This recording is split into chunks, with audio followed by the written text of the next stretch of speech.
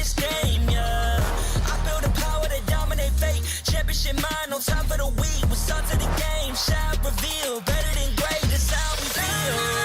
I feel like the floor is lava. The energy's getting higher. You're saving my arms. 'Cause I know just what I got. I got you like na-na-na.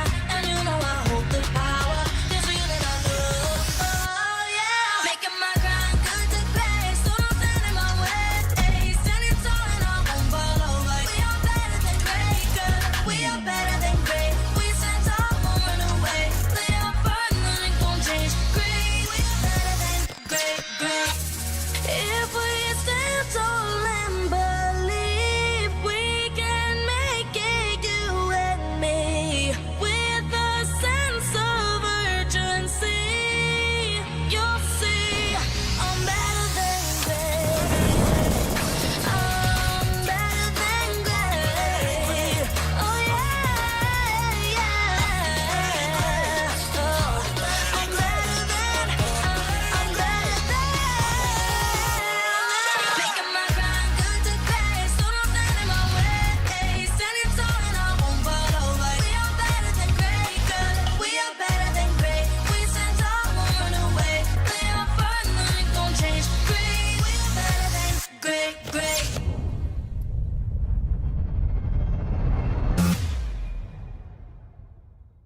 Which country do you think is the best at mobile game?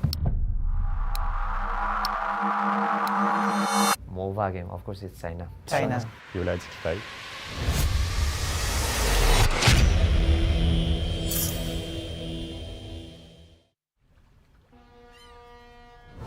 I think it will grow more because they do everything to win, like that kind of mentality. 觉得我们队伍是一个比较敢打敢拼的队伍吧，就是无论在国外还是国内，我们都是一个很敢于去打架的。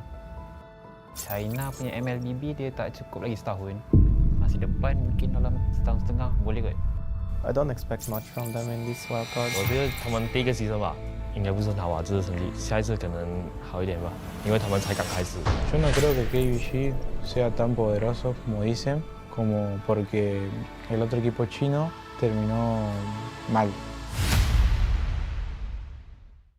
我们想跟他们说的是，虽然我们才刚加入这个项目不久，但是不要小看我们。 Я считаю, что китайцы в будущем станут очень сильны.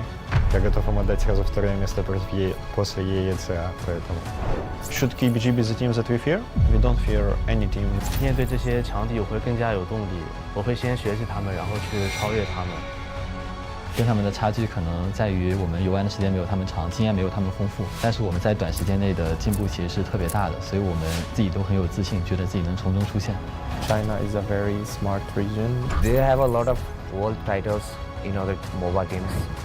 คิดว่าทีมจีนเป็นตัวอย่างหนอดเข้าโมโหยังเกี่ยวเขาหลาย 我觉得未来中国是很大的潜力吧，对我们来讲一个很大的挑战。他们对我们有期待，我们也会尽我们全力展现出自己最好的一面。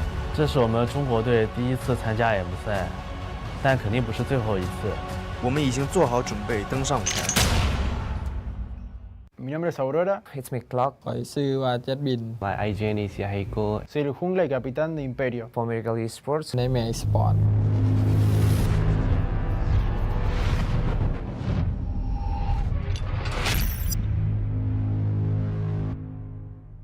1 year ago, when everything started, we couldn't imagine that 1 year later we were going to be in Malaysia trying to get to the M5. At first time when M1 came, we were like, wow, a World Cup for Mobile Legends. That's only for the big region like Indonesia, Philippines. We can just dream of it, we can just think of it. The dream started when we make a company to organize tournaments in Peru.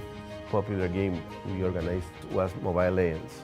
So my partner told me to make a team that plays that game, and that's how Imperial was born. แต่ก่อนกับสิมีงานแข่งพ่อสมควรแต่เดี๋ยวนี้ก็รู้สึกว่างานแข่งเริ่มหลายขึ้นเพราะในลาวมันก็สิมีผู้เล่นเก่งๆหลายขึ้นเพราะมีทัวร์นาเมนต์หลายขึ้นเขาเจ้าก็ตั้งใจสอบเพื่อให้ฝีมือตัวเองโดดเด่นขึ้นมา The official tournament also came in Nepal. We can practice much, have a proper skills. We can grind more and be skillful. Bien, jugar contra Virtron Suns dentro de la Liga Latam fue una experiencia que nos ayudó demasiado para madurar como equipo, como personas y vivir el momento. The experience of playing in Sao Paulo in front of Brazilian people, going for RRQ or Akira, 2 meters from the players, Brazil, Brazil, Brazil. In the end of one of the matches, a couple of them ended crying because they're kids, they're 16 years old, no? And they've learned that losing is part of the game as winning. Es una oportunidad para pasarle en equipo, entre amigos y aprender, disfrutar. Vean mucho los otros equipos y disfruten. Nosotros hace un año no esperábamos estar aquí, estamos a un mes. ¡Let's go, Imperio! After losing ISF, I was like, we're gonna need a coach. I keep on messaging each and everyone, and I found Omox is from like Wikipedia. Other coaches doesn't want to take the risk at a new region, at a new team. For America, I can see that they have dedication. I told myself, let's be the first one to give them hope. So I hope we can clear all the stage so that the next generation won't suffer that hard to prove their skills to the international level. For America, let's still holding. There he goes, loves the immortality, gets the To be brutally honest, I would say 99% SMG will win. Team SMG will keep their nightmares at bay in day number 1 of the wild card as they That 1% is the hope and dedication from For Miracle with the chemistry that they have for 5 to 4 years that is going to make us win over SMG.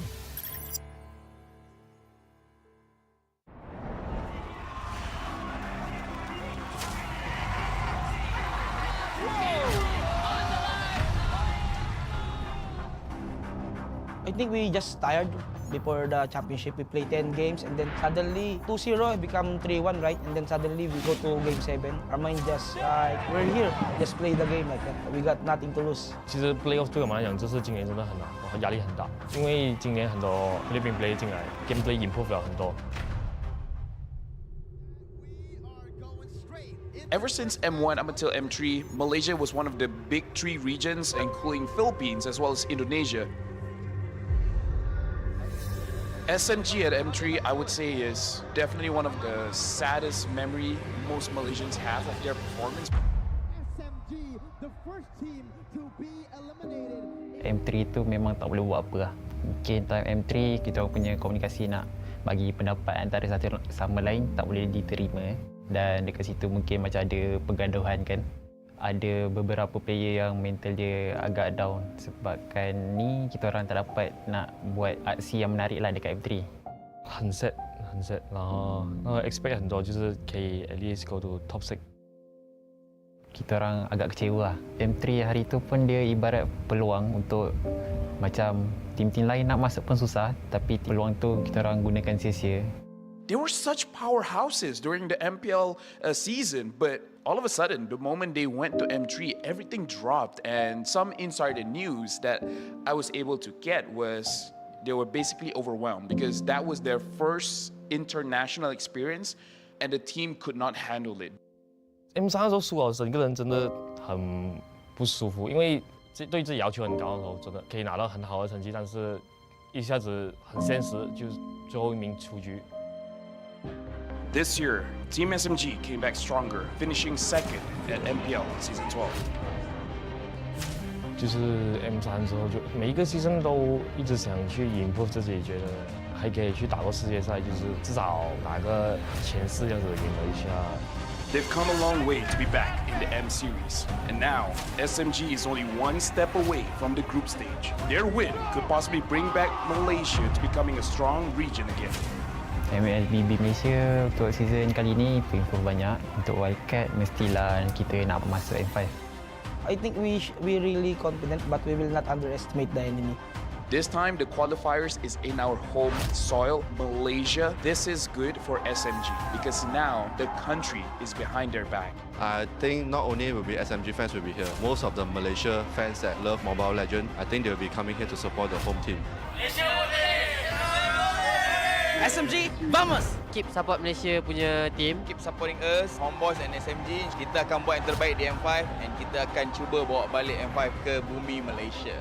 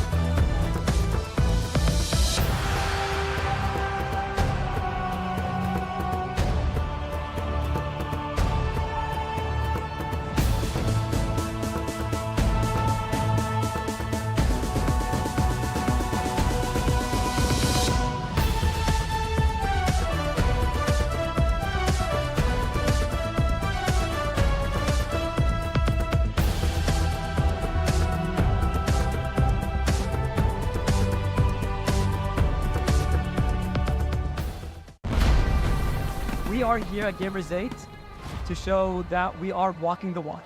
We have had amazing reactions, major idea owners, and a lot of potential partners and stakeholders coming in here and taking a peek. The biggest cube over here has been the nexus of this zone. What I saw from the outside is very mysterious. You want to know what's happening inside. Felt like, you know, this is an MMORPG, but R is not role-playing, it's real world.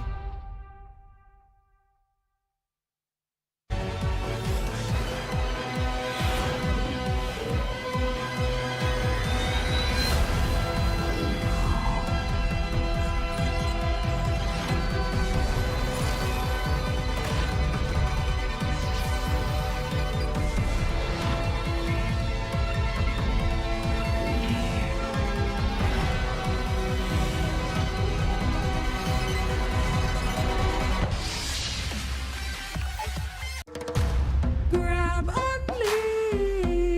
Boing, boing, boing, boing, boing, boing, boing, boing, boing, boing, boing, boing, boing, boing, boing, boing. Pag nag-grab only, savings ang dami. Your wallet sings tonight. Laki ng bawi. Pag nag-grab only, save 244 alright. Boing, boing, boing, boing, boing, boing, boing, boing, boing, boing, boing, boing, boing, boing, boing, boing.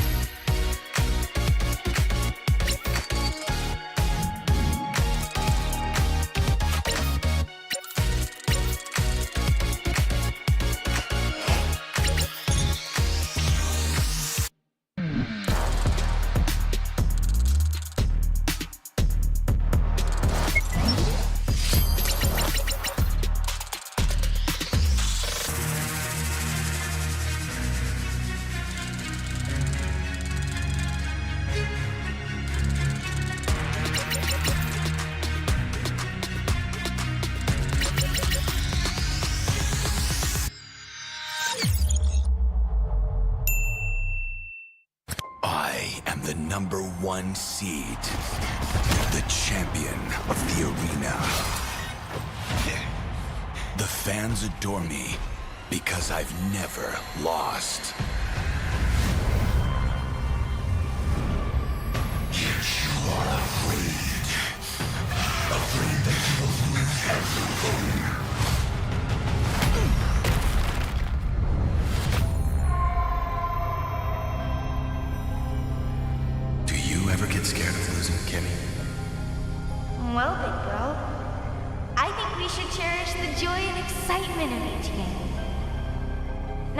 1 loss. That's right. I'll strive for victory, but I won't lose myself in its pursuit.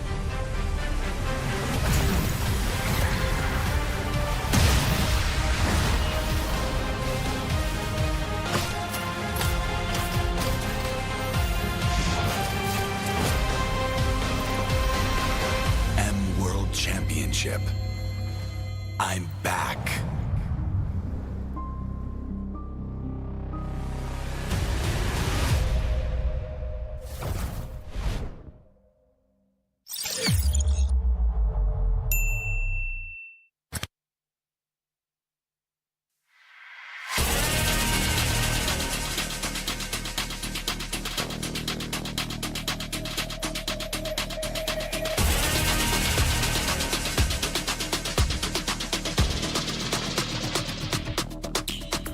Hit me like I might get over, but you can give me in no corner. I know I can make a comeback, ace this round and finish this game now. Got the power on my shoulders, yeah, you know that I'm a soldier. You can keep me off my guard, but you can't keep me from my honor. Nah, nah, nah, I feel like the floor is hotter, the energy's getting higher. You're saving my arms, 'cause I know just what I got. I got you like na-na-na, and you know I hold the power. This feeling I love, oh yeah. Making my grind good to great, so don't stand in my way. Standing tall and I won't fall over. We are better than great, good. We are better than great. We stand tall, won't run away. We are burn, nothing gon' change. Great, we are better than great. Can't get it great, I'm better than great. I play my own role, I become the greatest. Transcend myself into this game, yeah. I build a power to dominate fate. Championship mind on top of the week. We start to the game, shout, reveal. Better than great, that's how we feel. I feel like the floor is hotter, the energy's getting higher. You're saving my arms, 'cause I know just what I got. I got you like na-na-na, and you know I hold the power. This feeling I love, oh yeah. Making my grind good to great, so don't stand in my way. Standing tall and I won't fall over. We are better than great, good. We are better than great. We stand tall, won't run away. We are burn, nothing gon' change. Great, we are better than great.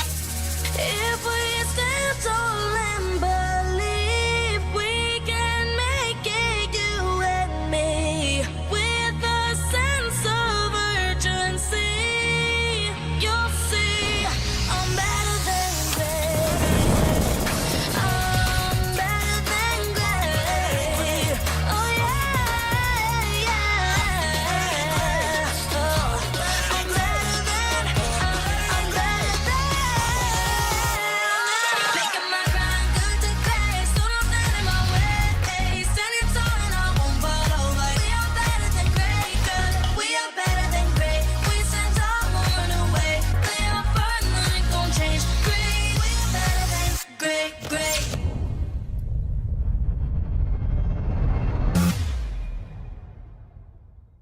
Which country do you think is the best at mobile game? Mobile game, of course, it's China. Является Китай.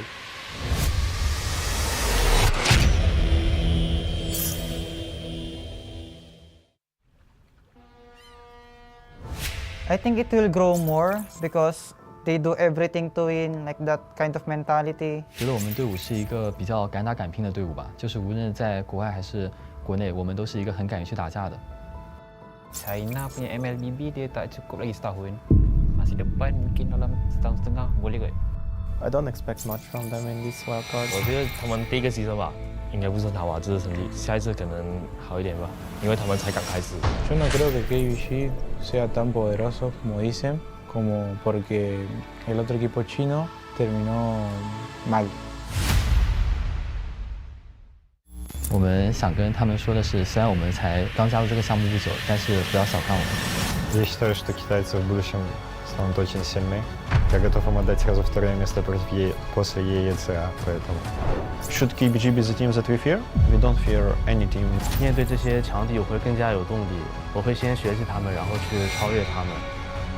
跟他们的差距可能在于我们游玩的时间没有他们长，经验没有他们丰富，但是我们在短时间内的进步其实是特别大的，所以我们自己都很有自信，觉得自己能从中出现。China is a very smart region. They have a lot of world titles in other mobile games. คิดว่าทีมจีนเป็นตัวอย่างหนอดเข้าโมโหยังเกี่ยวเขาหลาย 我觉得未来中国是很大的潜力吧，对我们来讲一个很大的挑战。他们对我们有期待，我们也会尽我们全力展现出自己最好的一面。这是我们中国队第一次参加 M 赛，但肯定不是最后一次。我们已经做好准备登上舞台。Mi nombre es Aurora. It's me Clock. ข่อยชื่อว่าเจ็ดบิน My IGN is Yahiko. Soy el jungla y capitán de Imperio. For Imperial Esports. ในแม Esports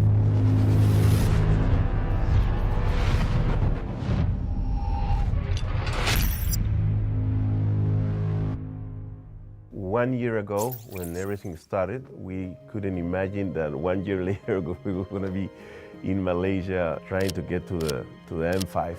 At first time when M1 came, we were like, wow, a World Cup for Mobile Legends. That's only for the big region like Indonesia, Philippines. We can just dream of it, we can just think of it. The dream started when we make a company to organize tournaments in Peru. Popular game we organized was Mobile Legends. So my partner told me to make a team that plays that game. And that's how Imperial was born. แต่ก่อนก็สิมีงานแข่งพอสมควรแต่เดี๋ยวนี้ก็รู้สึกว่างานแข่งเริ่มหลายขึ้นเพราะในลาวมันก็สิมีผู้เล่นเก่งๆหลายขึ้นเพราะมีทัวร์นาเมนต์หลายขึ้นเขาเจ้าก็ตั้งใจสอนเพื่อให้ฝีมือตัวเองโดดเด่นขึ้นมา The official tournament also came in Nepal. We can practice much, have a proper skills. We can grind more and be skillful. Bien, jugar contra Virtron Sans dentro de la Liga Latam fue una experiencia que nos ayudó demasiado para madurar como equipo, como personas y vivir el momento. The experience of playing in Sao Paulo in front of Brazilian people, going for RRQ or Akira, 2 meters from the players. Brazil, Brazil, Brazil. In the end of one of the matches, a couple of them ended crying because they're kids, they're 16 years old, no? And they've learned that losing is part of the game as winning. Es una oportunidad para pasarle en equipo, entre amigos y aprender, disfrutar. Vean mucho los otros equipos y disfruten. Nosotros hace un año no esperábamos estar aquí, estamos a un mes. ¡Let's go, Imperio! After losing ISF, I was like, we're gonna need a coach. I keep on messaging each and everyone, and I found Amox is from like Wikipedia. Other coaches doesn't want to take the risk at a new region, at a new team. For America, I can see that they have dedication. I told myself, let's be the first one to give them hope. So I hope we can clear out the stage so that the next generation won't suffer that hard to prove their skills to the international level. For America, let's still holding! There he goes! Loves the immortality! Gets the To be brutally honest, I would say 99% SMG will win. Team SMG will keep their nightmares at bay in day number 1 the wild card as they That 1% is the hope and dedication from For Miracle with the chemistry that they have for 5 to 4 years that is going to make us win over SMG.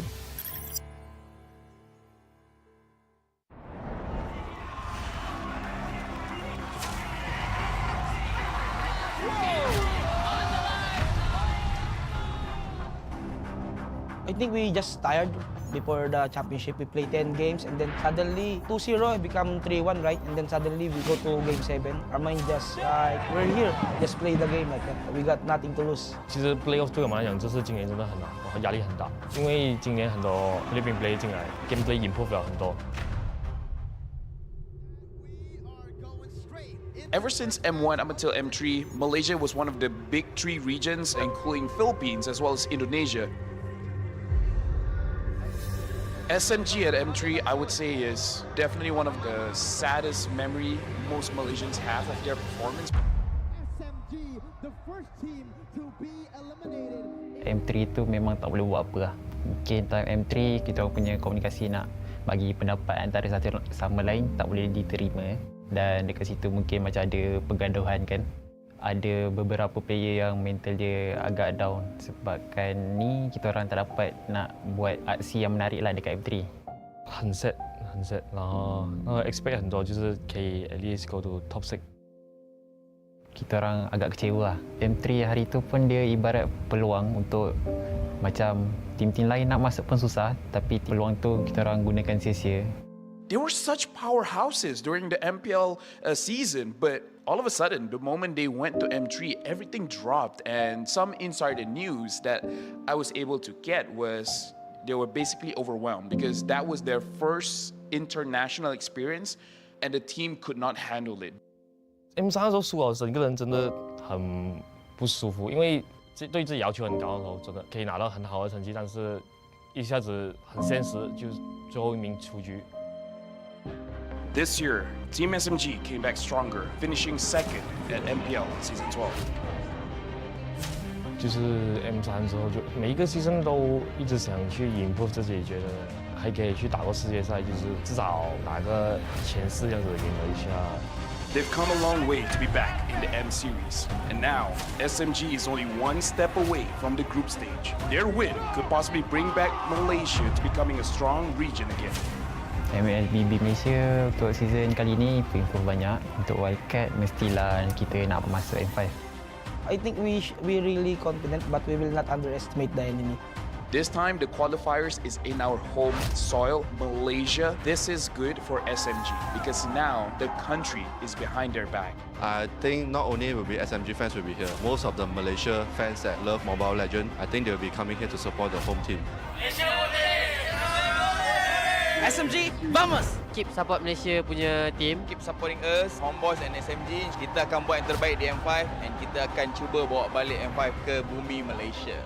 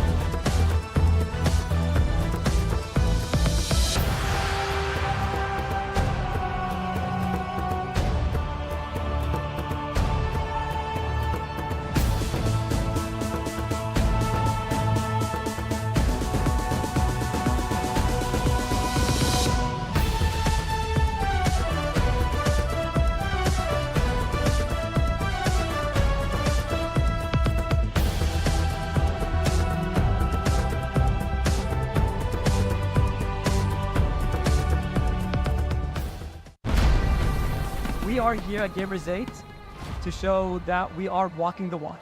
We have had amazing reactions, major idea owners, and a lot of potential partners and stakeholders coming in here and taking a peek.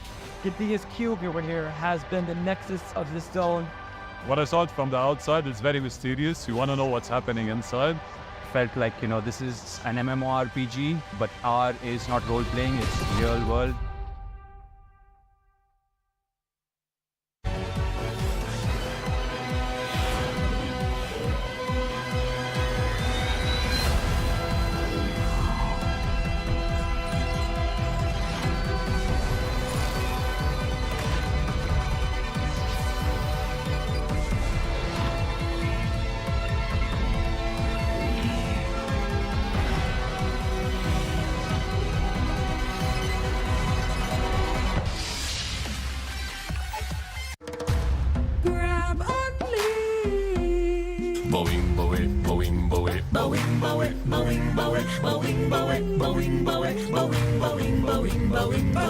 Grab only, savings ang dami, your wallet sings tonight. Laki ng bawi, pag nag-grab only, save 244 alright. Bawing, bawing, bawing, bawing, bawing, bawing, bawing, bawing, bawing, bawing, bawing, bawing, bawing, bawing, bawing, bawing.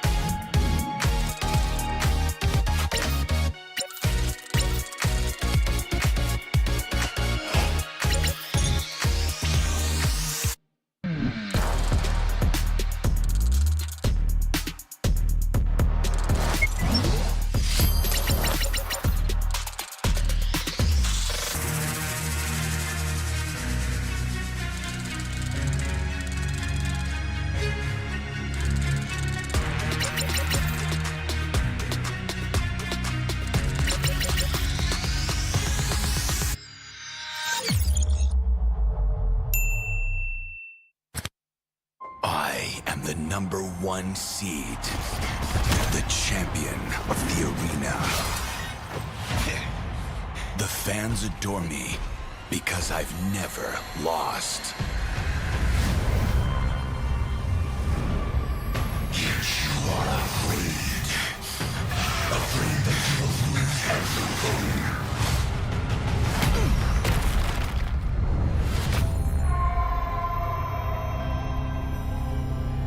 Do you ever get scared of losing, Kimmy? Well, big girl, I think we should cherish the joy and excitement of each game. Not who won or lost. That's right. I'll strive for victory, but I won't lose myself in its pursuit.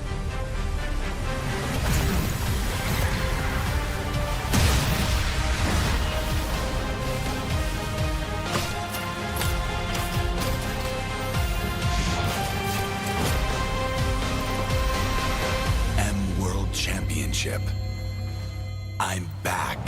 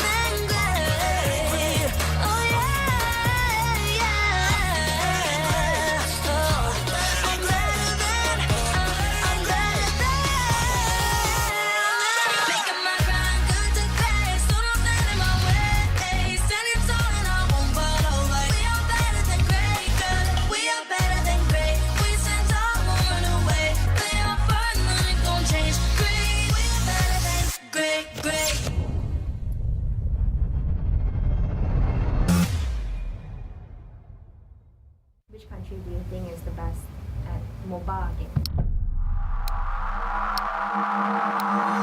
MOBA game, of course, it's China. China. Является Китай.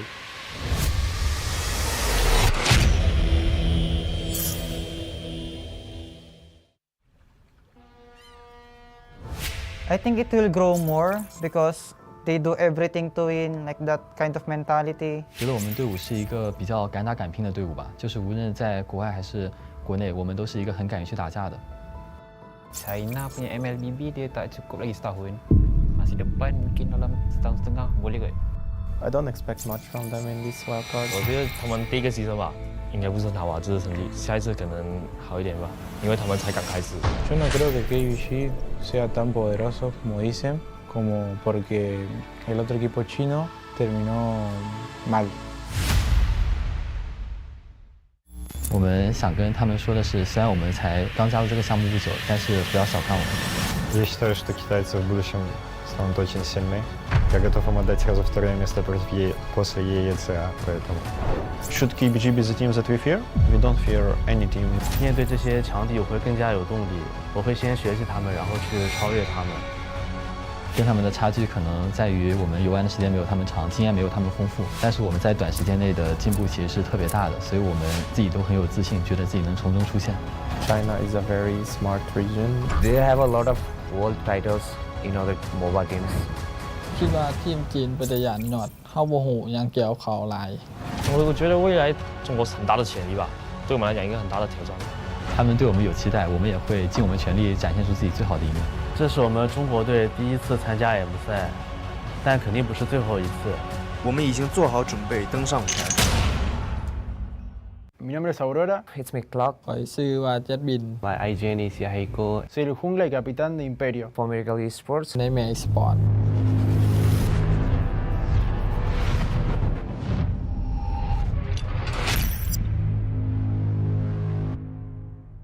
One year ago, when everything started, we couldn't imagine that 1 year later we were going to be in Malaysia trying to get to the M5.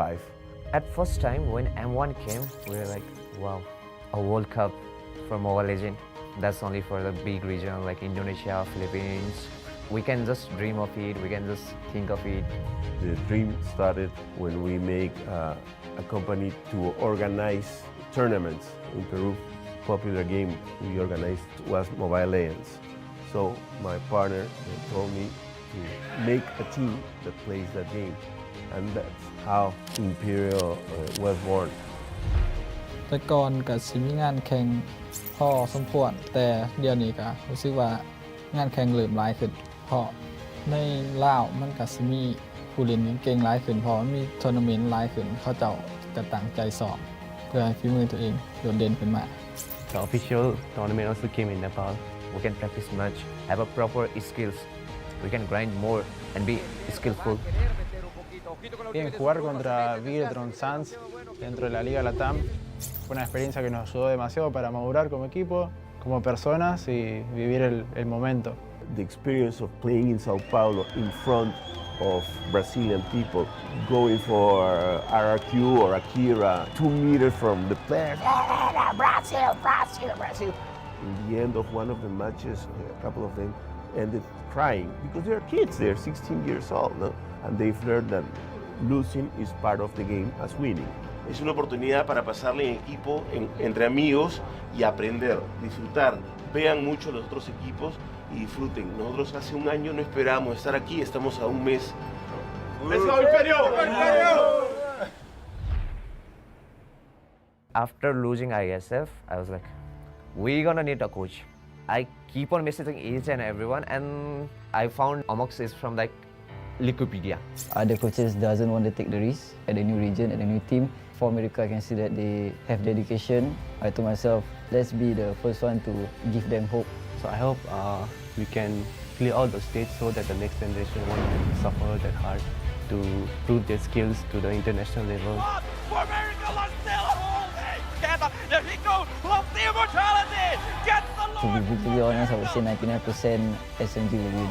Team SMG will keep their nightmares at bay in day number 1 the wild card as they That 1% is the hope and dedication from For Miracle with the chemistry that they have for 5 to 4 years that is going to make us win over SMG.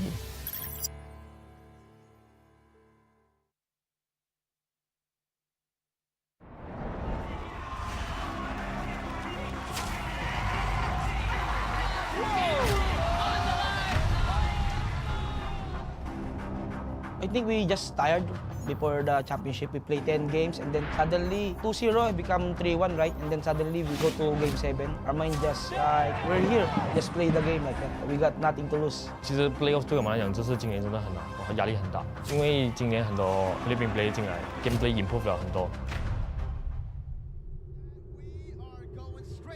Ever since M1 up until M3, Malaysia was one of the big three regions, including Philippines as well as Indonesia. SMG at M3, I would say, is definitely one of the saddest memory most Malaysians have of their performance. SMG, the first team to be eliminated.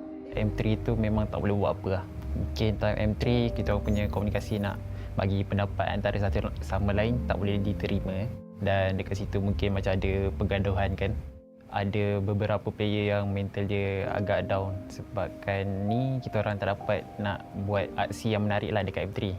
很 sad， 很 sad， 然后expect 很多，就是可以 at least go to top 6。 Kita orang agak kecewa lah. M3 hari tu pun dia ibarat peluang untuk macam tim-tim lain nak masuk pun susah, tapi peluang tu kita orang gunakan sia-sia.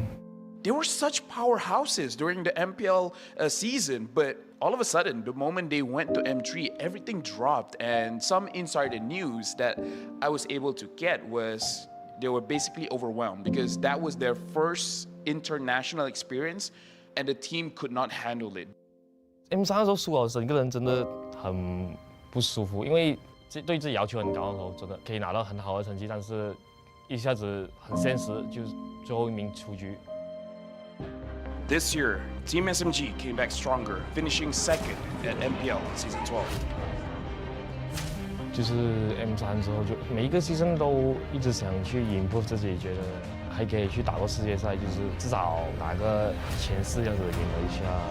They've come a long way to be back in the M Series, and now SMG is only one step away from the group stage. Their win could possibly bring back Malaysia to becoming a strong region again.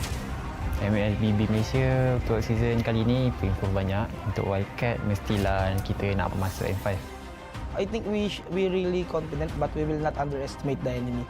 This time, the qualifiers is in our home soil, Malaysia. This is good for SMG because now the country is behind their back. I think not only will be SMG fans will be here, most of the Malaysia fans that love Mobile Legends, I think they will be coming here to support the home team. SMG, vamos! Keep support Malaysia punya team. Keep supporting us, Homeboys and SMG. Kita akan buat yang terbaik di M5 and kita akan cuba bawa balik M5 ke bumi Malaysia. Okay. En todos los juegos anteriores siempre Imperio jugaba un poco al late game, pero hoy día han notado que ha sido mucho más agresivos en el early game. ¿Eso era planeado, parte de la estrategia?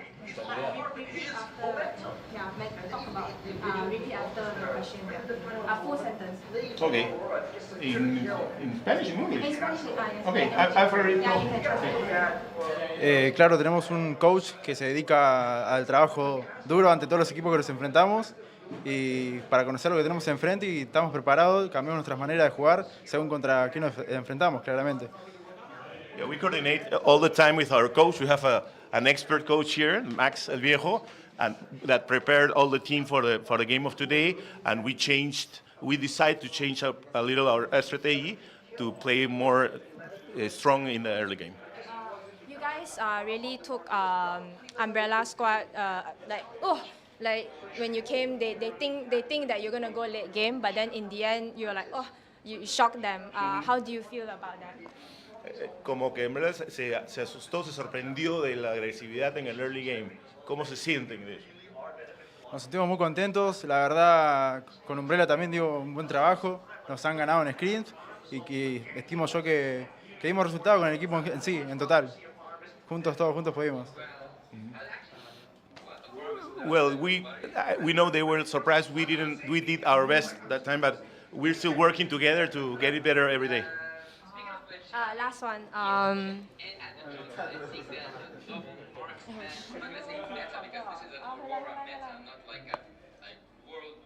So now, like, you guys are considered as the underdog for the game, for the whole wildcard tournament. Like, one of the underdog, dark horse. So how do you feel about it? Like a surprise team? What's underdog? Like people didn't think you would make okay, it, it's a yeah. surprise, So yeah. so it's considered like dark horse, underdog, yeah. Okay. Yeah, What do we feel about that? yeah. Being like black horse, you know, yeah. Okay. Como que Imperio ha sido la sorpresa del torneo, ¿no? ¿Cómo se sienten ustedes, todo el equipo, de ser la sorpresa? Es la misma emoción desde el día 1 que venimos transitando toda la carrera como el equipo en general, que siempre somos la sorpresa en todos los torneos que estamos ingresando. That has been the motion since the day number 1. We were the surprise on the MLBL, then on the LATAM, and now we are the surprise again. We're working hard for getting better every day. Any taunting things that you want to say to the next game? Who's your next game? Like any taunt that you want to say? Algo que quieran decir respecto al próximo juego. A seguir trabajando y preparándose. Sin duda va a ser un juego difícil porque todos los equipos que participan en este torneo son de muy alto nivel. Claramente todos los equipos son fuertes y yo creo que hay días buenos, días malos para cada equipo y que espero que sea una partida muy buena y que ambos equipos y ambos jugadores se diviertan. Nosotros por nuestra parte daremos lo mejor para darle una alegría a la gente de la TAM.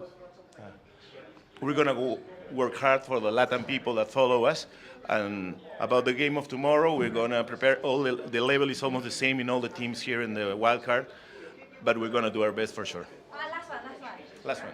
Is it Imperial Nuevo por Latam? Imperio?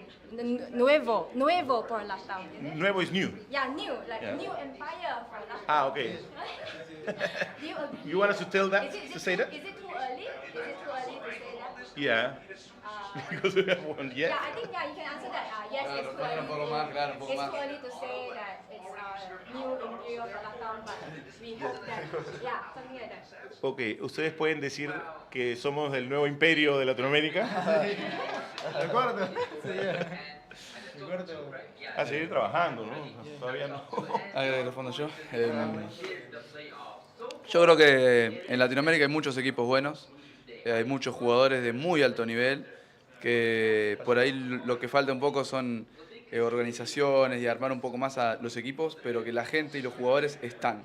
Pase directo para el M5. Y queremos claramente lo posible un pase directo para Latinoamérica o para Argentina en lo posible también, que se lo merece. Well, in Latin America, there are a lot of groups, very good teams, but again, we're asking for a straight place to the M6 next year to Spanish Latin America teams. Thank you so much. Thank you.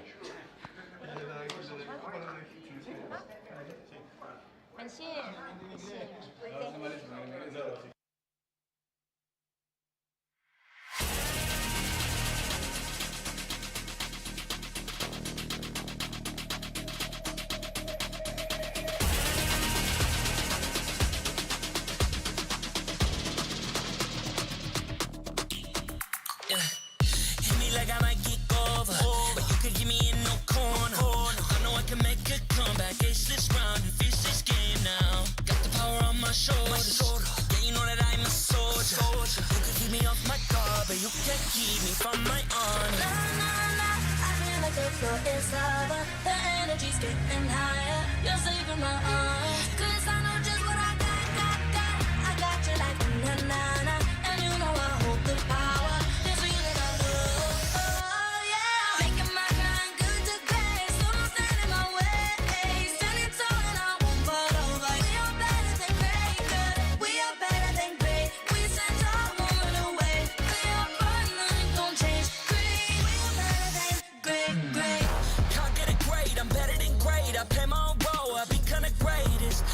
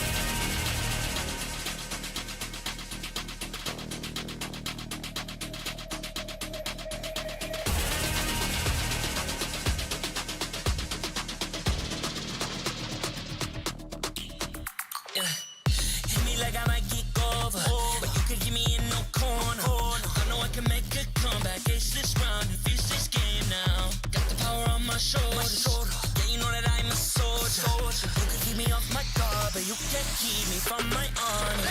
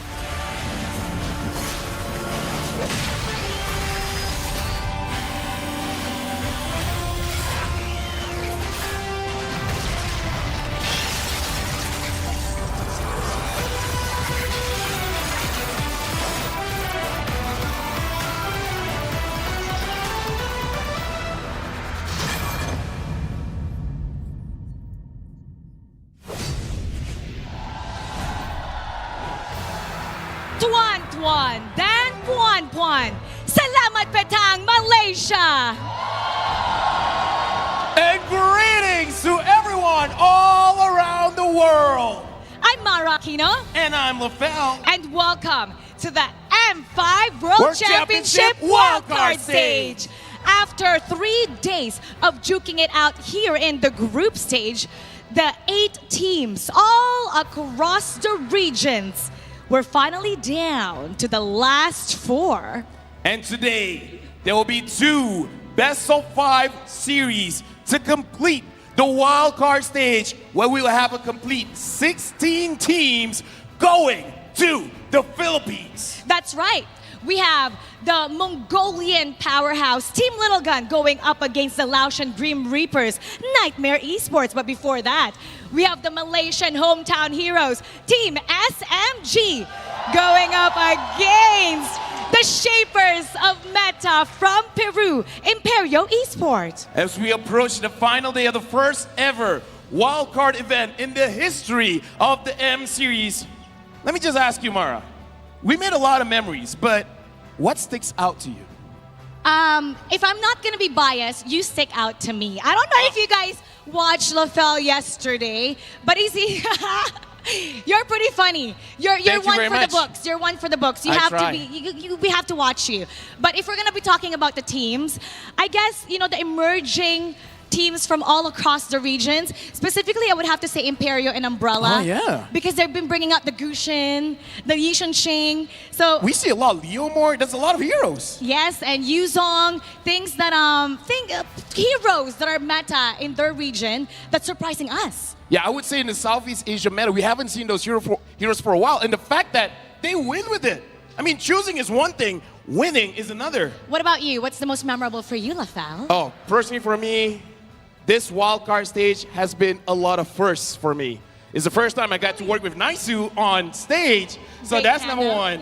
And it's the first time we see the wildcard in Malaysia, where we are the ones starting the trend. And thank you to everyone here for showing your support. Without you guys, we're nothing. Thank you very much. And I hope it's been memorable for you guys as well. And we're gonna make more memories for today as we head onto the final day, the crossover match. Now, everyone here at Geospace are all hyped up. Let me test the energy. Are you guys ready? All right, they look pumped. They're pumped, the casters are set, and the players are more than ready to be better than great.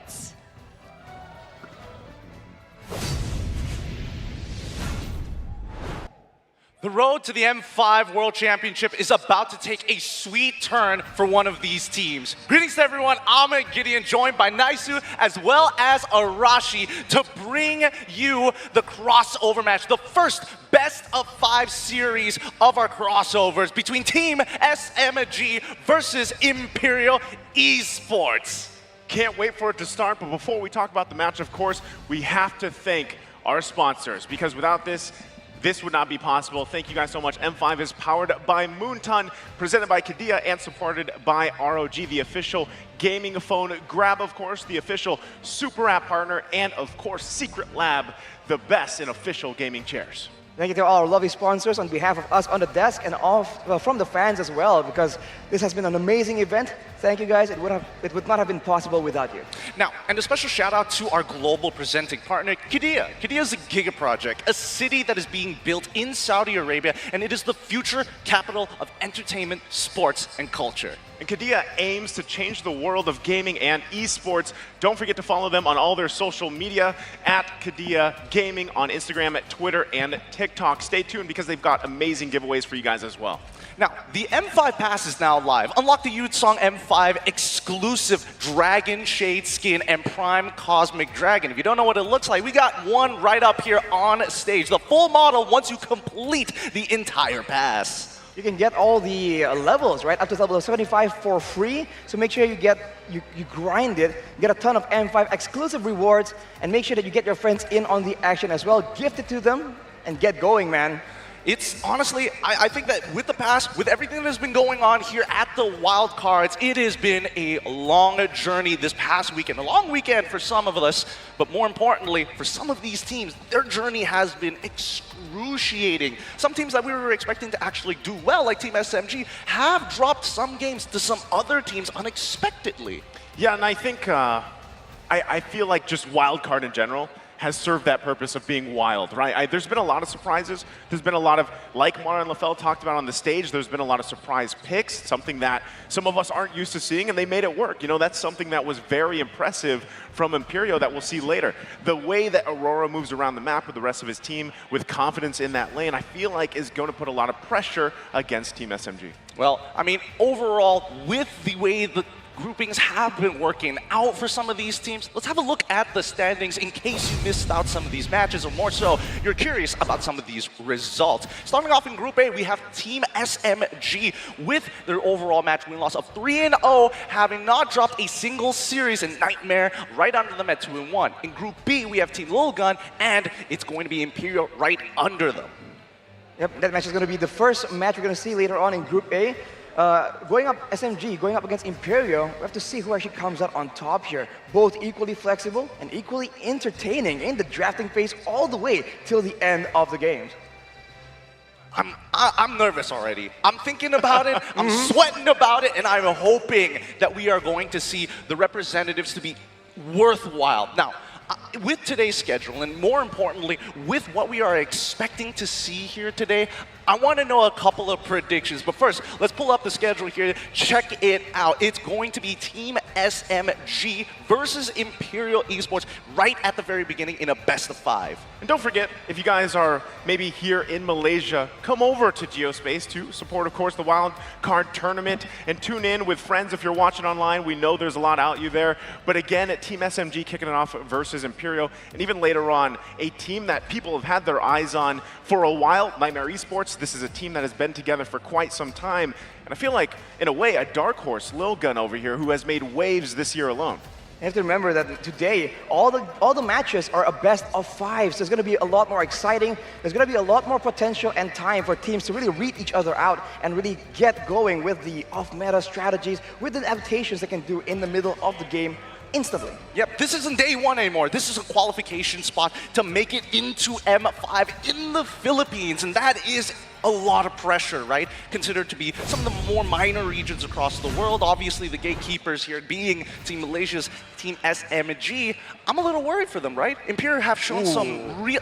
I mean, I have to be, right? I can only be nervous for the hometown favorites. Yeah, you know Team SMG pretty well, right? And I feel like one of the great things, I mentioned this yesterday about the wild card, is a lot of the viewers out there that may not have been able to tune in on some of these teams, right? This is their chance, this was their opportunity to show what they're made of. And even for the headliner today, SMG versus Imperial, right? For the motherland. That's, you know, speaks volumes for itself, and the amount of pride that these regions can bring to their parts of the world is just simply amazing about the wild card. I think that even though that this is going to be the motherland, we have heard statements from Imperial Esports. They want to take on Team SMG and beat them in front of the home crowd. And that's a very big ask considering that, you know, they're from Liga Latam, right? They expect to see that crowd. They have dealt with that sort of pressure, that kind of loud energy when one team is favored over the other. And they really want to get it done for their region, right? They are saying they want a full direct access to M6 potentially. They do not want to go from the wildcard series any longer. They believe they have what it takes and they deserve a spot right there. So they're going to try and prove it today. And against the crowd favorites, it's a tall order, but they seem absolutely confident. I mean, we talk about getting that second slot every single time, but it was taken away from us here in Malaysia, and that's why we're here at the wildcards. Everybody is hoping to prove themselves to show that we are better than great. With that being said, though, I'm getting word some of these games are about to begin, and I'm getting all giddy about it with it. Boys, are you ready for this upcoming match here? Ooh, it is time. First, we are going to be bringing out the marshals, the people who are making sure that our integrity is at an all-time high. Tech issues will be settled quickly thanks to the help of our marshals here up on stage. Thank you so much, Zena, Ease, Oscar, and Abrija for your hard work. But with that being said, introducing first the Hometown Heroes. After securing the top seed of Group A, they're now entering the first crossover match, locked and loaded. Make some noise for Team SMG! And again, this is a team that is well known here, of course, in Malaysia. They have proven so many things, and we know that they're after their own form of a redemption arc themselves. We even saw that special video on how they've managed to get to this point.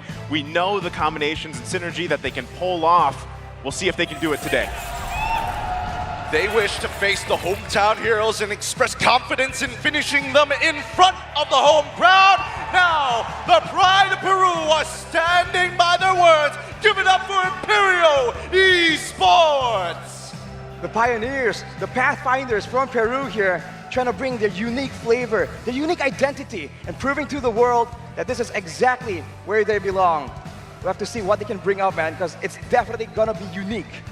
I love this. I love this so much that both of these teams come from regions. They've got their own leagues, but they want that spot. They want that second spot so very bad. But introducing the coaches, the brains on top of the bronze from Team SMG, it's going to be Coach Bao as well as their analyst Lung. Imperial's coach El Vejo Max being a big time, like that IGN inspires confidence. It does indeed. And so far, you gotta give it up to Imperial, right? The drafts that they've been able to pull off, execute very well. Even if some more of these niche picks that work really well for them. Again, the YSS that's pulled through, the Roger. We've seen things that work really well in the region, and they've managed to pull it off here against these powerhouse teams.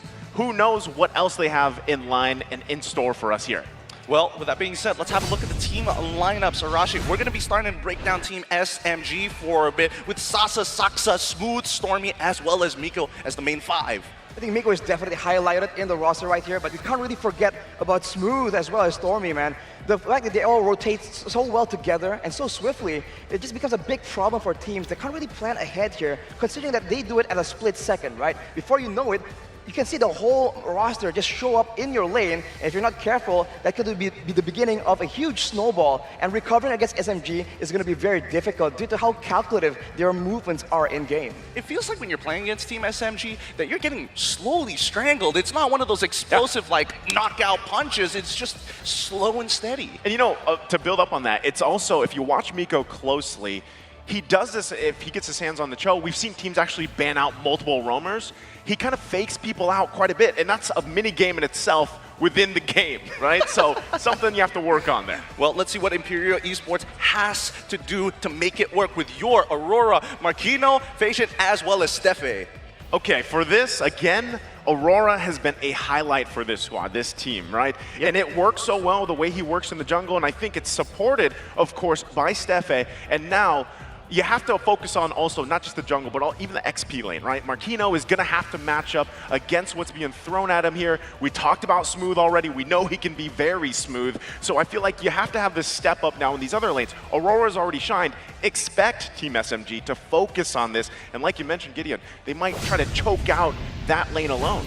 I'm seeing a bit of a trend here. You know, the connections amongst the players, the synergies that need to be broken. For me, I'm seeing a lot of how Stefe and as well as Miko, as well as Smooth, like to play. It's those split-second decisions that really change everything in those crucial moments. And considering how messy Imperial plays, it's not necessarily a bad idea, right? Against a calculative team, if you can bring chaos to the equation, that's exactly where you can bring them out of their comfort zone and get ahead. Individual performances from Imperial's roster is definitely something that needs to be talked about. Marquinhos, Fashion, as well as Aurora, they've made individual plays on top of synergized cooperative plays. So that is something that I think for SMG could be a big risk. They have to really calculate how willing are the members of Imperial to just go in randomly almost to try and get an advantage. It's like mathematics compared to additional mathematics. One seems very simple and almost all right, but then you add the additional mathematics, you start adding the calculus, and it's confusing. You get so lost in the numbers. That's why I love what LaFell did yesterday. He just went with everything and then said +1. Right? That seems to solve it enough. That's simple enough for him. But it's the thing about it is Imperial, they basically said that they wanted to face Team SMG, right? This is something that they hoped for, and now they've managed to get it to happen. Now, can they get the win here on the home ground for Team SMG? That would be a huge statement. And not only that, but this also has to kind of lean towards what we heard from Miko's interview, right? He wants to be able to stay calm. That was an interesting thing for the first time. I didn't know that he chews gum like that, and then the handwriting on the notes to stay calm. You know, and we even see, once that was announced, I saw other people online kind of doing the same thing, right? Writing on their hands and posting that. So maybe that becomes a trend in itself. Look, I mean, Team SMG in particular are unique in that sense. They've been doing it for a long time in MPL M1, not just with this roster, but with every single member who has come in once they got their sports psychologist. But the important thing is whether or not analyst Coach Lung's birthday buff extends over maybe just one day. And if we're talking about birthdays, shout out to Husky backstage. Happy birthday to you, and hopefully that buff alone could be the breaking point for Imperial, hoping that Team SMG might get that lead. It's like a double birthday buff for SMG. But let's take a look at the player head-to-head right here for Sasa and Aurora. When it comes to KDA, Aurora is definitely stand out. But in the Lord kill per game, that's where Sasa really has a bit more of an edge over Aurora. And in this level of competition here, the final match between the two, we have to see, man, the late game is definitely also a big issue.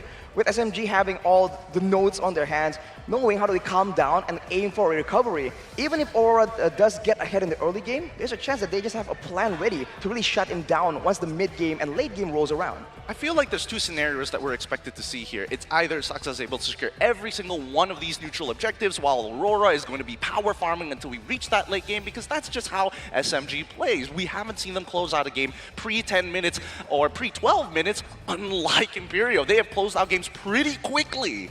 Here's what I think. The trial here for Imperial, and just as we saw from the player head-to-head, is for Aurora to, you know, we've seen him play the YSS, be very flashy, get a ton of kills. We saw that in the KDA. But now it's like, can you actually go toward the utility game?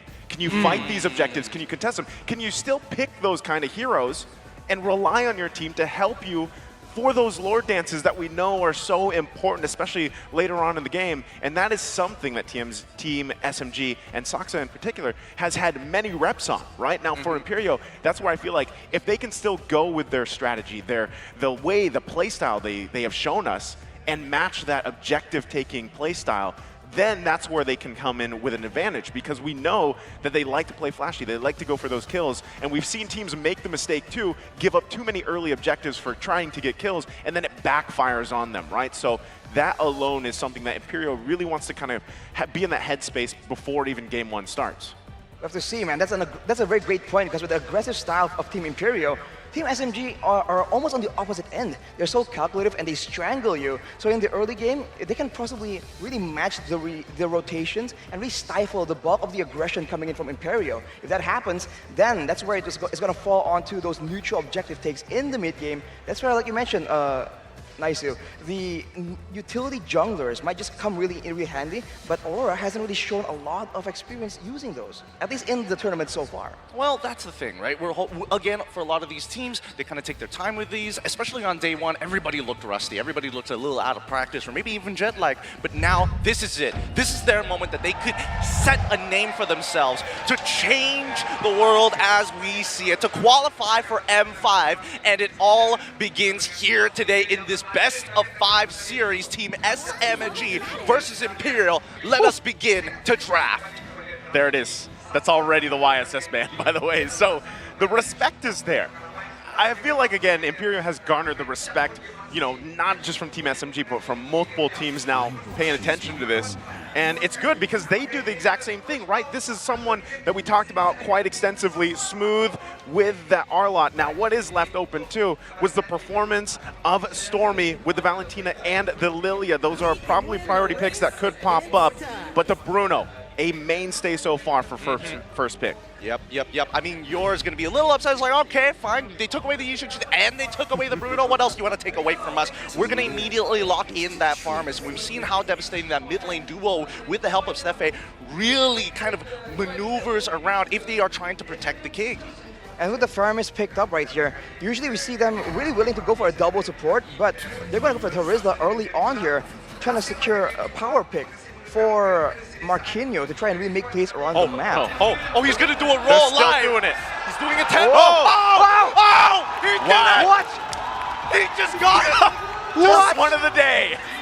Let's go. Hey, yo, this isn't even like, I'm pretty sure. Even the players. I can't. He didn't even have pity. He didn't even have pity and he just nails it. Well done. Even the players want to know what's going on.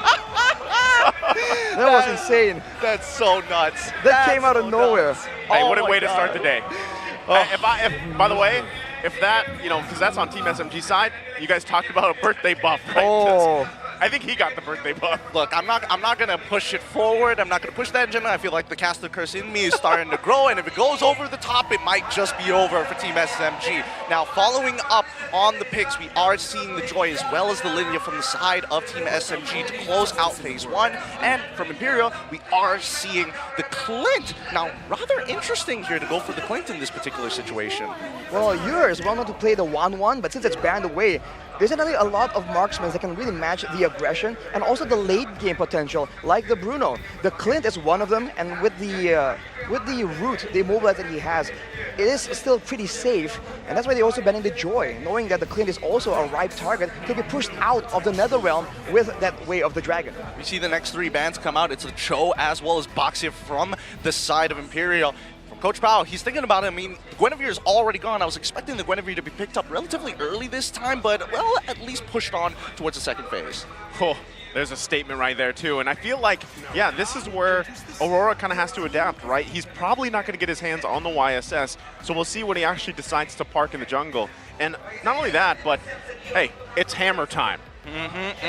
Terizla currently the most picked hero at the M5 wildcards, having been picked 20 times with a 55% win rate overall.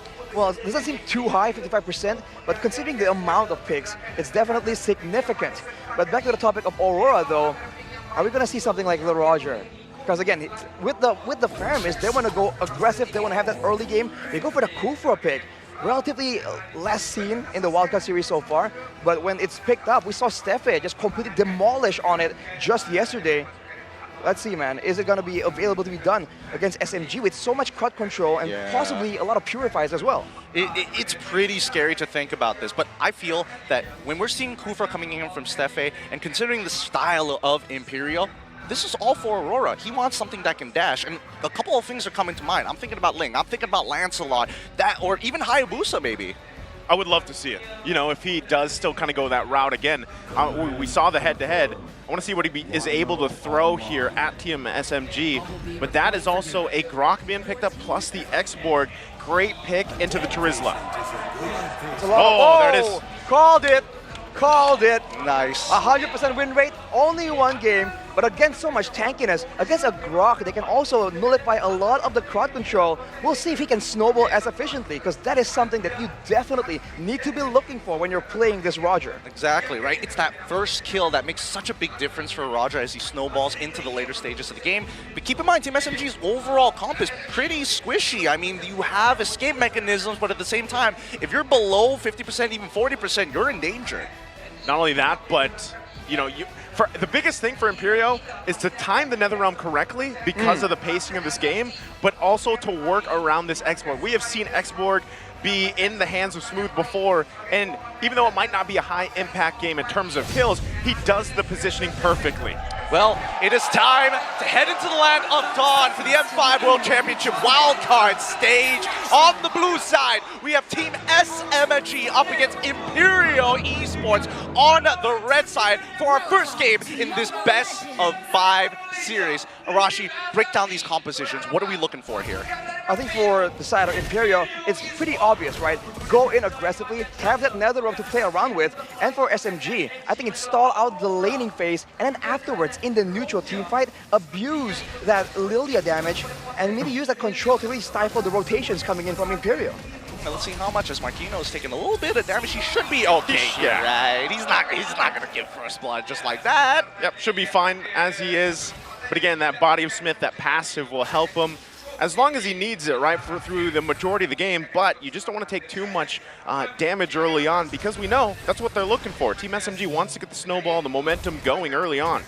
I think at the battle spells, no Purify on Fashion on the Paramis. It's a risky option, but considering only a wild charge is cause for concern, maybe it's okay, but Marquinhos. So dangerous. Whoa! That's going to be a pretty easy kill for Saksa. First blood, Team SMG. Yep, and that's also going to be a lot of gold shielding going over to Smooth. Like, Smooth likes winning out his lane. He's considered one of some of the best laners specifically here in Malaysia. So now that you have that counter matchup, he just wants to press that advantage as much as he can.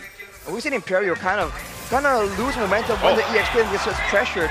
It's going to be Saksa trying to go and shut Marquinhos down even further. Looking at the battle spells though, and the emblems in particular, the agility and the wilderness blessing in the mid lane, that's how you know they're planning on just roaming, not exactly going for a 1v1. But maybe that expectation is what Imperial can use to really trap Stormy in a bad situation. I personally feel that in these types of situations, I feel like Team SMG could potentially make the call to, you know what, let's just give up this neutral objective, right? Let's just give up this turtle. We don't necessarily need to be here, and our laners are doing phenomenally. I think they're going to fight it anyways, you know, at least they're going to go ahead and park Smooth there. Of course, the gold laner is going to go ahead and hash it out in the bottom lane, but once again, Aurora, he kind of needs these buffs, and this is his play style, so we'll see if they actually commit to it. Looks like the rest of Imperial are the wild charge is going to come through, but it's going to keep him back. Penalty zone to jump in. It's still working for a revenge strike as well. Here comes Aurora looking for the kill. Saksa will get the turtle. Now they're going to have to win the fight. Aurora taking too much damage. It's Smooth. Gets the kill, and he's looking for Steppe. Can he get it? Double for Smooth.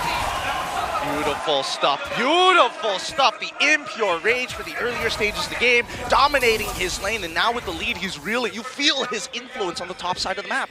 It's exactly what Team SMG were planning, man. All that AoE really paid off. I mean, Nico's wild charge instantly looked a bit weird, a bit too rushed, but afterwards the follow-up was just on point, and Imperial, they like the damage to really contest in these big fights. They gotta go for skirmishes, man. 2-for-2s, 3-for-3s, something like that, in order for Saksa and Smooth to not really just dominate because of the AoE.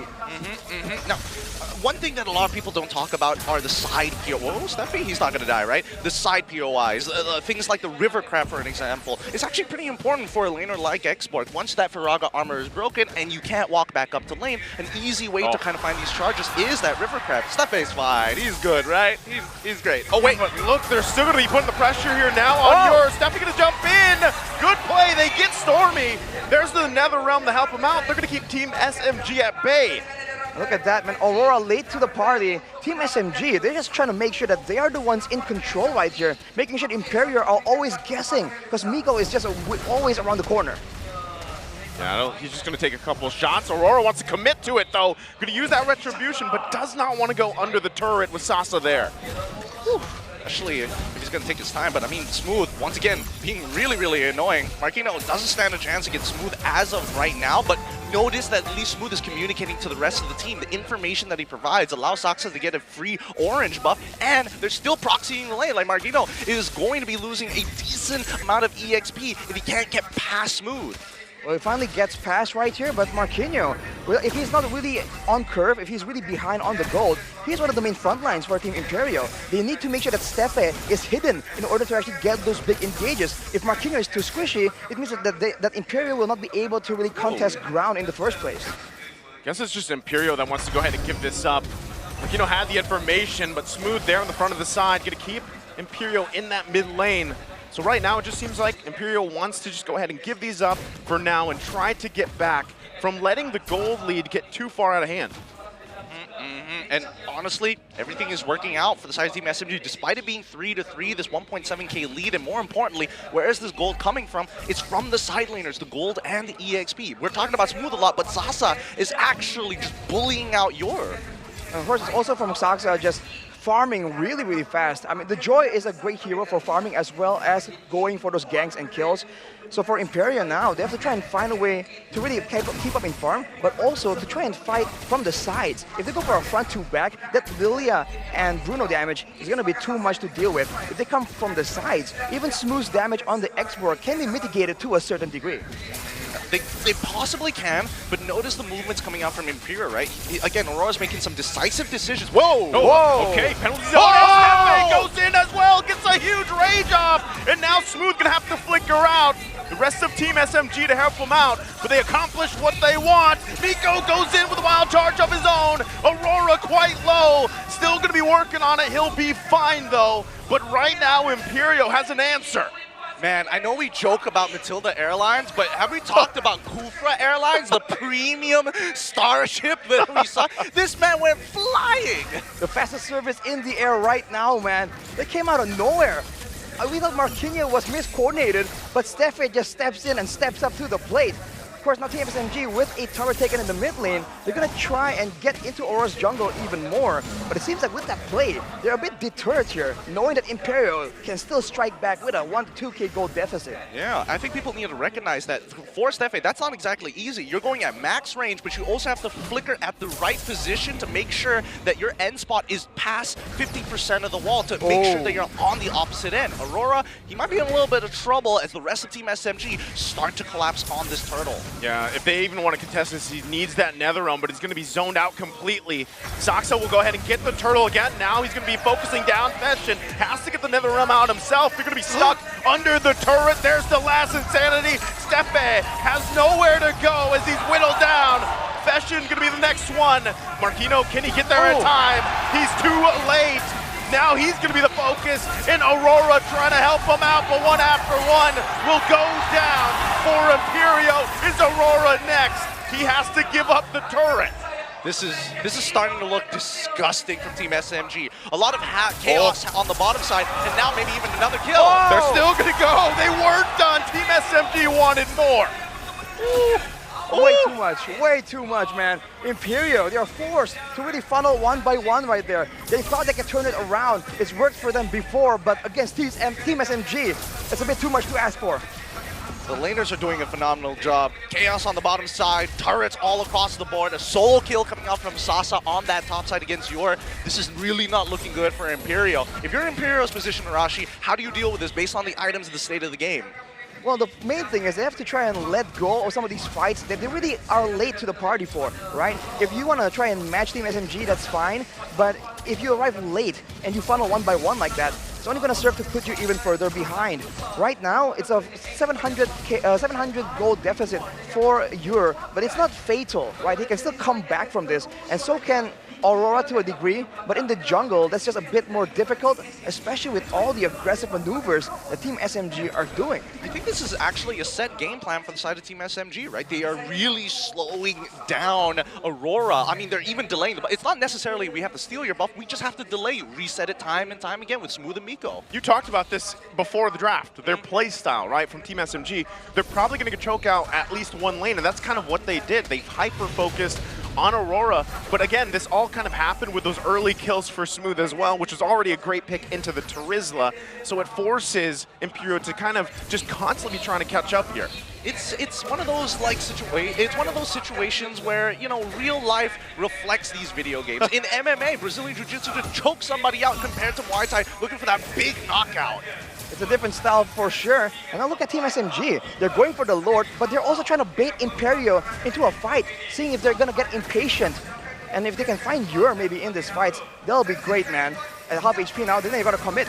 I don't think they can. They just have to give up the Lord here. Team SMG furthering the lead. Now they've got the Lord. We'll see if Imperial can defend against the push. Dude, Saxa is 3 levels ahead of Aurora right now. Like, these neutrals are impossible to take, even if you get a 50-50. They're going to find Smooth here. Armor's gonna be gone, but it's cut off with the Guardian's barrier there. So Imperial has no option but to go back to base and get ready. That's a big problem with that composition, man. You thought that he's gonna get picked off, but with the Firaga armor, he essentially has a second lease at life. And just to take out the armor, Imperial has to commit so many things, and you're stuck. Oh, okay. Little misplay there. Stefan gonna go in with rage. They're gonna be able to hide Stormy. Now can they win another one? Sasa gonna be in trouble. They chase him down, and they find him. Miko the next target. They're still going for it. Smooth here to keep him at bay, but he could be in trouble as well. Sasa's gonna jump in. They're whittled down. Smooth has the immortality, but Imperial has to deal with their base. So remember when we were talking earlier about, wow, Stormy not taking the Purifier earlier, that's really, really bold of him. It pays off at least for Imperial Esports this time around. And I think we need to take a small breather here, right? The Lord is starting to walk up, but a majority of the members from the side of Team SMG are looking to back off. They're waiting for that second wave. I don't know if they're going to get an inhibitor turret off of this, but so far, I feel like Stefe is holding Imperial together right now. I mean, he has the highest kills in the game. As a roamer, not ideal, but better than nothing, right? He's holding it in, he's making sure that he is on curve as well. If you have a tanky Kufra, it's also more risk for Team SMG to consider if they're trying to make all these bold, aggressive plays. With that warning though, with that moment, Imperial Esports are able to take down 2 members, but now Team SMG will be a lot more careful when they're walking around those danger zones. We got 72 more seconds until the next Lord actually spawns. Team SMG with their slow playstyle, right? This is starting to get into, well, not dangerous territory, but on the cusp of it. Yeah, again, even with the way, the past 10 minutes of this game have gone, Imperial is keeping it together, and I think, like you guys mentioned, Stefe's doing a great job, but he's been a key component to Imperial's success this whole wild card, right? Aurora's usually the one getting these MVPs, is shining, but Stefe is there all the time for him, and as we take a look at the replay here, you can see this kind of unfold, and it worked out well for them, right, for the most part, and I feel like Team SMG was kind of surprised here. And even their decision there, they saw the Bruno and they're like, okay, that's a value target. So they expended several battle spells, they committed a lot because they know that's the prior target right there. If it turns out that Saksa was in the area, I think they're very happy and willing to take that fight, particularly because the main big damage that really burst them out of that nether realm is the damage coming in from Stormy on the Lilia. So he is definitely someone that is going to be hunted down in the middle of this fight. I think if Team SMG wants to close out this game against Imperial before it gets really dangerous, this upcoming Lord is going to be very, very important. Because look at how quick that even though Aurora was getting slowed down, he's catching up, right? From 3 levels, now it's 2 levels, and eventually it's not going to matter anymore. And then it's about gold investment. I don't think he has enough of a hedge fund just yet, but I think that Team SMG are hoping that Imperial make that first move, whip, and then get punished. Usually the breaking point is at 15 minutes, more or less, and we are getting very, very close. But if you look at the wave management, you saw Team SMG send 1 member to the top side, but they don't push it in immediately. They want to make sure it builds up, and they're trying to use this macro play to really pull Imperial Esports apart. If one of them is forced to go up to the top side, it's going to be quite the easy Lord. Oh, Miko, half health already. He's going to have to back off, but he's still going to be holding on to the wild charge, so Imperial having a bit of a hard time to get near this Lord as it's taken. Smooth, already going to use the last insanity. He's going to find Marquino, and now Imperial on the run. Miko goes in with his own combination, takes a couple of shots, but they're still going to be chasing him down. Imperial has to get to their base, licking their wounds they've lost. Marquino. Oh, they need to find something to reset here. If Fashion can cancel some recalls, maybe that could be good. But right now, Saksa, very healthy, Smooth, almost about to get his Firaga armor back. And of course, Sasa, not even worried at all. He's got Haskell. He can top up off of anything. I don't know waves are available for Imperial Esports right here, but they do have Marquinhos with the penalty zone up soon, so they can attempt a fight if they really want to, or they can just let SMG just suffocate them even further into this game. That team fight was just so difficult for Imperial to deal with, particularly because there's not a lot of mobility in the hands of Marquinhos, man. When he gets slowed down like that, it's so difficult. You might have to try and find some items to really deal with the slow over the damage. Yep, we're getting to that break point of 15 minutes, you know? That's what you were talking about earlier. I feel the arm slipping under for the rear naked chokehold at this point, but still, I was hoping that Team SMG would just be a little more aggressive. I think they were hoping for more there. Yeah, still. Actually, here could be looking for more, But this is what they do. They play around Miko, they play around Smooth. Ooh. Steffi gonna get trapped, takes a ton of damage, is taken care of quickly, still gonna be working for it. They have the Nether Realm there to help him out. Steffi barely surviving, gonna use that concealer as well. Imperial still pressured on the defense. God, I love a good Grok player, man. Being able to alter terrain is such a powerful tool. And Miko's barriers have been absolutely on point. I think there's been 6 or 7 moments in this game alone where the barrier has isolated one of the members of Imperial. And the only reason why they haven't been punished is because for the most part, every single one of them have dashes, except for Marquinhos. That's why it's so difficult for him right now to really move up and try and find some intelligence. And even if Marquinhos isn't the priority target, Steffi becomes the second, because as soon as he doesn't have his leap, then he's in a lot of trouble. He's forced to use abilities, and he's forced, and maybe they can even get some good ultimates, like for an example, in the Nether Realm from Feshin. Yeah, that's, again, the timing on that is crucial. And as we get further in the game, you know, we're already past that 15-minute mark you guys mentioned earlier. It's going to get more dangerous, right? Especially with Ur here. So if they can stall it out, still going to be going for it, though. Once again, the Guardian Barrier on point. Steffi this time can't be saved. Now Imperial once again down a member. But I tell you, it's just one after the other. A result of one thing leads to consequences from another.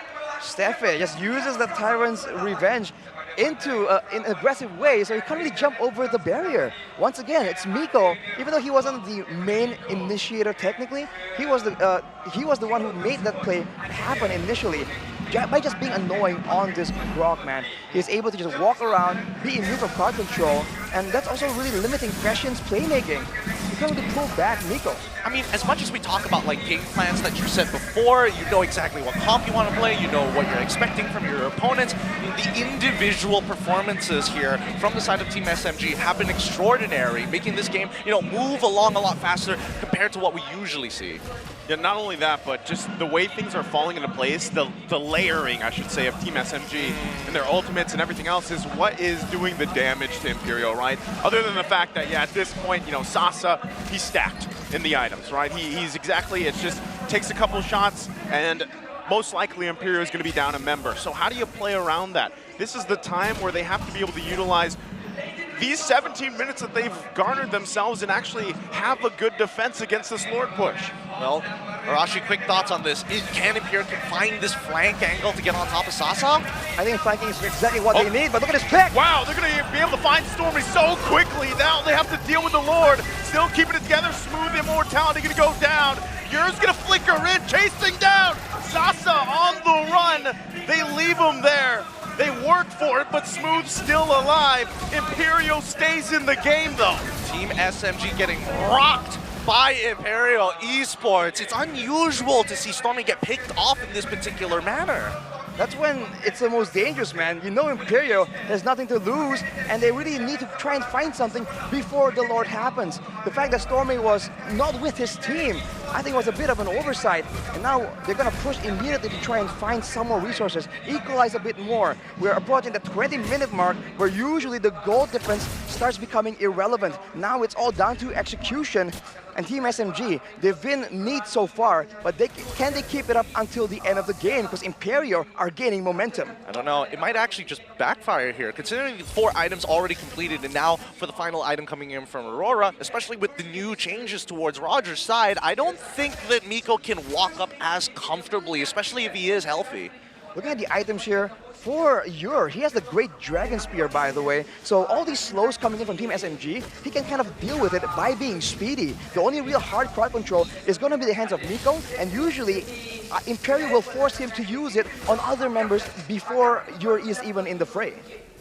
I mean, okay, I'm thinking of like layers upon layers upon layers here, right? I'm going deep into the conspiracy at this point, right? I'm on Reddit, I'm trying to figure out what's going on, and I think that at this point of time, the front to front from Team SMG seems better, but I think that Imperial so far, if Steffi is able to get the person who is able to peel them off the most, in this case, it's not Smooth, Faraga armor, really annoying, but continuously attack Stormy and priority target being Sasa, if he walks up too far forward, might just be the answer here. And if they fight in a clumped up formation, it's also going to be very difficult because for the most part, Ur is hitting everyone at the same time. The same can't be said for Sasa. So if Sasa's walking up trying to do damage, say for Stormy, they can get hit by collateral damage from that passive, and that could be what Imperial Esports need. Again, this is what they could need here if they can actually contest this Lord. Despite the deficit going on, they're on this side of the jungle. Stephanie going to take quite a bit of damage though. Wild charge going to be used. Can he get punished? Imperial keeps it together, but Marquino going to be in trouble with the last Insanity. Smooth comes out swinging again, and that's another Lord in the hands of Team SMG. Oh, the timing. Had they just finished that Lord just slightly quicker, they could have abused the fact that Marquino's death timer is getting really, really long at the 20th minute of the game, just missing it by 2 seconds. Marquino though, man, it's such a tough game for him to be in. He's just, in the fight, he can't really do much.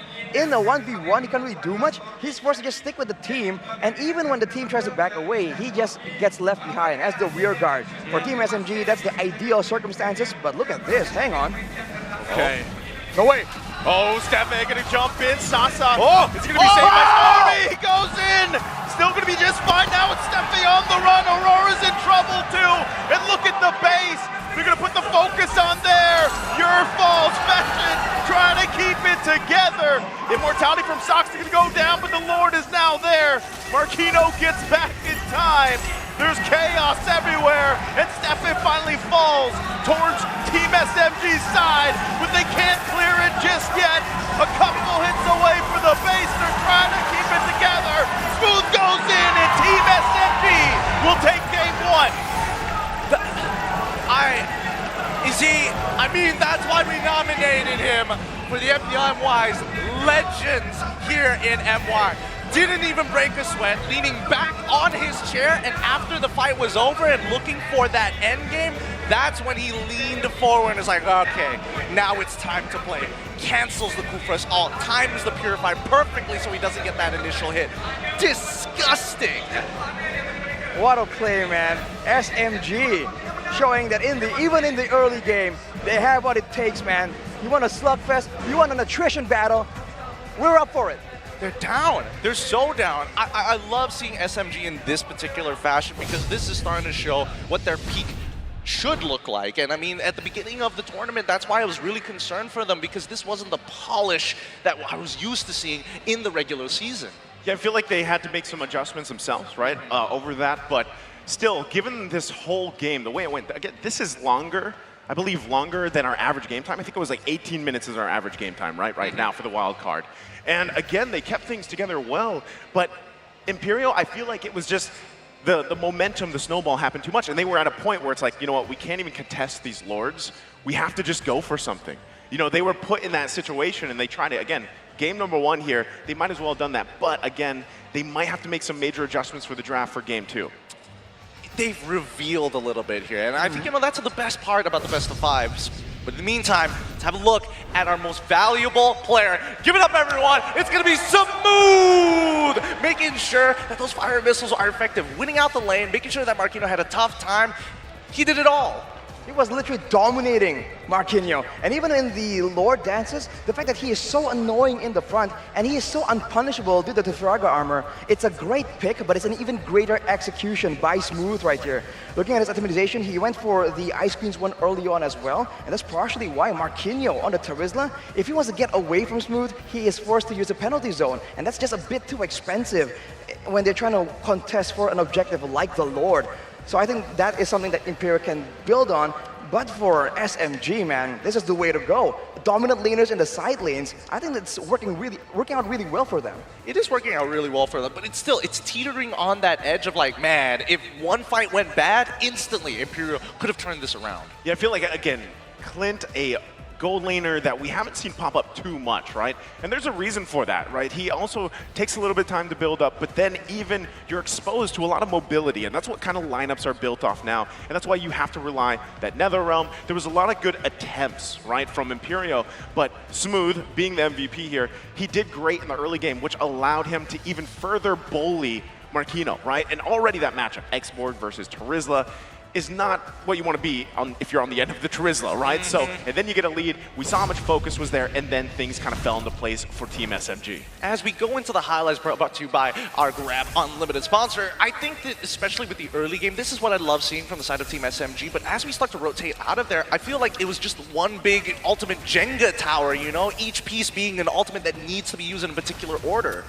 And for SMG, I think this is a really good approach to deal with the Fire Mist. Because usually for Imperial, once they get that Fire Mist, it's just a death ball, right? Moving all around the map, collecting kills again and again, letting Aurora snowball. But this time, with SMG, with this composition, with the Grok and the X-Borg, the final 2 picks, they're able to avoid the bulk of the engages. So what it is that they wait for the right moment, the very easy fights they can take, and then they go in. And usually that condition is whether or not you have a dash or whether or not you're missing a battle spell at that point of time. And if you can get that Nether Realm out of fashion, then it's go time. But the same can be said for the side of Imperial, right? Let's say, for an example, Saksa is out of the fight or the Faraga armor is broken. But most importantly, if Miko doesn't have that wild charge, that's when you see Imperial just bite back. Yeah, even here, right? There was some moments where they were able to fight back, and that's something you have to be able to respect from Imperial, given how that early game, that mid game went. But again, some of these timings from Miko were just on point, especially with the Guardian's Barrier, right? The way they worked around that. And just at this point, you know, towards that later part of the game, you're starting to see some of this firepower come through from Imperial. Again, some of these placement issues, these positioning things, and the fact that you can't contest these objectives 20 plus minutes in the game, it gets very difficult to find a winning condition here. Particularly with the difference in movement speed and mobility, man. I think that's a big problem. If the fight goes fast and everyone commits, I think there is value in the composition of Imperial. But if the fight drags on and SMG can kite back, that's why it becomes very difficult. Hence why, whenever they're able to get a pick-off and force an engage, that's where they really win out. But those members are too far in between. And looking at the post-game stats right here, every single neutral objective is completely dominated by SMG due to that approach, right? We kite back and then we counter-engage when it's necessary. And if you don't want to actually full commit, it's fine, because we have Lilia with the black shoes as well. That is what they were really abusing to chunk down Marquinhos and Steffe before anything even happens. I think it became very apparent here that the only reason why this game wasn't ending as well quickly as it should have been is because Stormy was getting caught out at awkward times coming in from Steffe. I feel like, you know, Stormy was feeling himself a little bit, right? It's a front-to-back comp. You're trying to just slow down the front line, let them come into us, just peel, but Stormy's pushing up in the sideways, making sure that the wave management is pristine. And he had multiple MVPs yesterday, right? So he comes in today feeling pretty good. But you pointed this out, right? The fact that you went with the flicker instead, you are susceptible to getting bursted down really quickly before you even get a chance to actually use the black shoes, right? So this was something that was apparent for Team SMG, and I feel like if some way, somehow, we got another 5+ minutes for Team Imperial, there probably was a moment where they swing things back, right? There was an opportunity for that. So it was better for Team SMG to end things while they did. And again, it makes me wonder exactly what Imperial wants to do. How do they want to learn from this game, number one? Because most likely, we just got to expect the YSS is going to be permabanned this series. I think that's definitely something to expect from Team SMG. I think for Imperial, the big problem that needs to be fixed definitely is in the EXP lane, right? You don't have a solid tank that can move with your team. I think they were expecting a full-on pure team fight, and they're not really understanding the matchup here, leaving it open for the final pick for Team SMG. So they're going to get something a bit more dynamic, a bit better for Marquinhos, because we've seen what he can do on a Dyrot, for instance, where he was able to get an MVP. Things like that. But that's the thing, right? It's about picking and choosing what strategy you want to go with. I think in this game of rock, paper, scissors, Team SMG have come out just slightly on top here. Right. I do agree with you about the Marquinhos point. I do feel that he did get a little shafted here in the draft because they're sacrificing as much as they can just to make sure that Aurora gets ahead. But the game plan coming up for Team SMG made that even harder. Well, we have to see the adjustment, man, because the Teresa was picked first, by the way. It was the first pick from Imperial. So if they want to try and hide that matchup a bit more, with how critical the EXP matchup is being in recent times, with the objectives also being more important, the first fight, when it's closer to the EXP lane, is becoming more and more important. So that matchup also needs to be taken a bit more seriously, not only the gold lane. This is why I want to see, again, going back to the player head-to-head, before we even got to the game, is some growth here, maybe we see a surprise, right, for Aurora alone and how they work around this, because looking at this in the objective department, right, 0-0. Turtles, Lords, very low in the turrets, which they got towards the end there when they had some of those winning skirmishes and team fights. But that's the thing, I feel like when you're going against a caliber of this, and they need to be able to contest those objectives early on. They need to be able to actually initiate those Lord dances, because that's what Team SMG is looking for, right? So if that means maybe for game 2, you opt for a utility jungler, we see Aurora kind of go into that play style, that could be the best thing for them. Or they can double down on the aggression and go for winning lanes, because if you look at the whole picture, the XP wasn't winning, the Golden wasn't winning, and the mid lane against Lilia definitely wasn't really coming out on top. So if you want to have an aggressive jungler, you have to back it up with aggressive laners to ensure that you can go aggressive. Looking at the cards though, the carry is Euro on that Clint, so the late game damage with the AoE, you know, with the passive, definitely is dangerous. But if they want to use it, they gotta try and get it up to speed, get the power spike a bit earlier into the game. I mean, if he is going to, again, it's one of those things where do you kind of push your focus into, right? And I think, you know, at least for the side of Team SMG, it was very clear, okay, early game, we're going to go to the EXP side, because we got a winning matchup, and more importantly, they also knew where the Roger actually started on what buff. And because of that, you can immediately draw a circle, draw a pathway of exactly how Imperial is going to actually move around. And I think, you know, this Grok pick coming in from the side of Coach Pal, really smart. I think that it does everything that it needs to do to be able to open up these bushes, to be able to isolate targets, and more importantly, as a very easy disengage tool, as a way to say, hey, Aurora, if you want to be able to chain kill, no, you're only taking me. Yeah, and that's why, you know, even early on, we kind of wondered if that timing from Miko early on when it resulted in a big win for Team SMG, the use of the wild charge, sometimes he's holding on to it, sometimes he uses it when you might think it's too early, but it's all part of the plan, it seems, right, for Team SMG. So again, you kind of have to, I know we've been talking about Aurora a lot, but this is once, again, it falls on Steffe as well, as it has up to this point, right? And even on this Kufra, I feel like he did a relatively great job. He found a lot of initiations for the team when you didn't think they could, right? So again, he's a key component for game number 2 to find those winning lanes that you mentioned, Arashi, if that's what they want to go for. And let's just say, forego some of the objectives early on and they can get the momentum going from the side lanes, that's also a lot on Steffe. Yeah, I think the roamer making the plays happen is definitely something that has to really work for Imperial, and they have to really start respecting the, you know, the micro execution potential from Team SMG. Because in this game, you saw several moments where, quite frankly, right, Team Imperial just got outplayed in the bottom lane earlier with the jukes, with the dodges, the ultimate cancel to the Kufra as well, and as well as with how they're actually playing the fights, right, how they're able to actually select their targets and path around the danger zones. I think they have to try and understand that that is going to be a big problem, and they have to try and prepare for it as well. Okay, so some of the adjustments we're expecting coming in from Imperial is going to be along the lines of finding aggressive laners if they still want to play on Aurora. But I want to give you guys, and as well as here at the table, the question of when do you want to sacrifice some of these picks? You know, maybe you're not looking for Aurora's S-tier pick, but maybe take a step back, look to play a more team fight oriented composition. Is that the way that they could potentially take against Team SMG? A new angle, perhaps? I think they definitely have it in their arsenal, right? I think it's a bit too far-fetched to assume that, oh, Imperial can only play with this playstyle. I think they definitely have adjustments down. We've seen them make adaptations before. So maybe even if it doesn't put Aurora as the star player, it can still be a better option, just considering the matchup, right? Because you brought a lot of MMA analogies in this game, in this matchup. And in MMA, we talk about how styles make matchups, right? Sometimes the guy with the best striking doesn't really do well against the best grappling. So maybe Imperial, for lack of a better comparison, like, can change their striking for something else here that works better.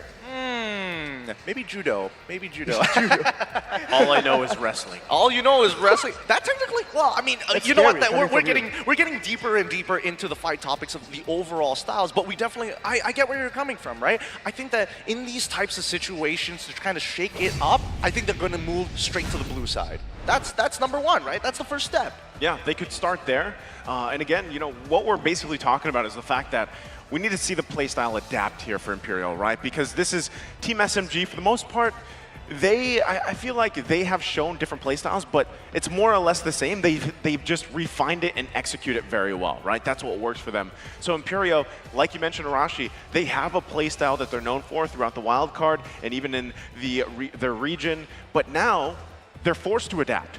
Right? And this is something that's going to happen throughout the entire M5, right? The entire journey, these regions, these teams, even the well-known teams, they're going to have to adapt to some of the new strategies being pulled through. So Imperial, once again, like I said, let's get that utility. Let's get that team effort strategy going on. And yeah, maybe Aurora isn't that shining star, that one getting all those kills this time around, but the rest of the team gets to shine.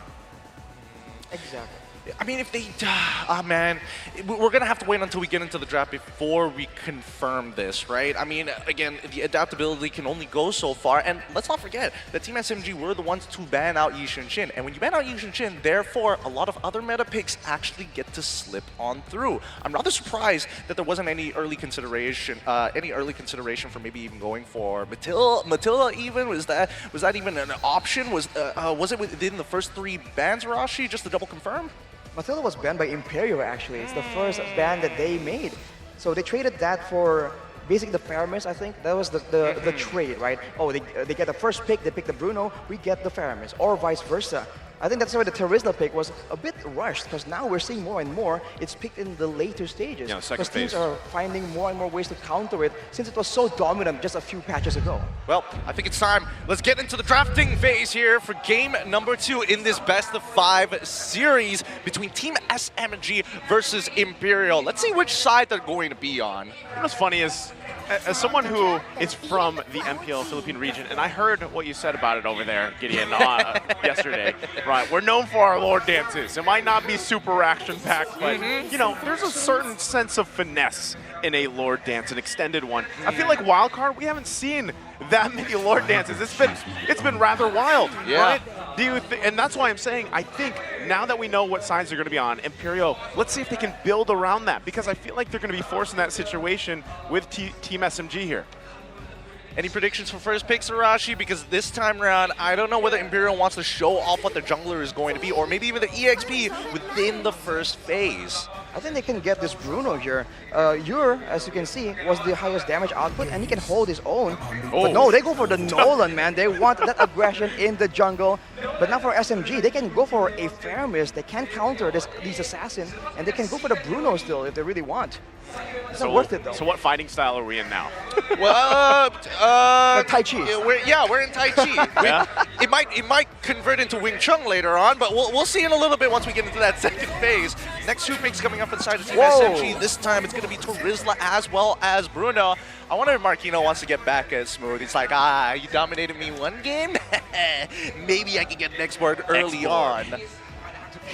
This is the question, can Marquinhos play the X-Borg, right? This is where the flexibility of these players are tested, because you can do well on 1 or 2 or even 3 heroes, but even afterwards, once those get taken away contextually or by direct bans, can you still maintain the same kind of performance? Imperial will go for that Faramis though, but I think if they want to go for the Faramis, a prerequisite for this pick is to get solid engages. They can really force your opponents to stay in there.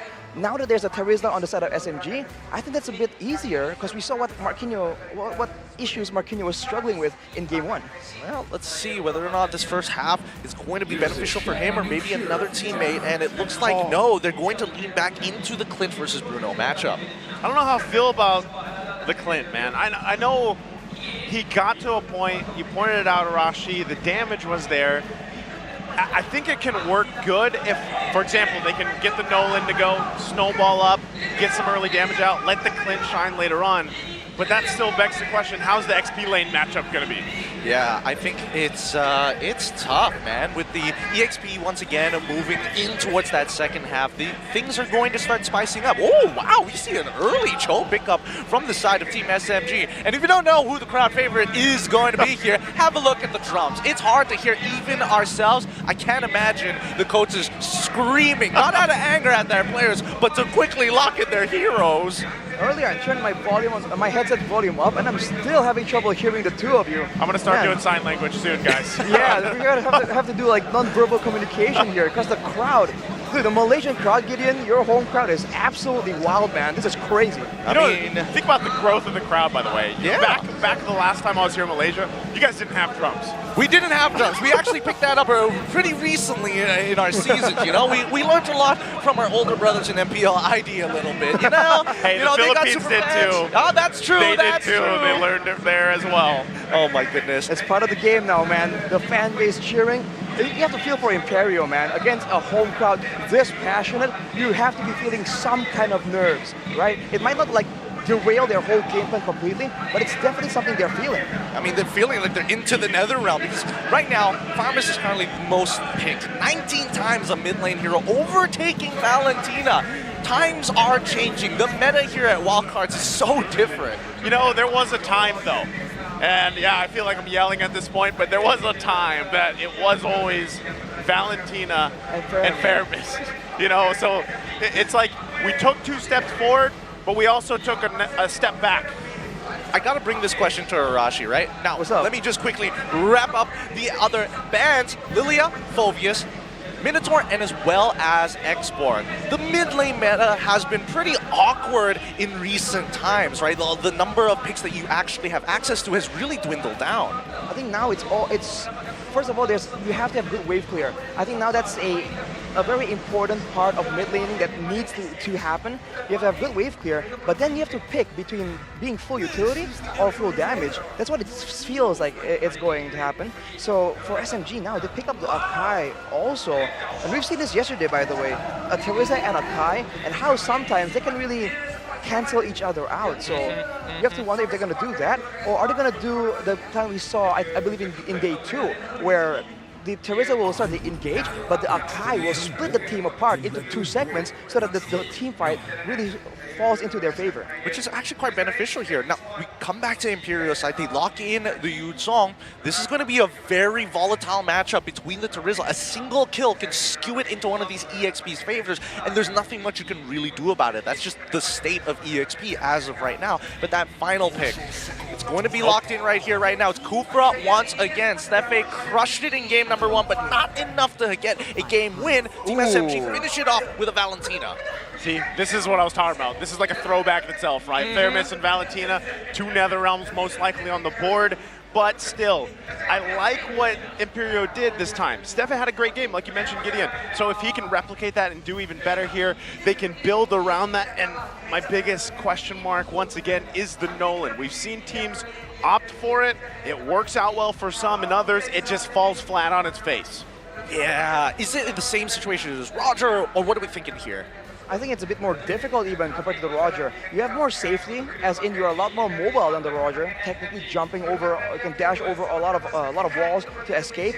But at the same time, you need to enter from a very safe angle, because otherwise you are very vulnerable to crowd control, and the only real way you can escape is your main damage tool. That being said, it is time. Let's test the mettle of both these teams as we head into our second game in this best of 5 between Team SMG versus Imperial Esports. Whew, look at the battle spots right here. There's some purifiers available, but you have to wonder here, in the jungle matchup, it's going to be a utility jungler against a damaged jungler. Who's going to have the better clear? Because Nolan is infamous, but these utility junglers also clears very, very fast. I don't know about you, but I feel like whoever makes that first mistake in the upcoming turtle fight, it's going to heavily snowball in one team's favor, right? We all see what happens. The turtle goes, the purple buff gets controlled, and Miko looking to find some trades. See, this is what he does every time, right? So this is why I'm saying Stefe as well, he has to be able to protect Yor, he has to be able to come to these side lanes, help them out if they need, and if they can get some type of win, that would be great, right? Miko does this time and time again, but if they can put things into place before that first turtle, like you mentioned, Gideon, that could be great for Imperial here. I think Miko here is going to be a big core component in the success of Team SMG. In this early stage where there's so much danger, he is that one hero with so much mobility and built-in shielding, so he can really find some information for his team. Oh, already with the drag back Stormy. Forced to flicker out. That is what Imperial needed to do. So he's not going to have it for now, at least for a couple minutes. So that should give them that little bit of an advantage for that turtle. Saxa, though, in the mid lane alongside Miko. That's some great comms coming out for the side of Team SMG. They knew he was on the bottom side, so it's very safe to assume that he's going to be somewhere along that river line, inside that brush. But let's look at the emblems. Mobility, agility, and wilderness blessing for the Valentina and Cho. And you can see why, man. Just trying to be all over the map as much as possible. For Saxa, he's full utility. He went for the firmness for a bit of extra tankiness, and he's going for the Season Hunter to ensure that he can just clear and match Nolan in the farming rotations as well. In the EXP lane, though, we're seeing this matchup just being a lot more even. But here we go, man. The first big fight. This is going to be a big one. Already getting the dragon form out. Steppy going to go in. Won't find a target. They just want to battle it out. Looks like Turtle's going to reset. So, Team SMG, happy to get some of these ultimates out. Extremely happy, in a matter of fact. Like, Black Dragon form is gone. Okay, let's go right in as they contest that purple buff. Oh, and with that, the Fracture is going to be gone as well. Aurora just trying to get the purple buff. They're probably going to give up the turtle. Miko caught behind the lines here. Should be a kill for them, but he's going to make some fancy footwork and get out fine. That's what we're saying, man. For Imperial Esports, they need lockdown. Now that there's not a lot of utility coming from the mid lane, technically, without Fashion exposing himself, they need ways to lock someone down. Seeing the Cho pick so early on in the drafting phase, they don't really have any tools to really lock him down there to ensure that he can't be that pesky nuisance on their sides. Well, that's only for the time being, right? Eventually, once they get their ultimates, now they have like an almost reliable way, but it's really the onus of Miko. Can he dodge it at the right moment? Now, cutting back over to that awards, the EXP side, Smooth's doing a pretty good job here, having that level lead. But notice down on bot side, a lot of importance. The roamers, the junglers are hovering around this gold lane. For now, no real movements towards each other's junglers. I think for Team SMG, they're happy to just go for this more calm playstyle. It's their identity anyways. And against the Netherrealm, there's always the chance that something can go wrong. So if they want to scale up to the late game, they have a Bruno, they have a Valentina. These are very strong heroes with a lot of damage in the later stages of the game. Yeah, they're going to be able to work on it. They're trying to get Stormy here. They get the Netherrealm down. Still going to be going for Aurora. Can't catch up to him. Heavy spin going to be utilized to push him out of there. Penalty zone right on top of Aurora. They take him out. From anti-synergy to really nice synergy. It's so good coming in from Team SMG, dude. They just come in and they force Aurora into these weird spots. And remember, Aurora is the one working against the clock here. He wants to abuse the assassin early game power spike. The longer the game goes, the more utility has a bit more value. That is what Saxa brings to the table. But Team SMG, they are playing this a little slow, right? I mean, it's important that this Nolan does get this purple buff, but at the end of the day, I was hoping to see that Team SMG was going to take the initiative to try and take away the purple buff, really slow down this Nolan, simply like how they dealt with Aurora in game number 1. I think again, they just want to put him in a situation where they want him to come and fight them, right? They want to whittle him down a little bit. But yeah, if they can put some pressure there on the purple buff, I'm sure they'll do that. But so far, things have just been falling into place for Team SMG. Even right now, this looks like another turtle going to the hands. Miko going to flicker out. He took the orange as well. He took the orange, dude. Oh, Aurora, not going to be happy about it. There's the drag back, but Miko's just fine.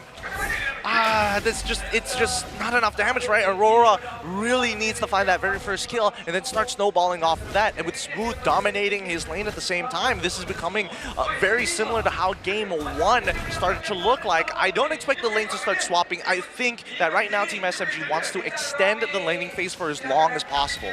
Because they have the mobility advantage right here, right? With the Cho and the Valentina just being everywhere so much faster than Fashion on the Faramis. It's almost like the Faramis pick is kind of giving Valentina just a better ult to have more presence in these big fights. And look at this. Every single time they're trying to set up for something, Miko shows up again and becomes a huge problem. And if they commit to it, they're going to waste a lot of time here once again. Yeah, I feel like they're just kind of scrambling around right now, and that's what Team SMG is doing so well against Imperial. So Imperial, they have to be able to find something. Get on the board here. Miko going to use the conceal, going to be stopped in his tracks. Forced back though, Saxa on the front of it all. Stormy there holding on to his own Netherrealm. But all of this for that turret, they're happy for that. Okay. Really good gatekeeping. Wait. Oh, Smooth has the rest of the team. He'll be just fine. Dang, so many deterrents just walking up like, oh, you want my boy? You got to get through all of us. Exactly, that's what a Teresa that's on curve can do. That is not what we saw in game number 1. SMG playing a whole different game. See, Miko just zoning, going behind, threatening an engage, and if Imperial doesn't respect it, then there could be a big fight. And slowly but surely, when they are too preoccupied, Sasa just takes down the turrets bit by bit. I mean, they got to whittle them down somehow, chip at them, find an opportunity. And now, honestly, the kill count this game is much, much lower. You know, only first blood achieved by the side of Team SMG. 7 minutes into the game, we haven't seen nothing too crazy just yet. But in terms of pacing, at least Aurora maintains... Oh, this could be it. They find something. Miko to fall smooth. Gonna be in trouble too. Aurora on the run. There's the Nether Realm. But Stormy and Sasa here next. Marquina goes in, gets the Petrify off to work on it. Stephanie there as well. They're gonna be zoned out. Can Yer get there in time to put the damage out? He's stuck against the wall. Still gonna be going. Marquino falls. Yer backs off. Only Marquino's down. The trade. Holy, what a fight. What a sequence, it's back and forth, but that's Imperial equalizing. But look at the goal difference, it's still up there because of the farming difference. Miko now picking a play. Oh, the bola comes through, keeps Miko in his tracks. Woo, that reaction time. Now, while that entire fight was happening, the backline of Imperial Esports was kiting away, and Smooth actually flickered forward to try to take on a 2v1 while he was low, and he was darn close at completing it. That's one of the rare moments in this game so far where Team SMG aren't the ones initiating, aren't the one in control. Oh, there it is though. Imperial's gonna be the one initiating here. Steffe gonna run back, chase down. Heavy spin on Yer, he's trying to get away. The rest of the team has to get there. Nether Realm for him. They're still gonna fight it out, but Imperial has to disengage. Oh man, this game is just rubber banding back and forth from both of these sides. Nobody wants to give their opponent an inch, and if they find a kill, they're looking for a trade. And I'm expecting that Imperial Esports this time, they want to trade, but unfortunately, not until Steffe is back. They lost multiple ultimates in that fight as well. Team SMB used a bit, but they still had 3 while they were going for that Lord. Stormy now also getting the lightning truncheon. That means that for Imperial, now it's not just physical damage they have to worry about. They gotta be worried of, out of nowhere, having a surge of burst damage coming in from Stormy on the mid lane. I am a little curious about the items though. I would like to have a look at it just to kind of see the pacing of where Aurora is, but wait, hold on. They might try to find something again. Soxy gonna heavy spin, find Steffi for the lockdown, waiting for the rest of the team to make their way. Smooth also joining the fight from the backside, looking for his own entrance. They're gonna find Steffi, he's caught out. Way of the Dragon comes through. Do they continue on? The penalty zone finds one. Fashion, can he get away? Stormy jumps in, gets the kill, and he's caught under the turret. But another run comes through again for Team SMG. Meanwhile, the top side, gets taken out by Sasa, and Team SMG running into the top side with the Lord. That this can't be real right now. It feels like Team SMG are empowered by the crowd behind us, because now they're getting on with this. They're aggressive. See if they can keep it together. Once again, Marquino takes a couple shots. They still want more. Aurora in trouble. Gets taken out easily from Team SMG. Working on the mid turret. Lord's finally gone. Can Imperial stay in the game? Team SMG, they don't even have to back away. They can stay here if they want to. Steffi goes in. Steffi gonna jump in, still gonna be fighting for more. Miko gets the kick again. Fashion down. Penalty zone's gonna be used. Smooth quite low, but Marquino's out. And Team SMG is powered by the crowd and will get the match point. God dang! What a game! It was just a seesaw, kids at a seesaw, and then as they grow older and older, they're realizing, man, the weight distribution is just too big. We can't balance this out. Team SMG, so much riding on them. That's crazy, man. It started with them being so tentative, so careful. In the end, it's a slugfest. Woo! No quarter given, man. They just kept going at it non-stop. The referee had to step in there. The ref had to call it quits like, hey, guys, we need a breather. You can't punch the ref him in the got back. injured. The ref gets injured. In these cases, don't worry, no marshals were hurt in this broadcast. But man, what a game that we have before us. I mean, it's not like Team SMG is, well, outplaying certain situations. I would say that even Imperial themselves are making them fight for every single one of these inches. But once we started to get into that later stages of the game, man, the decision-making, one important really bad decision coming in from Imperial made them lose an inhibitor turret. And unfortunately, all points across the map, I thought for sure maybe Bruno was going to die in these spots, but no. Bot side wins, top side wins, inhibitor towers fall at the same time. I think that the gum and the riding on the hand is paying dividends right now, especially for Miko, because the way that he found some of those Way of the Dragons in the midst of everything was just on point. The right target every single time. And that is something difficult to do because, again, this game, you have the same pick for Stefe, but he was not really able to find any setups this time for the team. Anything to help turn the tide of the momentum building there for Team SMG. Maybe Miko has a curse technique. Ooh. A writing curse technique. And on his hand, whatever he writes, the different words give him power. I bet it says dare to be great. It says dare to be great? Yep. That might just be it, man. But right now, let's take a look at the MVP brought to you by the Republic of Gamers. There he is. Oh! Discipline! It says discipline. Love it. Saksa coming up big time for the team. You have to love this, man. He's coming in 3-0-3 with a 60% kill participation, but boy, was this a slugfest. And he was a big part of it, man. Tanking all the damage, providing the utility. That's also why it was so difficult for Imperial to find those pickoffs, man. These beefy members in the front, Terizla and Cho.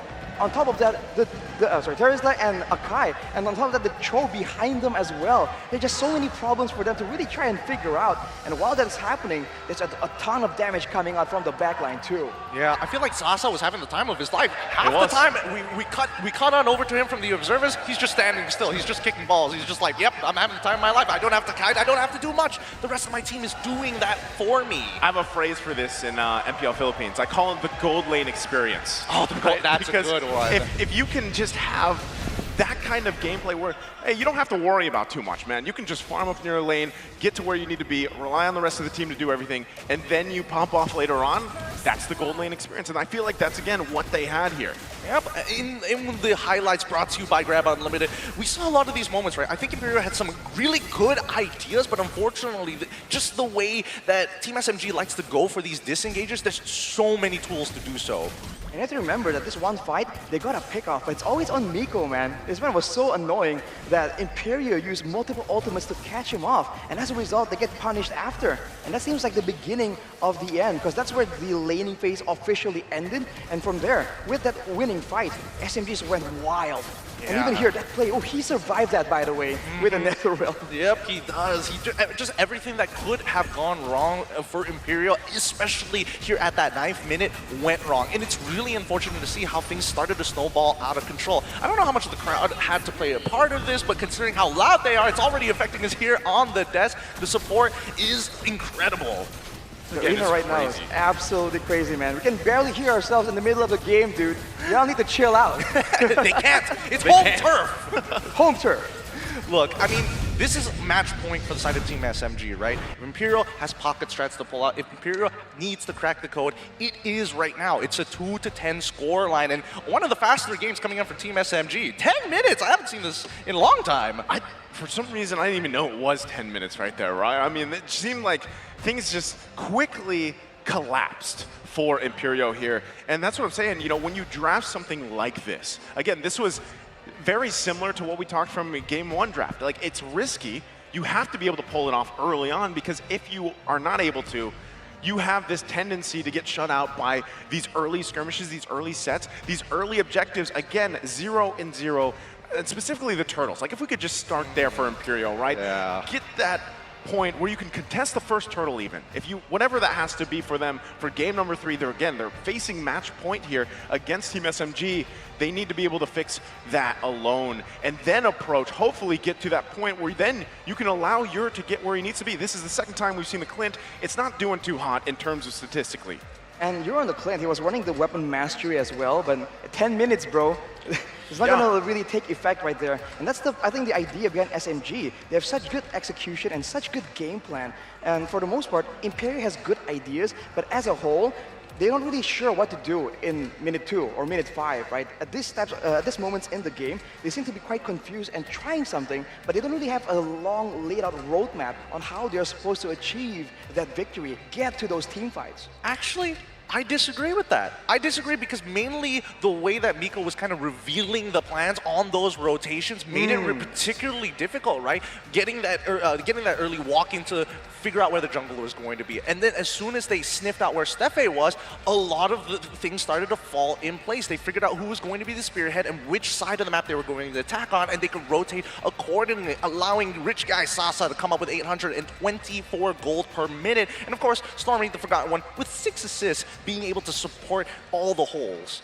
We think that the Faramis is going to be the more supporty type mid laner. The Valentina should be doing the damage, but if you look at the cards, man, Fashion is the carry, and the forgotten one instead is Stormy. And I do wonder if that's the main problem here, because we saw for Imperial, they switched out the laners, right? They tried to find a better matchup, a more winning solution. But then for SMG, it seems like that roaming squad, right? The roamer, mid lane, and jungle, that's what really swings the balance in favor of the side laners. That's again why I always point out, you know, the way that Team SMG has worked so much on every single lane, right? There's a reason why through the wildcard 2, the MVPs from their winning games, winning performances, has been pretty much spread across the board, right? For the most part, everybody does such a great job, and even Miko, right? The effect he has alone, just on a Cho, to be able to put pressure where he needs to, find the targets he has to, it does so well for the rest of the team, and that's why I love to see, even with a Bruno priority here for them, Sasa gets to shine so much and have, once again, that experience in the gold lane that allows him to shine later on. So how do we get around this? How does Imperial take, again, step-by-step process, right? We don't need a massive solution, but maybe simple fixes here and there could potentially stop the bleeding early on? Objectives.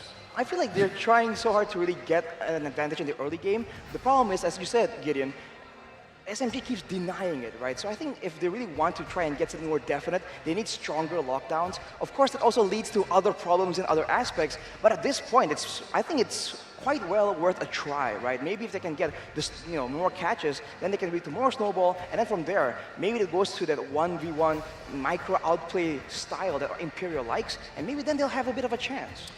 I don't know about this one. I feel like, number one, it really comes down to the way that you approach that draft, and I think Coach Palma as well as Analyst Lung have done a phenomenal job on both blue as well as red side. Maybe the consideration coming in from Imperial is maybe, hey, I know Aurora is our star player, but I think the rest of our team needs to be able to step up, and they can't do that without the right tools. Somebody always has to sacrifice in these drafts, and I think Aurora might have to take the first one here in game number 3. That's what we were saying even from the previous game, the way that ended, right?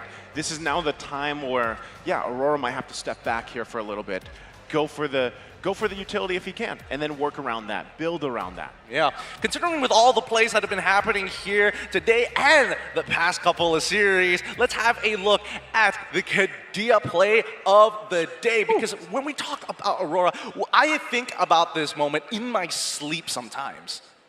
It's been only one day, I think. So in your sleep, Gideon, that's pretty extreme.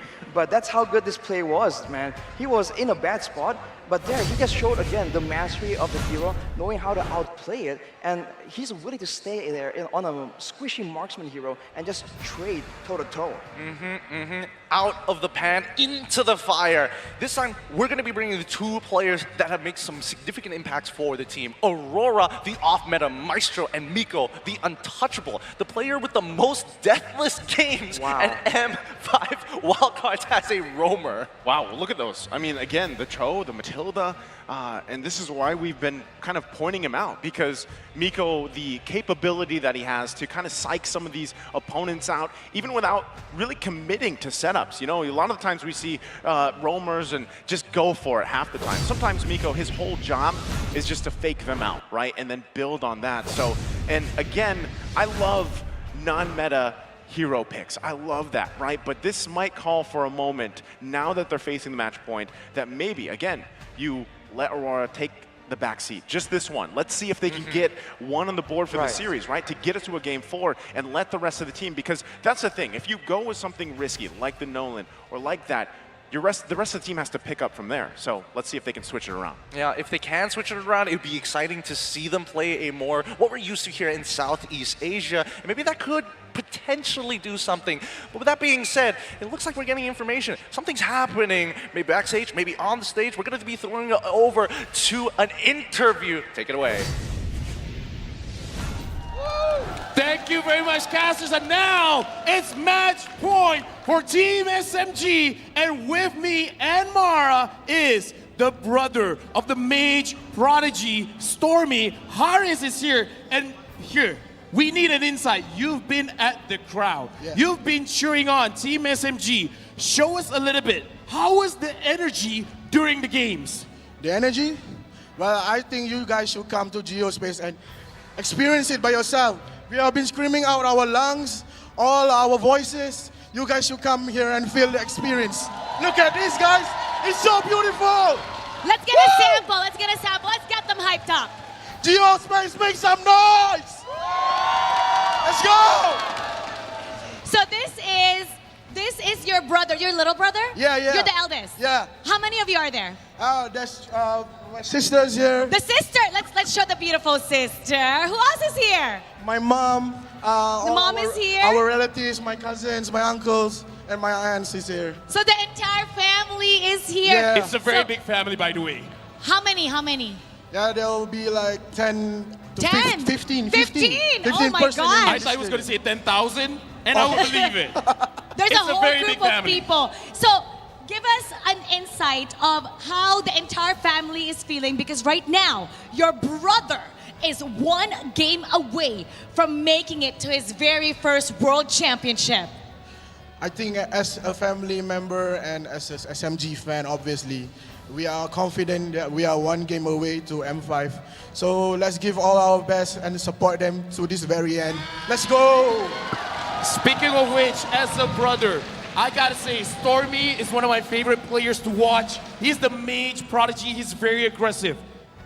How proud are you that he's been in the Mobile Legends Professional League for quite a while, and now again, like we said, one win away from going to the World Championship? How proud are you, and how proud is the entire family? At this moment, on this international stage, and on this proud moment at all costs, I think I'm really proud at his abilities to show all Malaysians that he's proven that he's the best mage in our country. So let's give him all the support. Let's give every player, not only him, other players as well. And obviously, homeboys are in the M5 groupings already. Yeah, let's give them support as well there. Let's go, boys. Let's go, boys. Woo! What's amazing about you, I've noticed, since day one, you're front row and center. You haven't been absent. Now, if he goes to the M5 World Championship, which is pretty close, who are you looking forward to him going up against head-to-head? Him being the best mage, you say, in the country. So who are you looking forward to? I think it's Haji. You know Haji? Haji, Yeah, yes. from Blacklist. From Blacklist International. Yeah, I'm looking forward to looking at the group and other players as well. So let's see what they got. Tell us how he's feeling right now. You seem to know everything. Like you seem to be very, very close to him. Did he tell you if he was nervous, what he's thinking, what he's feeling? No, not at all. He's cool, calm, and collected. Cool as a cucumber. Cool as a cucumber. I can already see Stormy smirking up on stage. So while they're still up here, they can still hear what you're saying. Anything that you want to say to Team SMG? And as I say that, you wear the headphones. Of course, that's a Stormy thing to do. To Stormy and his teammates, do your best. No matter what happens, we are all proud of you. Let's go! Woo! Before we go into the game, we need to see the level of support Malaysia has for Team SMG. We're gonna get a little bit of help here. Come on over here. We have this entire group that's been cheering for SMG. Here we go. You're gonna lead them. Ole, ole. Ole, ole, ole. Malaysia. Malaysia. Malaysia. Ole, ole. Ole, ole, ole. Malaysia.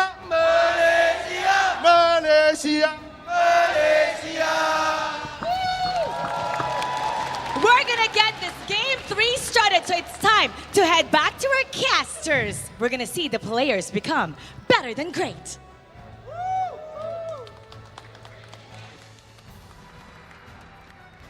As we look at the rest of the players, let's have a look at the players. Enough of us. We need to get and conclude this game, Ara. This is too exciting here at the wild card stage. This could potentially be a first representative from Malaysia going over to the Philippines, or this could just flip. This could be an entire reverse sweep if Imperial have cracked this code.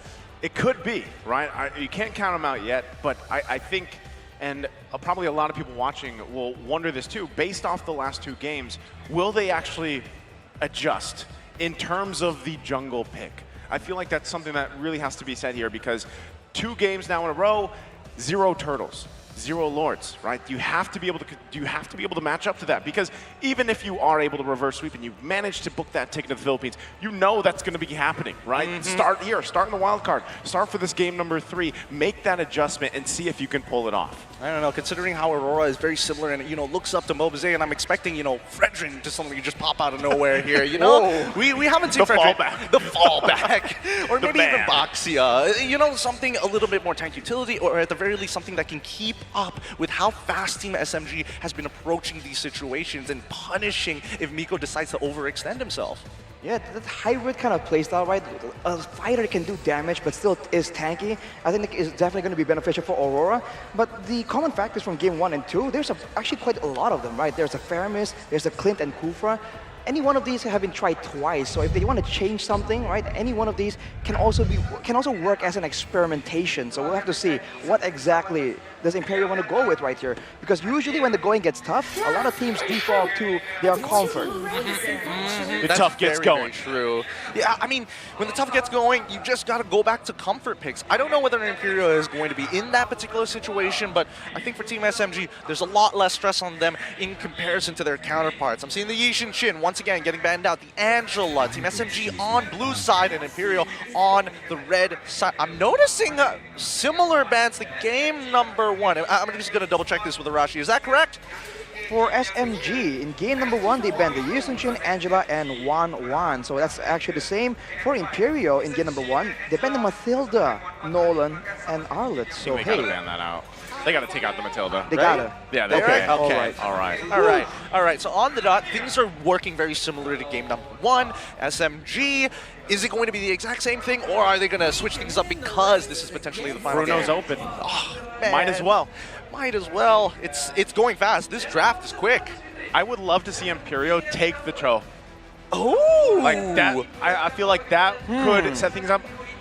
Not sure how confident Stefe would be with that pick, but again, the fact that they took out the Matilda, obviously towards Miko, you grab yourself the Cho, so Miko doesn't have it. He's caused havoc so far, right? So maybe get yourself that. You can go then for those pickoffs. You can go for that early kind of centric pickoff potential, build the snowball, build the momentum early, and then also, have a fallback for the objective takes for the Lord dances as well.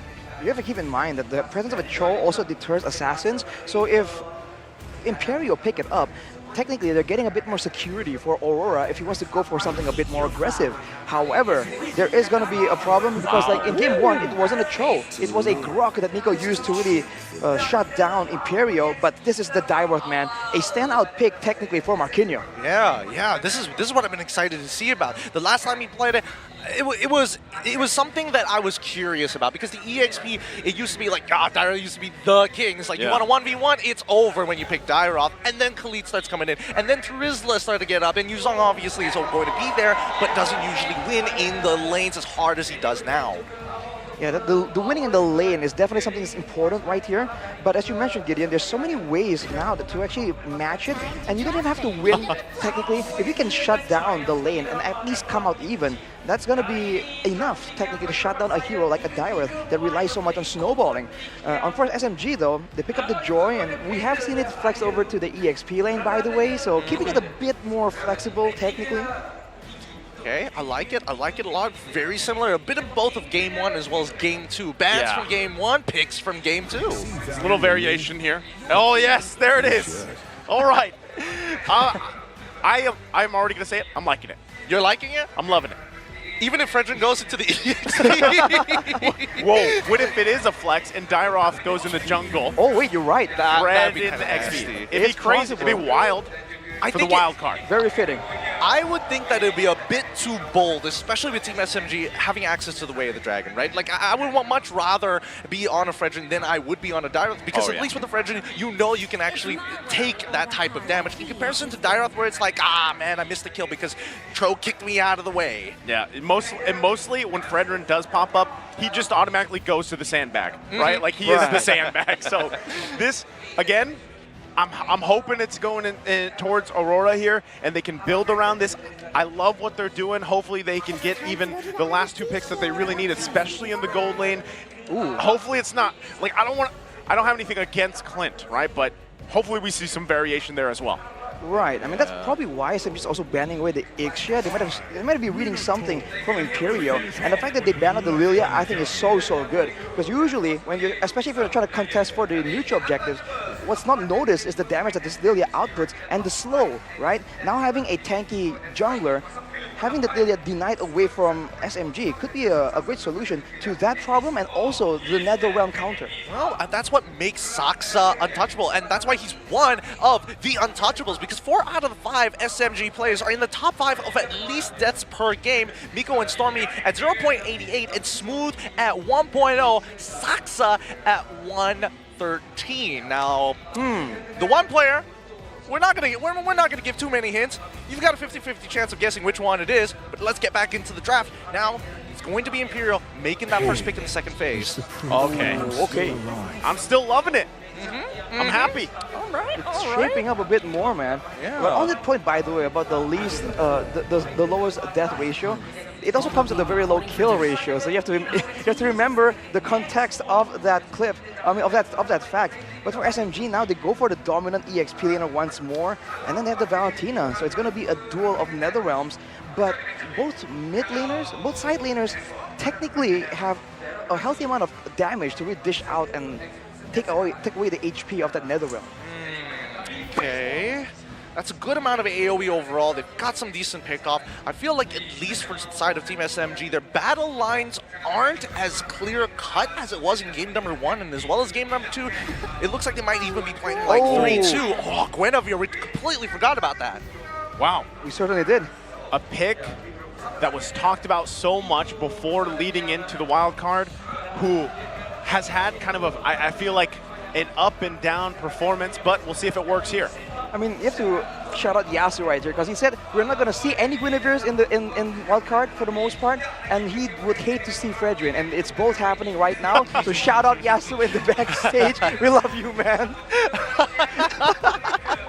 I mean, who could have seen this coming, right? Who can see this coming? I think with the Yasu meta, can. I mean, Yasu can apparently, but I think that overall the meta as we know it has a lot of different variations in terms of style that kind of counter each other in very small, significant ways. And then once we start getting to the higher tiers, the higher tier level of competition, M5 in particular, that's where it gets exciting. As we get into it, the wild card stage, we might find our first representative heading over to the Philippines, or is this the beginning of the end? It's going to be Team SMG versus Imperial Esports. Now you have to really wonder, what can Aurora do on this Fredrin? It has healthy clear, and it's a fighter up against an assassin. It does seem like he's kind of slow on the clear though. Saksa actually getting it done before him. Is it going to lead to more aggressive moves into the jungle of Imperial Esports? Oh, this is already the attention that needs to happen here for Imperial. Pay attention to some of these side lanes. Allow also Yer to have a game for himself, because he's struggled so far through this series, and things can fall into place for them. Again, a lot relies on Steffe here using the Guinevere, who in theory should work out really well, just like this. Stormy gonna be just fine. Drag back though. Still gonna be working for it. Not gonna be able to get it. Feshin, one hit away, will survive. And Miko with some finesse. Dude, Miko was like, I could have taken the kill, but I'm not. Just know, you could have died there, brother. Yeah, just know that it's possible. It's my choice. But man, can see the difference in attention though from the roamers. Earlier, Miko was all up in the gold lane trying to swing the balance there, but for Imperial, they're really wanting to really make this EX lane work. If Marquinhos can snowball, it's good for Imperial because Marquinhos is strong, but it's also going to shut down Smooth. In the meantime, we're seeing a lot of motions across the map here. And so, I mean, considering that Steffe has been pretty good on these engagements, I have no doubt that this Guinevere is going to do a decent amount of work in the game, especially once they start to hit that level 4. But in the meantime, right, let's just look at the way the map is just split. The entire river is being controlled by Imperial.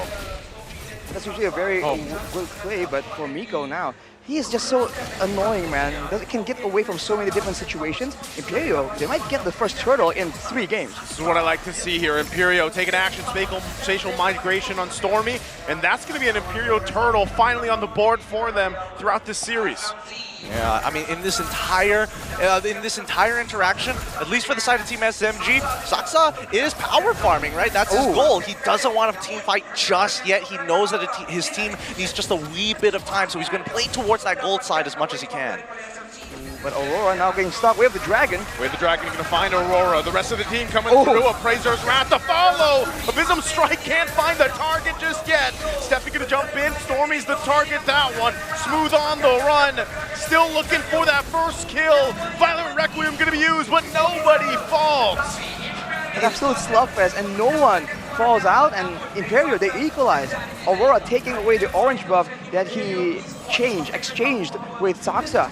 And you're seeing now that this tankiness is really allowing them to really contest ground against Team SMG. So it's becoming a more even brawl technically. And even in the laning phase, right? The fact that they have a Brody and a Dyrot, they're really going all in to fix all the problems they had in the first 2 games. Yeah, I think they might have a really good recipe here. And this could be an interesting lane gang situation on that top side. I'm noticing that Steffe is walking up in that brush, making sure that it's going to be difficult. And even for Yor, he's not revealing just yet. He's positioning in an interesting manner. Miko going to show up now. Usually we also see that Steffe kind of goes over aggressive and gets punished, but on this Guinevere pick, your engage is a built-in escape into it as well. So this is a really great pick that allows him to be a bit more risky and open up more space and possibilities for his entire team. Well, for the time being, no first bloods. Despite how much this has been a slugfest in the early days of this game, and especially when it comes down to invading jungles, I'm surprised nobody's died just yet. I think this is good for Imperial though, right?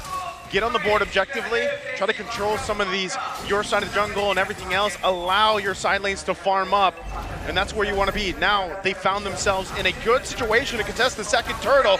Going to be forcing out Stormy here. What's he gonna do? He uses the Nether Realm himself, and now Miko has to rely on the team. Imperio's still gonna be working for it. Smooth already using the last Insanity. Saksa as well, battling for it, and Imperio is winning the fight. And they will go for this turtle as they do. They secure it. Flickers in, finds Saksa. And now Miko could be the one in trouble. Stephanie won't be able to land the spatial migration, but meanwhile on the other side, another body drops for Team SMG. Still gonna be working on Smooth here under the turret. Looking for it, Yer will grab it. And Miko. +1 even. Imperio, they did all that without Marquinhos. He's all the way to the bottom side, still pushing, man. That's an overwhelming victory on all fronts for Imperial Esports. And what a big change from the previous games. Now they can kite back, now they can sustain and actually brawl in. And even Yer has more space to maneuver right there. And the fact that he held on to the torn apart memory for so long made it baited out several spells from Team SMG that were just waiting for that hit, for that ultimate to hit. Okay, Aurora once again gonna get kicked by Miko though. He bit off too much as he falls, and now the rest of the team gonna be running Smooth with the last Insanity, but he has to back off. Steffi gonna be able to jump in, gets the Requiem off, and Smooth falls. So Team SMG still fighting here, but Imperio in the driver's seat. Wow, that was actually pretty interesting because at least for Fashion, right, he didn't have his ult at that point of time when Aurora went for the invade, but as soon as they start making their way out and going for the disengage, it comes back just in time. So really nicely done coming in from Imperial, and Stefe is just opening up so many opportunities in these quick scrambles against Team SMG. We talk about it so much on the desk, but the spammable nature, the fact that it's on such a low cooldown but such high impact, that's a big problem for me, Team SMG right here. They don't know when it's going to begin, but look at Miko. Miko on the hunt. There's the way the dragon. They're going for Makino again. He's going to have to flicker out. Oh. Stormy making his way. Torn apart memory. Can't find Miko though. Now Stormy going to be in trouble. Marquino finds the kill. Finds the mark. And Imperio still with the lead they have. They make their way to the turtle. Now 2.6k gold behind. Team SMG, they're the ones lacking a bit of damage. Even Smooth not really winning out in the lane. Now he can really bully these other fighters and deal true damage to them without getting completely punished and possibly caught out with the spammable nature of Imperial Esports right here. Oh, well, they're not going to go ahead and take it. They just want to go ahead and fight Smooth using the last Insanity. They have the information. Still going to be working on that mid-turret, trying to get it down. Smooth gets out. And now Imperial has decided, let's just get this third turtle. They clean sweep the turtles for this third game.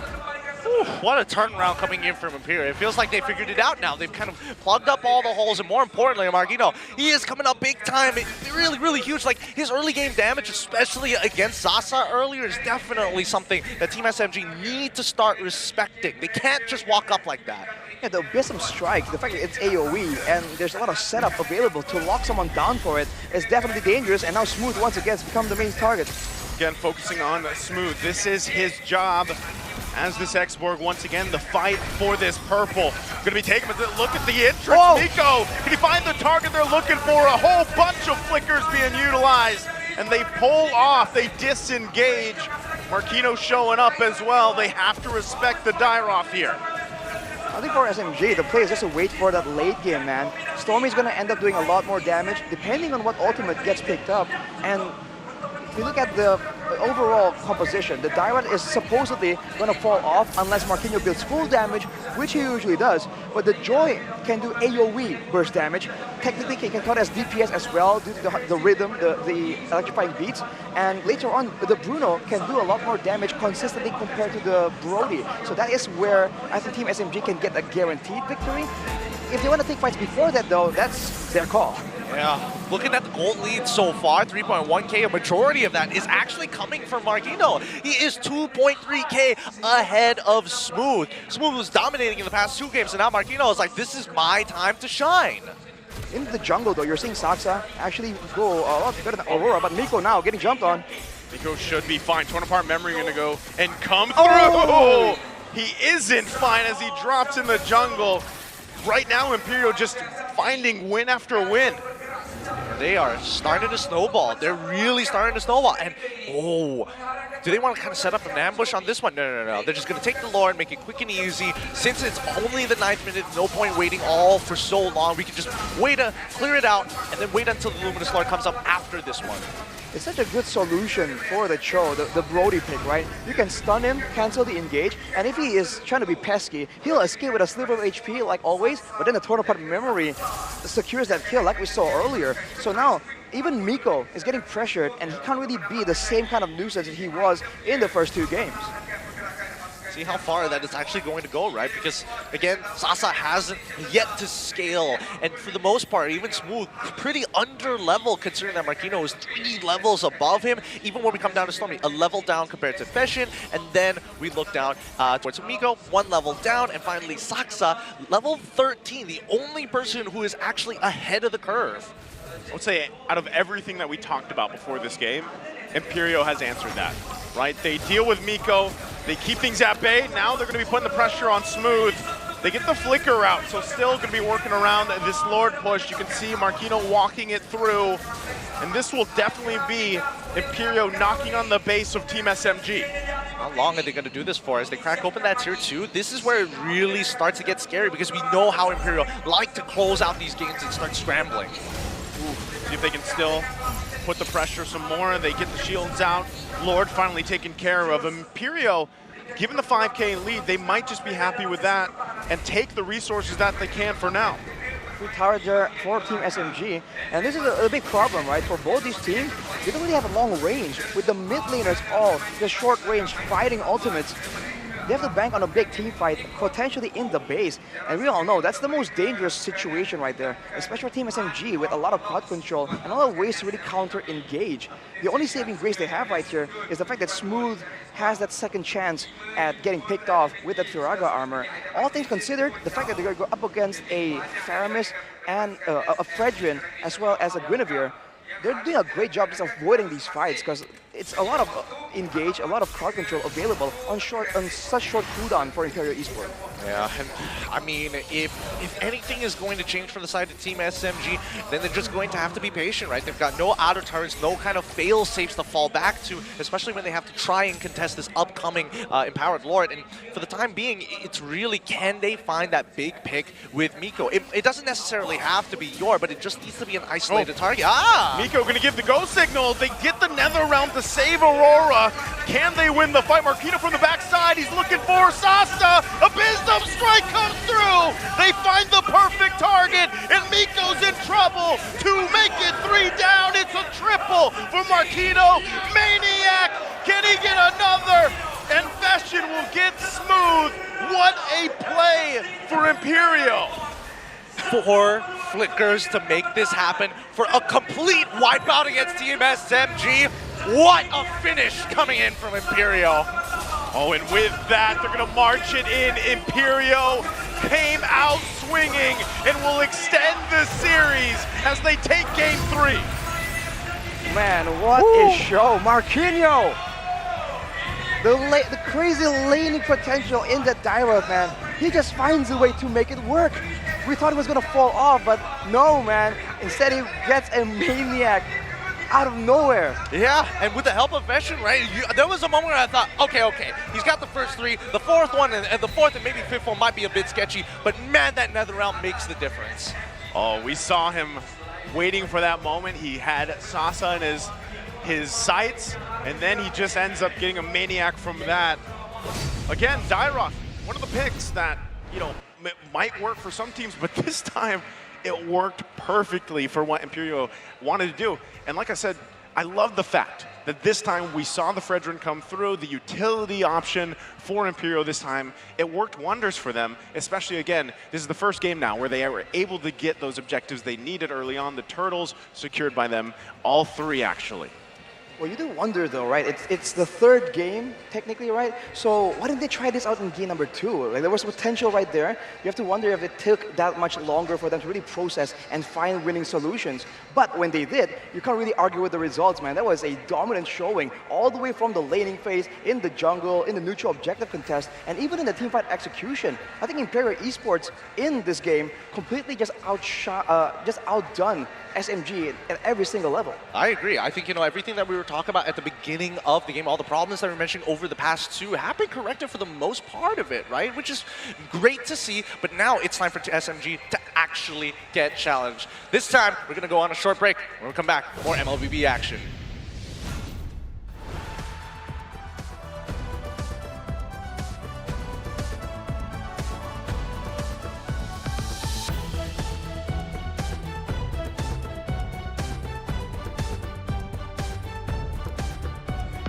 Kind of need a break, right? Because he dealt with so much for the first 2 games, and then he comes out swinging here on this Dairoth pick. A pick that you're not really expecting here. What a performance from him. Just came back with a vengeance, and he didn't even like juke us out with the break call there. But yes, Marquinhos surprised us all the exact same way, man. This is why the Dairoth was respect banned eventually. So we'll see if that actually becomes a thing, because you know, you take out one thing, others come through. So the fact that Marquinhos now has flexed out his Dairoth pick, this might just become a catalyst to really enable the rest of his team to really find more picks that can work against SMG. Yeah, I think it's really interesting because usually when you have damaged Dairoths, you get punished very, very hard. It's like, yes, you win the lane, but then how do you participate in team fights? How do you stay relevant in these moments? And I think, you know, Marquinhos, and especially for the rest of his team, that split-second decision of noticing that Team SMG was falling back into the funnel of their own jungle, that's when Marquinhos knew, I can do this. I can 100% get a lot of people in that Abysm Strike. Love that he has the pose as well, as he got the Maniac, you know, in this game. So again, it's just a great performance from him and the team as a whole. I said this in the game, the boxes that they needed to check to win this game number 3 and extend the series, I feel like they did all of it and then some. You know, that's one thing.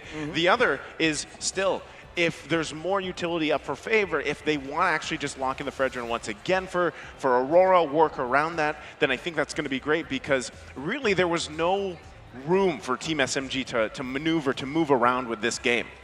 I think it's really good that they actually balanced it out, right? They went for a Fredrin as well, and then with a Direwolf. So technically, the lack of tankiness in the EXP lane gets solved out. So his role is almost like the assassin is not in the jungle, it's in the EXP lane instead. And it really works out well here, because without him, right, for the most part, the team is self-sufficient. So the presence of Marquinhos becomes a bit more optional, and that's where you have no idea. Is he in the fight? Is he not? If you don't really read it up properly, he shows up right behind you, and it's just a world of trouble. And the early game diving from Imperial has always been great. They've always showcased it in the previous matches, and you're seeing it again against Team SMG. Yeah, they've done a phenomenal job here, right? I mean, so many times that we were expecting certain things from the side of Team SMG, and especially with the way that the first minute and a half actually went, we cut back to Imperial, right? Their communication is getting cleaner. Their drafts have been really, really good in this game, but then we start thinking about the adaptations, because we see the problems here, right? As you mentioned before, the lack of that tanky front line, the fact that they're frontline together, the fact that their laners were actually struggling because of that pressure. Does that mean that Team SMG has to go above and beyond, or is this just a quick, simple fix if they want to deal with a composition similar to this in game number 4? I feel like they got to do a bit more than it's not just a simple fix, in my opinion, because the fact that it took so long for Imperial to find that solution, I think it's the same way. They fixed a lot of things at the same time right here. I wouldn't be surprised if it takes more than one game for SMG to adjust, but it is SMG we're talking about. They have been on point with that adjustment, with that correction. And noticing the combos as well from the side of Imperial, I think you have to also mention the fact that Euro was doing a lot better here as well, with more space to do damage, with the fact that there is a physical defense shred coming in from Marquinhos, right? That torn apart memory does a lot of damage, and similar to the Clint, it's almost like a better Clint, right? Same kind of a mobility tool in the second skill, same kind of disable crowd control, and you can also do AoE damage in more or less the same way. So I think it's just a much better pick suited for the playstyle that Imperial are trying to play against SMG. Okay. Now it's gotten me thinking, right? If we're looking for something similar, because I'm expecting that Team SMG are going to be like, we could just target ban some of these things to kind of push it out of the way so we don't have to think about it, or are they going to let something through? And I have a sneaking suspicion, but for the time being, let's just hope that Imperial are going to stay on this track, because so far the Aurora on this Fredrin is able to take the full brunt of it. He's getting hard targeted, and he's like, all right, I'm willing to take it. My teammates will do the rest. That's what we said he had to do, and I feel like it worked really well here once again. Go for that utility route, secure these objectives, and then let the other lanes shine. And the fact that we have the Guinevere in play too, I'm kind of thinking maybe this is banned out the next game, because this played a integral part in their success early on, landing those spatial migrations, landing the multiple member violent requiems. Like, it works so well for them, right? And it's kind of finicky, because when you're trying to work against that and you have your own form in the Netherrealm, you're taking that from Fashion, it's too much being thrown at Team SMG to handle, and at one point, it just kind of collapses on top of them. We saw this happen vice versa on Imperial the previous game, right? So this time around, this is where you really wonder, okay, draft-wise, the targeted bans like you mentioned, I still see the YSS being banned out. Maybe now you see them opt for the Guinevere, unless somehow Imperial paints the draft themselves to get this again, because I feel like the Direwolf as well can be shut down if they decided to go for it once again for Game 4. With Yor being the rich guy and as well as Carry, we're seeing a big flip in how this post-game stats are going to look like. Fashion being the forgotten one this time with 5 assists, and actually Miko being the sandbag of the game. I would have expected the Fredrin to be taking a good amount, because Miko was purposely targeting him prior to these upcoming Turtle and even Lord takes, but man, just brutal amounts of damage. Then the fact that Miko is the sandbag here is very telling, because if it's an all-out brawl again and again, I fully expect Aurora to be the sandbag, but considering that there's a lack of fights here, because SMG, they weren't exactly engaged on. They're kind of pressured and zoned away of the potential of engage alone. I was about to mention the Guinevere, Nice, and that's a very good point. The fact that he just stands there in a bush, you have no idea when that spatial migration is going to come out, because it's not really a slow telling kind of skill. It just comes out before you know it. So Steffe just walks around in the area and even goes 1v1, right? Uses the kit to just get a bit more sustain. And with him being there, it just zones everyone away before the fight even happens. That's why Aurora is taking relatively small amounts of damage, because when the fight happens, he's just there to actually do crowd control and do damage instead of tank it.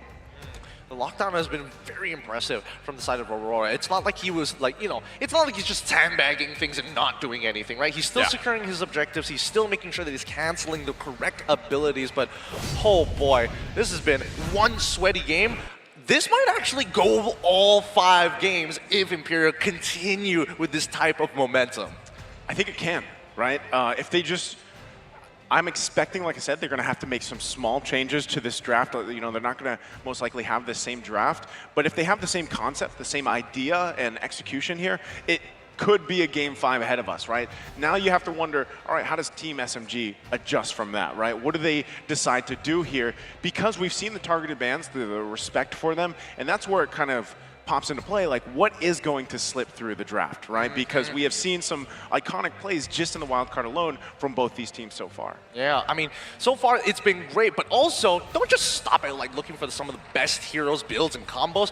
Get ahead of the competition and reach Mythic or Mythic Glory, maybe even Mythic Immortal with the Secret Lab Titan Evo gaming chair, the ones we're sitting on right now. Right here, these gaming chairs, they are outfitted with pro-grade ergonomic materials, the best that you can have. They're also engineered for maximum performance and comfort.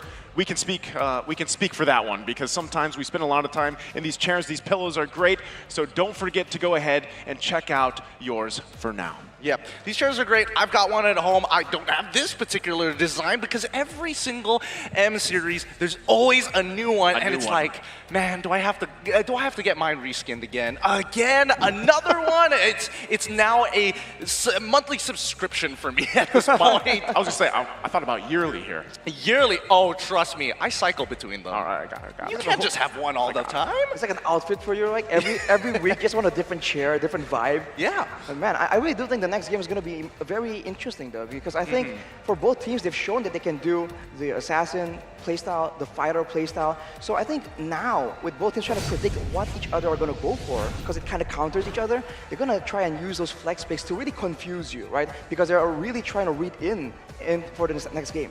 Let's see whether these fake outs are actually going to happen here, right? I'm curious to see whether SMG wants to be back on blue side again, or are they going to take red side? This is kind of interesting because they've won on both sides already, but the fact that we did see Imperial win on that blue side, I don't think they're going to give it again, right? It's just rule of thumb. Yeah, and what I like too is, the fact that Bruno has been priority for, now throughout the series for quite some time, going in the hands of Sasa here. That last game, I'm wondering if he even wants to switch that up. Maybe even if the Bruno is open, go for something else, because even the gold lane matchup itself, so far we've seen a dynamic in it alone throughout the series, right? How do they want to change that? How do they want to work with that?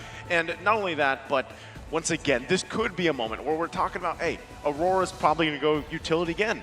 What if this is the time for Aurora, as we saw him stay cool and calm and collected here? What if he has a niche pick that we haven't seen yet, right? Is this the time to pull that out? We've already seen the YSS and the Roger. That's pretty niche so far, at least from what we're used to seeing, right? Yep. But what if there's more? Thomas Jungle? Ooh, I mean, that's the big question, right? We have a lack of intel here for them, but on the gold lane, like we were talking about, Naisu, I think going with something else compared to the Bruno could work as well, because Bruno has a lot of damage, strong laning, but with the aggressive nature of Team Imperial, it's almost like you want to get something with a bit more utility, a bit more safety for yourself, in order to actually win out in those team fights, because we saw how difficult it was for that Bruno to even do anything in that late stage team fight, especially if the Direth does fall through in the drafting phase for Team Imperial. Well, that begs the question, right? If we're talking about this Dyrop, we also have to talk about the EXP as a whole. X-Borg was a good way to actually deal with the Trizla. You would say it was rock, paper, scissors, so on and so forth. But I feel, personally for me, it's like seeing Stormy play Angela. You're taking away a lot of the mechanical elements of that game, the outplay ability that you actually do, and you're kind of just sitting around being as annoying as possible. I would like to see Smooth go on something like a Benedetta if this Dyroth gets picked again, and that's a very fun matchup to watch. The Benedetta. I would love to see, what kind of variety we see, but we're going to be jumping into the draft here for this game. Again, a lot on the line, of course, for this. So far, Imperial has been able to garner themselves another game when they were facing match point, and we'll see. There's the Arlot ban. It is going to be Imperial on the blue, SMG on the red. Angela comes out as well. And I was wondering about that Arlot, actually. When we were building that up, like, all right, now that Smooth has had that first, I think that's his first loss on the X-Borg that he's played so far. I was wondering, maybe he goes the Arlot, but that's taken out. Yeah, I mean, I don't think any one of these teams want to let Arla through, considering how aggressively people have been playing it here at the wildcards. Nolan gets banned out, and this is Yishin Shin. Once again, Team SMG are not letting that through. And still the Angela as well. If they go with the same pattern, it's going to be the 1-1. Because it really seems like they're trying to limit the outplay potential, right? The crossbow of Tang can definitely be annoying. What's up, Gideon? What are you laughing? Can you translate? Translate. Santai is relax, Relax, Team SMG. We'll support you till we're deaf. Till we're deaf. That's so accurate, though. It is accurate. They are loud in this hall at Geospace. So come on over, because it's free seating. I would highly suggest you take it a Grab to come on over here, because parking is going to be a bit of a trouble with so many people wanting to see these members fight it out. Well, now for Imperial, they ban out the Faramis, but SMG, they usually ban out the 1-1, but if they do, now they're letting go of a Mathilda. I think Imperial has caught them in a bit of a sticky situation right here. 1-1 will be banned away, but will the Mathilda come through for Imperial, or do they have something else in mind? Another draw while we wait. Oh no. Oh, he wants it. He wants it that. Okay. It's all right. Oh! It's still about okay, not the greatest, but still, at least he's getting something. Like a 10 roll. It's a 10 roll, man. At least he's getting some cutscenes. It's the worst when you just see a bunch of nothing and you're like, oh, well, yeah, that's sad. That's true. That's painful. Or that means that you already have a ton of skins. Right. Well. Maybe he's a Chad, right? He has all skins already. That's true. He's been rolling since a long time ago. But what will SMG roll in here against a Mathilda, man? I don't know. Probably there is a consideration for Phobius every single time we do see that Mathilda. A lot of the times it's like, oh yeah, you get basically guiding wing. Oh, that's 2 free dashes almost instantaneously. And then you can start going for those big hitters. Now, we do see that Team SMG is starting with the same opener this time, the Bruno as well as the Turizla. They're not changing it up too much here. And the real question is that even if they do decide to go for those big pickoffs, Mathilda can save them technically. Now I'm wondering if the Turizla, we're just talking about the Daiworth, hyping it up, but now they're showing the Turizla. In other regions, we've seen it flexed away into maybe like a mid lane position. Considering, we don't know. I mean, we'll have to see, man. Like if this Turizla will have the same kind of impact. For Imperial, though, it's going to be that Daiworth. We're talking about going up against the Turizla, and that's Fredrin as well, but the Lilia goes through.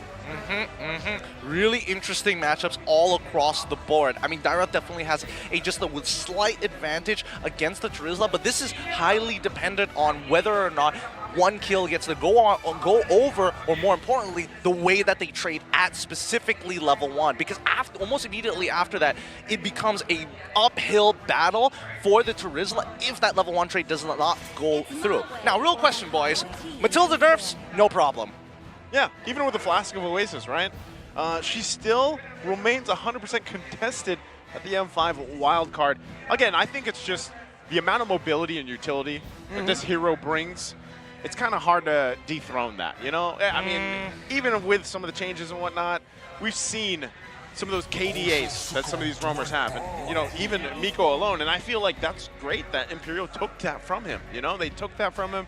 They still get the Dairoth. They have the Fredrin. I said this earlier. I love what they have. I'm loving it. It's really impressive.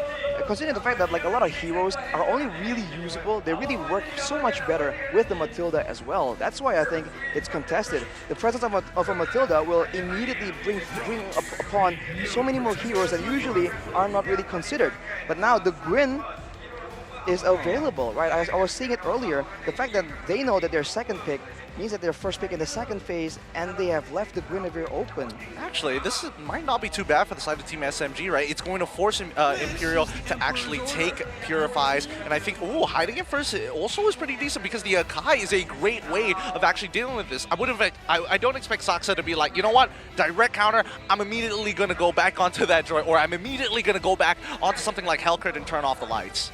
Well, it's funny though, because I feel like what's the classic matchup for you guys with the Fredrin? Is it the Martis? Usually it's the Martis. Yeah. We're a little bit behind, but we're hyper aggressive. We like the early game a lot. That's why they lean in more to the Martis. I was going to say, it's either the Martis or the Akai. So. Well, Martis, Akai, and the Fredrin, that's the kind of matchup. But I think with SMG's playstyle, with how more calculative they are, instead of just going full-on aggression, I think we'll prefer the Akai over the Martis.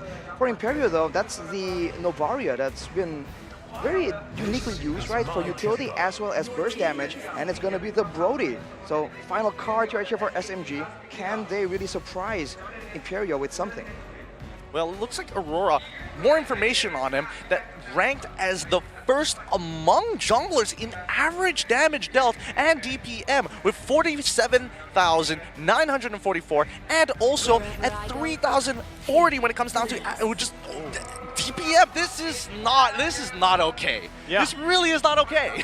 Hey, it's okay for them, right? And that's what I'm saying. I love that he's adapted now, picking up the Fredrin here. And you saw that Rafaela picked last pick for Team SMG, a debut pick here for the wild card.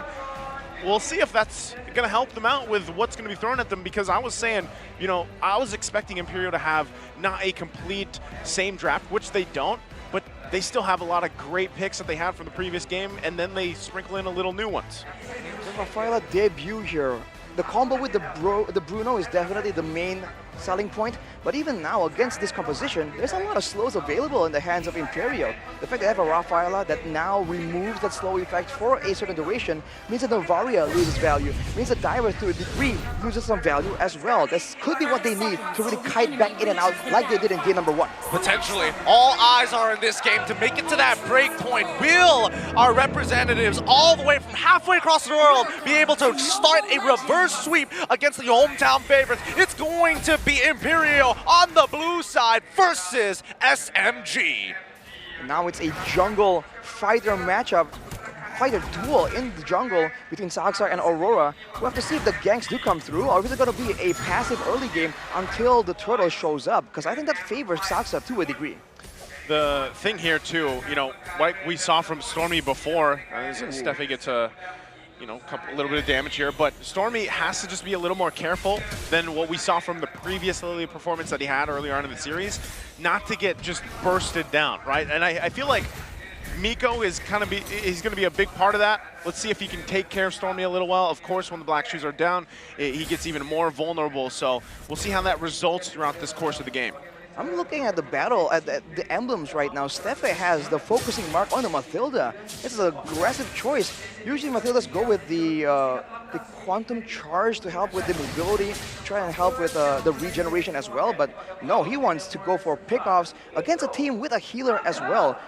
I feel like it's a bold move for sure, but looking at the rest of the emblems right here, weapon mastery for Ur. He wants to bank on that late game still. And for Sasa, he's going for a bit more tankiness, knowing that he'll be targeted by a lot of dive. But then he'll still be trying to just duke it out. Yeah, we're seeing a lot of the differences here, right? Common emblem coming in from Miko compared to support emblems. Oh, support emblems coming in from the side of Steffe. This might be a potential first blood, but let's see. Yeah, they still want to actually find it out. Marquino doesn't have the Abysm Strike yet, so even though they were there on time where they need to be, they're just going to do this all before the first turtle for taking. Well, this is where it gets complicated right here. Miko with the healing, with the slows. Stormy with more slows as well. If they're trying to dance around, it's a guarantee that Imperial will be taking a lot more damage. Now they're trying to go in potentially. Team SMG still going to be fighting it out. And for this fight, Marquino now level 4, but still might just call it off. Right now, Team SMG should be able to secure themselves this first turtle as they do. Whoa, Steffe, interestingly enough, walking into multiple members, will flicker out. Man, no circling eagle, just walks up right there. Yes, going to be able to get out with the flicker, but that was quite the odd play considering how the turtle was basically done at that point. Yeah, he might have accidentally pointed it the wrong way. Even Stefan, you can see in the camera, it was just like, woo!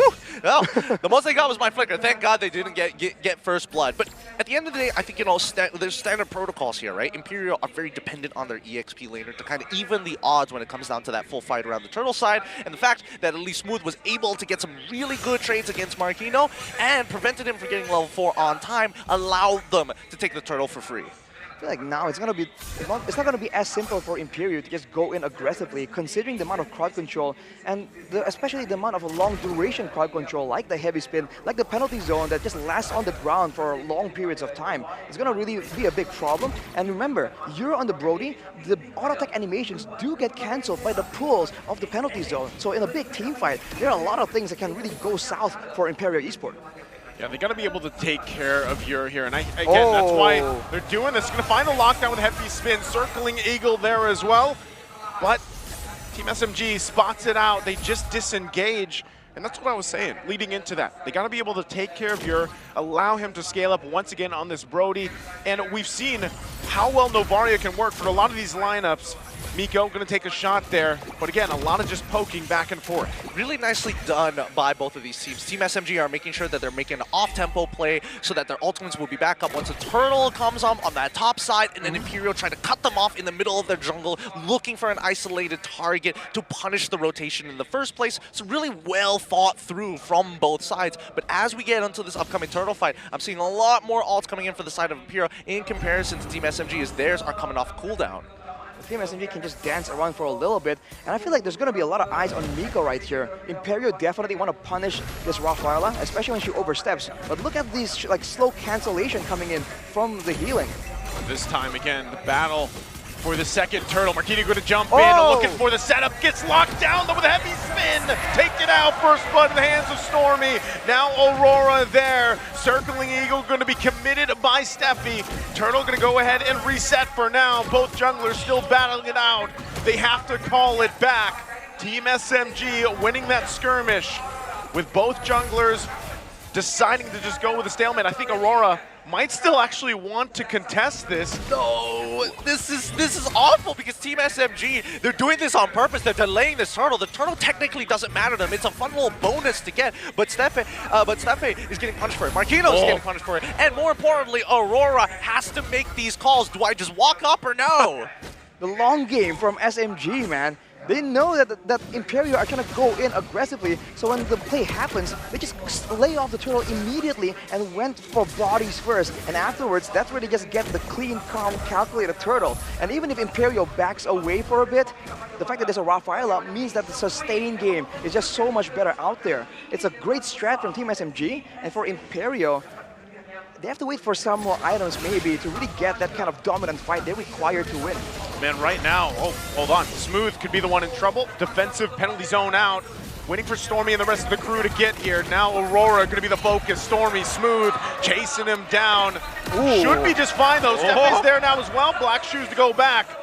Steffi using that circling eagle around, but has no backup. Meanwhile, on the bottom side, Ure is in trouble. He has to go back. So as we were saying, you know, with this Dyro effect this time, the answer seems to be either that heavy spin or the Holy Baptism. You have a couple tools to throw at him now if he initiates. That's true. A lot more ways to kind of disengage, but they're really prolonging, they're purposely prolonging laning phases, and every lane is won at this stage of the game. This is the same philosophy in Game 1 as well as Game 2 that Imperial were trying to clamp down on in Game number 3. I feel like it's almost like this Lilia pick is the linchpin of the entire strategy. The fact that you can just harass so effectively, all in effectively, and control the wave so much better. I mean, Stormy's up against a Novaria, and it doesn't even matter. Oh, there's the lockdown again. Aurora going to be the one in trouble. Can't be saved. It's so much CC. And Smooth is going to jump in as well, forcing him back, Steffi. But you saw the combination, the heavy spin, the baptism. It's too much. The layers, as they say. The layers on this cake is looking real good. But so far, at the very least, Whoever wins this early game, apparently, whether it be Imperial or Team SMG, secures every single one of these turtles uncontested. Whoa. Oh, Smooth, the one could be in trouble now. It's too much. And Yer gets that kill, but the turtle going in the hands of Team SMG. The timing on these plays, man, it's always so good. I think partially why it's going so fast when one team is dominating is because both teams are just so good at pushing their advantages and looking for opportunities to snowball even more. Right now for Stormy, it seems like there's a bit of utility involved right here. The boots and the first item choice, it's all about spamming out those spells and having it up for the big fight.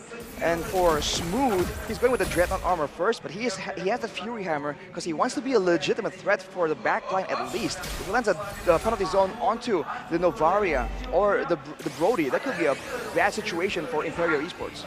I also feel like Imperial, as of right now, right, you know, they're getting a little bit of setbacks, but that's why they're pulling every single one of these members. They're pulling Dairoth away from the side lanes to try and protect their main win condition, which is going to be letting Yor actually scale up. He does like taking Weapon Master, so therefore he's going to need items to really get that benefit. Well, for now, Steffe already has the Flash of the Oasis completed, by the way. So Team SMG, they're not going for pickups though. So the fact that the Flash of the Oasis is available doesn't really change how they're playing, and now they're going brute force for the turret. Wow. Okay, Saksa just pushing them away so they can get this tier 2 turret. They're going to be happy with that. They're trying to get this space advantage before that Lord comes up here. Oh, I mean, if they keep on playing like this could get very, very dangerous here. Like, Saksa knows that he's tanky, and he knows that he's got a level lead, but we've seen what happens when he gets a little too overconfident. Some might even say cocky. I guess for Imperial Esports, the only way they can really get a dominant win in a fight is if Team SMG is willing to engage them in an exchange. Because otherwise, how exactly are you planning on catching this Rafaela, this Lilia, this Akai to an extent? There's just so many ways they can really dip out of a fight once it looks unfavorable for them. And for Imperial, well, the best they can do is go with a Matilda and a Fredwin. Those are very short duration crowd control tools. With the Lord already spawning, you see Team SMG, they're immediately trying to take control. I mean, look at that wave management. Bot side immediately shoved down. If Team SMG want to start a fight, now is a pretty good time to do so while Dairoth is halfway across the map. Yeah, he's going to make his way there though too, but is he going to get here in time? Lord half health. They're going to work on a heavy spin on Aurora. They're trying to get him out of the picture, and they do! Marquino going to jump in, finds Steffi. Sasta goes back. It's a triple. Miko down as well. 4 fall for Imperial. What a fight for Team SMG. Oh, and they even got like the big spells out of Team SMG. I mean, the heavy spin, even the black shoes was already gone. Marquino, he had that moment, but Miko said no. The crowd control usage from SMG is just absolutely insane right now. At every turn, Imperial layered their approaches. They go in one by one to avoid getting comboed. But look at what happens, man. Aurora gets locked down. Marquinhos comes in late in the fight, gets locked down. Steffe getting a 2-man knockup, no follow-up due to all the lockdown. Team SMG are just so good at this right now. Oh, they've entered a state of mind. Whoa! Smooth gonna jump in. He finds Yer with the penalty zone. They burn the flicker. So right now, Team SMG even surprising Imperial. Wow, an ult for a flicker almost instantaneously. I definitely think you're panicked there a little bit. Not entirely sure what he could have done more in that type of situation, especially since Steffe probably could have pulled him out, but better not risk it just yet, especially at a critical moment like this. Yeah, there's a lot of nerves, especially in such a tense moment. The Lord coming in though, SMG, they're not really synchronizing the waves. The mid and top side maybe, but now Stormy, look at Stefan just dueling. That's the Matilda power. Is that enough though? Because Team SMG, they're going in for a play. They're gonna push it to the base, turn on the top side down. Stormy whittling them down here with those glooms. Now the mid turret gonna fall as well. Holding on to one, Marquino has that shielding, got quite low. Does Team SMG just fully expose the base and back off here? That's what they're after. Finally, the bottom turret will fall. No minions, no problem, man. They just stand there, take the hits, take the turrets, because they have a healing dispenser, man. Miko is just there topping everyone up. Fashion is trying his best to poke them down, but it doesn't matter at all. Oh, this is This is difficult. This is really difficult to watch because from Imperial's POV, this feels like they're getting suffocated out once again, but Team SMG are really taking the initiative to make sure that they maximize their abilities while minimizing Imperial's overall impact. An 8.4k lead is almost a death sentence, just 1.6k more to really close out this game for the side of Team SMG. 40 more seconds until the Lord spawns. Looking at the items right here, the Wind of Nature is completed for Sasa, a great measure of security. But for Stormy, he also has the glowing wand. Steffe now able to escape, maybe? Look at the damage coming through here. Steffe already used that Circling Eagle, but he just has to go back here. Team SMG still just waiting, taking everything. They're 20 seconds away from the Lord. Stormy just lethal on that Lilia, man. And the fact that he does percentage HP damage means that no one is safe, including Aurora, despite his defensive itemization. Oh, this is difficult. I think that at the very least, if Imperial wants to make an off-tempo play, they're going to need to find a way around Saksa, because he's the most difficult target to actually get to bypass, right? The first person who bypasses Saksa is immediately going to get sent into a wall by that heavy spin, no doubt about it, right? But even then, there's that added layer. Wait, the information has been given. They're walking up. Kino gonna jump into the front. Aurora as well. He's got to be careful not to get locked down. Goes out from the area. Lord's still gonna be half health here. Team SMG gonna continue it on. Imperial looking for their own entry point. Sock's gonna find the lockdown. He gets the flicker out from Muir. Lord, and now a fourth of the health. Aurora gonna be in trouble. Penalty zone comes through. 2 down for Imperial. Make it 3 as it's a triple again for Sasa. Marquino split up. Fashion split up. And it's Team SMG running into the base here. What can Fashion do? Can he even get back to the base in time? He can't. The whole team books their ticket to redemption, and they beat Imperial 3-1. Team SMG, for the second time in a long time, they have a chance to go to the M5 World Championships in the Philippines. We'll be seeing you in the Philippines, Team SMG. What a performance right there, completely demolishing, denying Imperial Esports. It's been a very long time since we have seen another team make it into the stage. And for Team SMG, this is an important moment because now it's just the beginning of their journey. The last time that they were in an M Series, it just wasn't enough. Now they want to make it work. With that being said, let's have an interview with our winners up on stage. Everybody, Imperial Esports. Right now we are witnessing both teams greeting each other, but yes, now we have to invite Imperial Esports on stage. Everyone, let's give Imperial Esports a round of applause. You may now take your final bow. Hold on. All right, Aurora. Let's give a final bow. I'm gonna do a count of 3. In 3, 2, 1, we give the final bow. All right? In 3, 2, 1, bow. It's been a great journey for Imperial Esports, and we hope to see you stronger next year.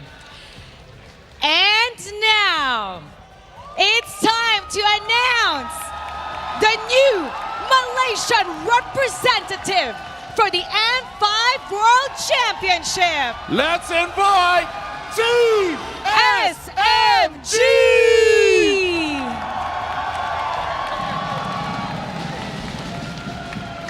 Congratulations, everybody. Now you get to participate in the M5 World Championship. What's going through your minds right now? How are you feeling? Wow. Amazing. Just feel very good. Just nothing to say. Just very good. All right. Honestly, now, Sasa, since you were holding the mic, I do have to ask you a question because we watched your interview and you said going to this wildcard, there's a lot of pressure. There's pressure everywhere for you guys to perform, and if you don't perform, it's over. Now, you guys are going to M5. How do you feel the pressure is going to affect the performance? I think after we go to M5, now the pressure is all gone already. Just like if go to M5, then we just all in on it, just do the thing, just do our best in M5. The pressure is gone, but they're going to do their very best. They're going to go all out for M5. And now this one is for Miko, for Saksa, for Coach Pao. How meaningful is this victory for you, especially that you get to go back to your homeland, but this time you're waving the Malaysian flag? Sobrang saya po kasi bilang player, ang sarap po i-represent yung sarili mong bansa. Pero ngayon po kasi parang dalawang bansa po yung nare-represent ko po. According to Miko, as a player, it feels really great to represent your country, but now he gets to represent both country, both Malaysia and Philippines. Saksa? Sobrang saya ko na makapasok sa M5. Kasi yung mga nakaraang kong season, 2 beses ako nag-top 8. Tapos di ako makapaniwala na sa M5 na ako. He feels really good to be able to make it to M5 because the past 2 seasons, he just made it to top 8 and he can't believe that right now he's in M5. So for me, I'm very happy and thankful at the same time for the Malaysian community. Guys, you guys are so awesome, guys. And we'll do our best, guys, to represent you. Now I have a question for Smooth. Smooth, you went to M3, it didn't go well, but now you're going to M5. How is the journey in wildcard, and how is the journey you're expecting going to M5? Melayu Melayu boleh, nanti I translate. I translate, no worries, no worries, no worries. Okay. Kita orang punya journey dekat wildcard ada baik ada buruk dia. Kita orang belajar kesilapan kita orang dekat wildcard, kita orang akan baiki dekat M5. Dekat M5 nanti kita orang akan buat lebih baik. He said during the wild card, they've encountered a lot of things, a lot of mistakes, each of which they will fix, they will improve, and they will give their very best at M5. And now, Stormy, I have to ask you as well. Your family is there, and we talk to each other. You were talking about your dreams, and your dream is to go to the world stage, and now you're going to the world stage. How does it feel for you? I'm very, very happy actually. Yeah, that's it. You're very happy that you're achieving your dream, but you're weeks away from fighting against one of the best mid laners the world has to offer. What's going through your head? Bring it on. Bring it on! Stormy, you know, you have a very supportive brother who's been here since day one. We interviewed him earlier.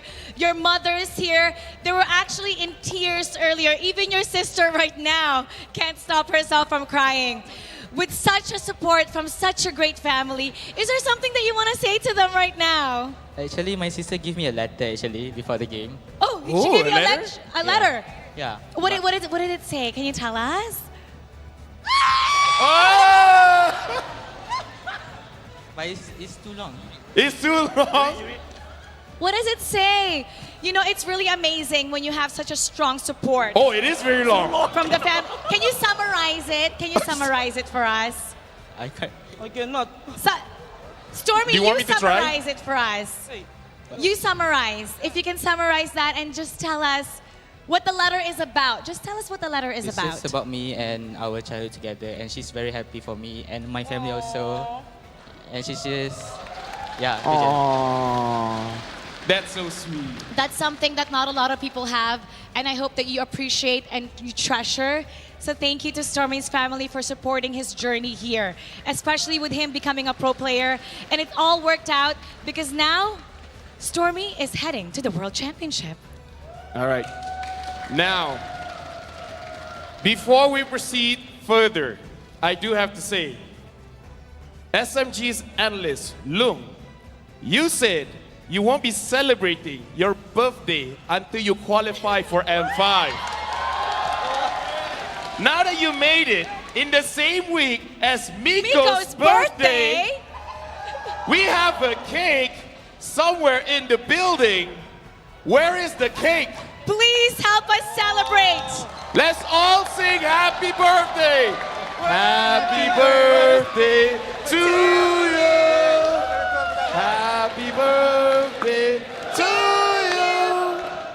Happy birthday to everybody on stage. Happy birthday to you. Now it's not just an imaginary candle. You get to blow an actual candle. Your wish has come true. You are now heading to the M5 World Championship. What would you like to say to everybody? Let's give it to Haru. Do you have anything to say to everyone here? It's not just SMG fans. It's basically everyone from Malaysia supporting SMG. To everyone who has been supporting us since day one, even in Imperial League, we would like to say thank you very much. Even though we lose during the grand final, but you guys still came today for us. So we would like to appreciate you guys and thank you so much. All I say, and the Flame Boys also, everyone. Thank you so much. And now, Team SMG, you may now take your bow. All right. Can someone help to take the cake for a while? You know, let's them, you know. Yeah, thank you very much. Thank you very much. Team SMG is heading to the World Championship. You may now take your bow and take your walk of victory. Let's give a big round of applause for Team SMG!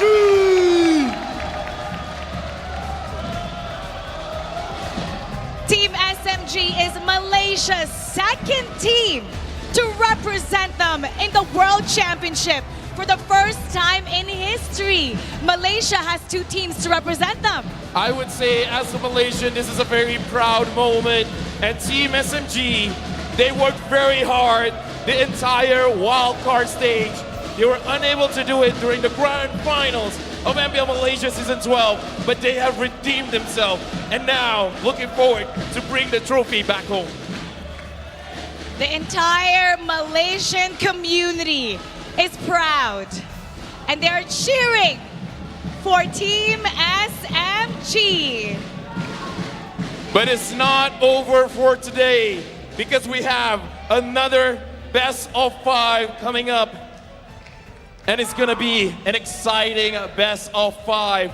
We'll be going for a short break, but after this, we'll see which is the next team going to the M5 World Championship. We'll see you there. Stay tuned for more MLBB action. It's time to be better than great.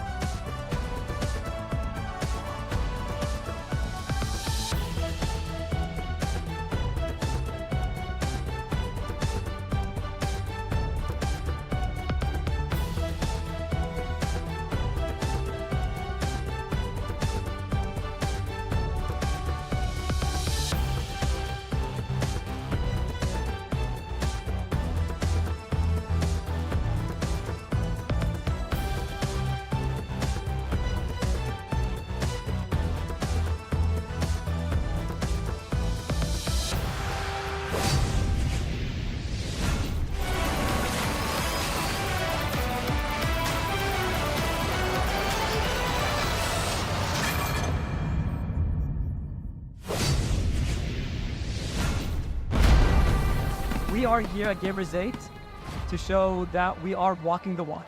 We have had amazing reactions, major IP owners, and a lot of potential partners and stakeholders coming in here and taking a peek. Gideon's Cube over here has been the nexus of this zone. What I saw from the outside is very mysterious. You want to know what's happening inside. Felt like, you know, this is an MMORPG, but R is not role-playing, it's real world.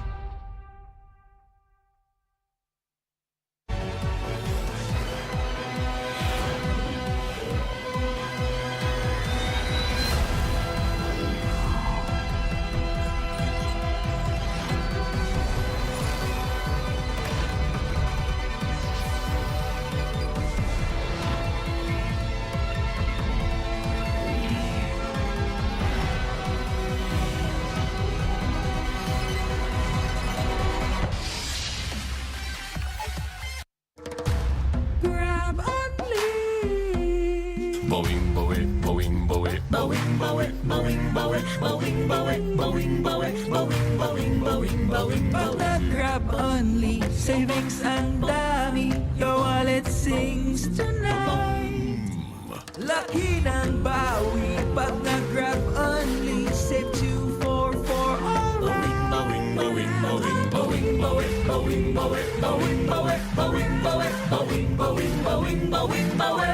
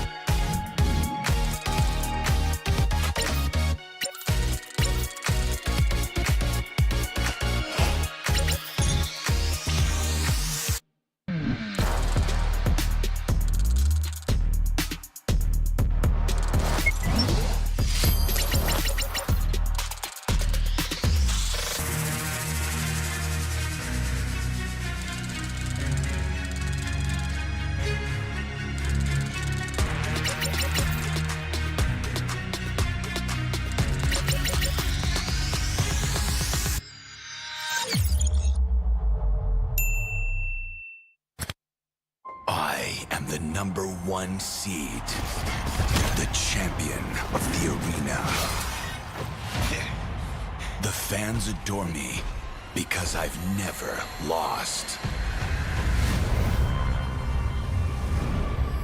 You are afraid that you will lose everything.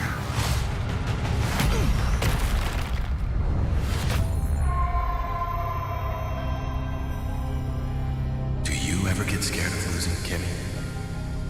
Well, big bro, I think we should cherish the joy and excitement of each game. Not who won or lost. That's right. I'll strive for victory, but I won't lose myself in its pursuit.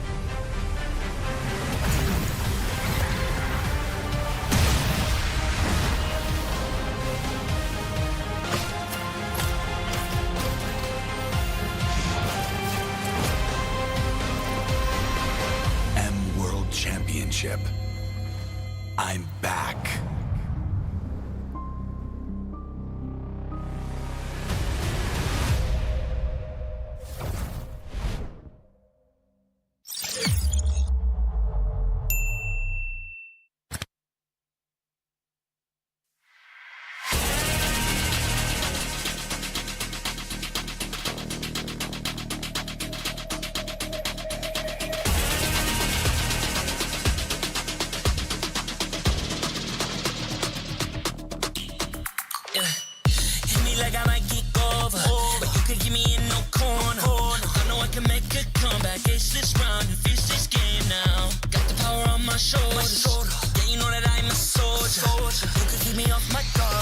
can't keep me from my honor. Nah, nah, nah, I feel like the floor is lava. The energy's getting higher. You're saving my arms. 'Cause I know just what I got.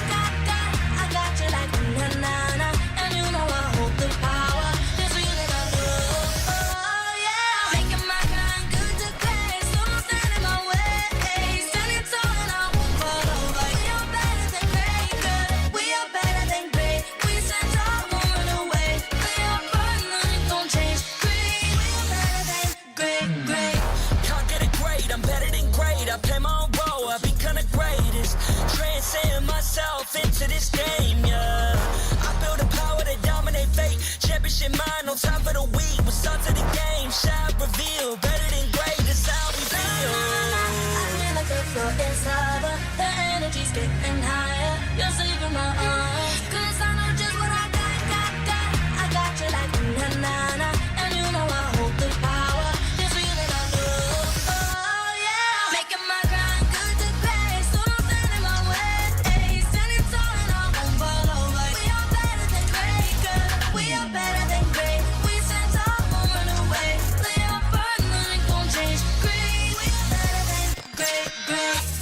If we stand tall and believe we can make it, you and me, with a sense of urgency, you'll see I'm better than great. I'm better than great. Oh yeah, yeah. Oh, I'm better than.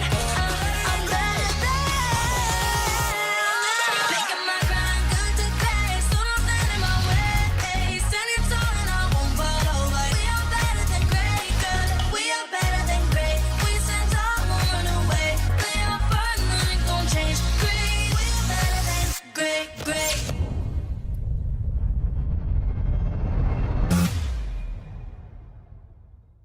Which country do you think is the best at mobile game? Mobile game, of course, it's China. You like it, right?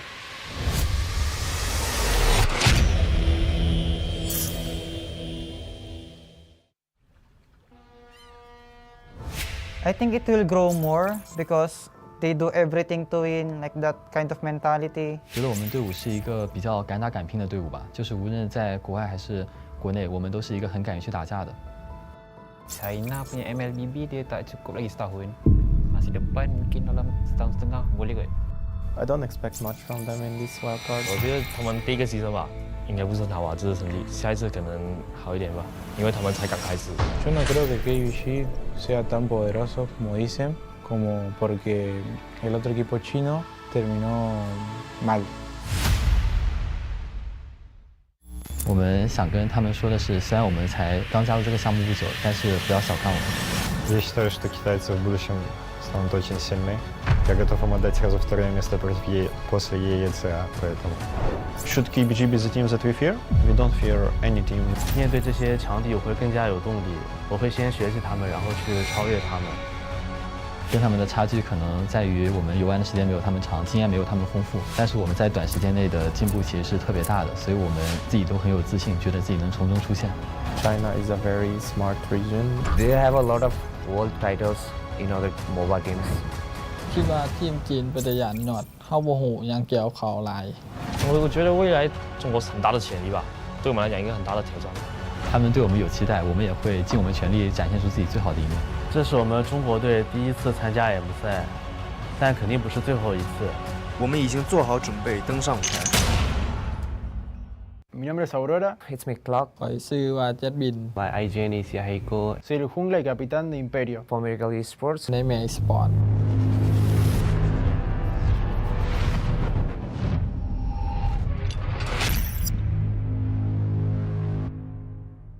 1 year ago, when everything started, we couldn't imagine that 1 year later we were going to be in Malaysia trying to get to the M5. At first time, when M1 came, we were like, wow, a World Cup for Mobile Legends. That's only for the big region like Indonesia, Philippines. We can just dream of it, we can just think of it. The dream started when we make a company to organize tournaments in Peru. Popular game we organized was Mobile Legends. So my partner told me to make a team that plays that game, and that's how Imperial was born. แต่ก่อนก็สิมีงานแข่งพอสมควรแต่เดี๋ยวนี้ก็รู้สึกว่างานแข่งเริ่มหลายขึ้นเพราะในลาวมันก็สิมีผู้เล่นเก่งๆหลายขึ้นเพราะมันมีทัวร์นาเมนต์หลายขึ้นเขาเจ้าก็ตั้งใจสอนเพื่อให้ฝีมือตัวเองโดดเด่นขึ้นมา The official tournament also came in Nepal. We can practice much, have a proper skills. We can grind more and be skillful. Bien, jugar contra Vidron Sans dentro de la Liga Latam fue una experiencia que nos ayudó demasiado para madurar como equipo, como personas y vivir el momento. The experience of playing in Sao Paulo in front of Brazilian people, going for RRQ or Akira, 2 meters from the players, Brazil, Brazil, Brazil. In the end of one of the matches, a couple of them ended crying because they're kids, they're 16 years old, no? And they've learned that losing is part of the game as winning. Es una oportunidad para pasarle en equipo, entre amigos y aprender, disfrutar. Vean mucho los otros equipos y disfruten. Nosotros hace un año no esperábamos estar aquí, estamos a un mes. ¡Let's go, Imperial! After losing ISF, I was like, we're gonna need a coach. I keep on messaging each and everyone, and I found Omox is from like Wikipedia. Other coaches doesn't want to take the risk at the new region, at the new team. For America, I can see that they have dedication. I told myself, let's be the first one to give them hope. So I hope we can clear out the stage so that the next generation won't suffer that hard to prove their skills to the international level. For America, let's still holding together. There he goes, loves the immortality, gets the To be brutally honest, I would say 99% SMG will win. Team SMG will keep their nightmares at bay in day number 1, the wild card, as they That take 1% is the hope and dedication from For Miracle with the chemistry that they have for 5 to 4 years that is going to make us win over SMG.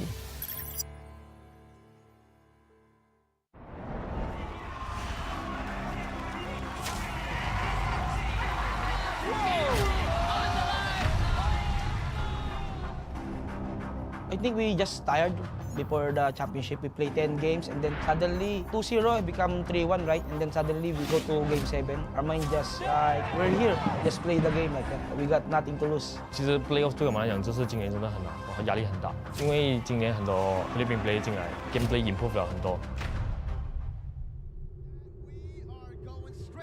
Ever since M1 up until M3, Malaysia was one of the big 3 regions, including Philippines as well as Indonesia. SMG at M3, I would say, is definitely one of the saddest memory most Malaysians have of their performance.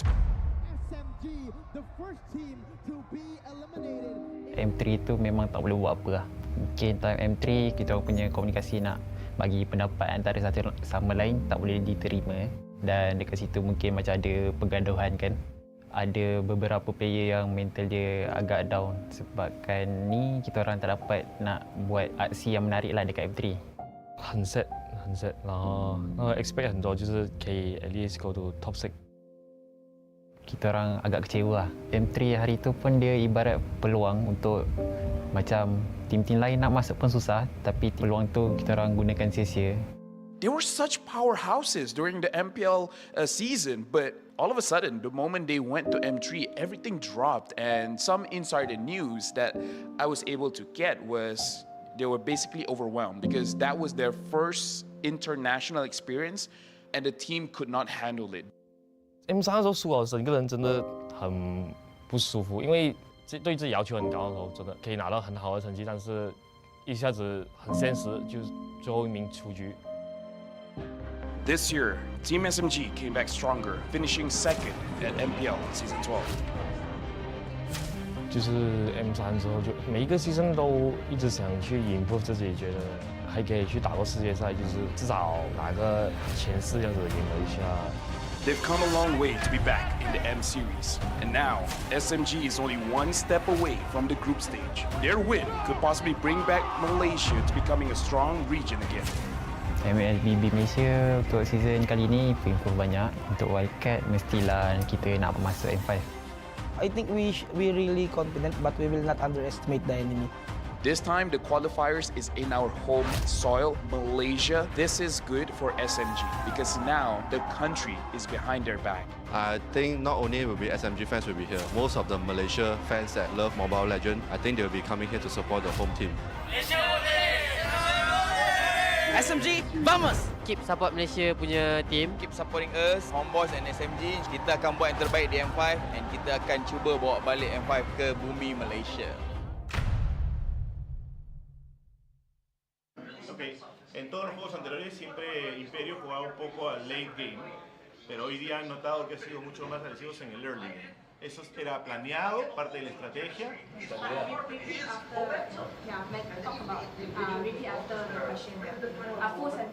Okay. In Spanish, in English? Okay, I've already told. Claro, tenemos un coach que se dedica al trabajo duro ante todos los equipos que nos enfrentamos y para conocer lo que tenemos enfrente y estamos preparados, cambiamos nuestras maneras de jugar según contra quién nos enfrentamos, claramente. Yeah, we coordinate all the time with our coach. We have an expert coach here, Max El Viejo, and that prepared all the team for the game of today. And we decided to change up a little our strategy to play more strong in the early game. You guys really took Umbrella Squad like when you came, they think that you're gonna go late game, but then in the end you're like, oh, you shocked them. How do you feel about that? Como que en verdad se asustó, se sorprendió de la agresividad en el early game. ¿Cómo se sienten de eso? Nos sentimos muy contentos, la verdad con Umbrella también dio un buen trabajo, nos han ganado en screens y que estimo yo que dimos resultados con el equipo en sí, en total. Todos juntos pudimos. Well, we know they were surprised. We did our best that time, but we're still working together to get it better every day. Last one.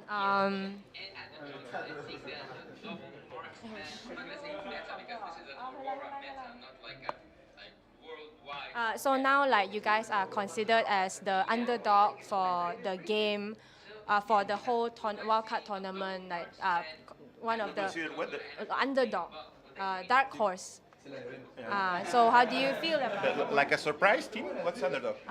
Like people didn't think you would make okay, it. Yeah. Surprise, yeah. So it's considered like dark horse, underdog. Yeah. Okay. Yeah. What do we feel about that? Yeah. Being like black horse, you know. Yeah. Okay. Como que Imperio ha sido la sorpresa del torneo, ¿no? ¿Cómo se sienten ustedes, todo el equipo, de ser la sorpresa? Es la misma emoción desde el día 1 que venimos transitando toda la carrera como el equipo en general, que siempre somos la sorpresa en todos los torneos que estamos ingresando.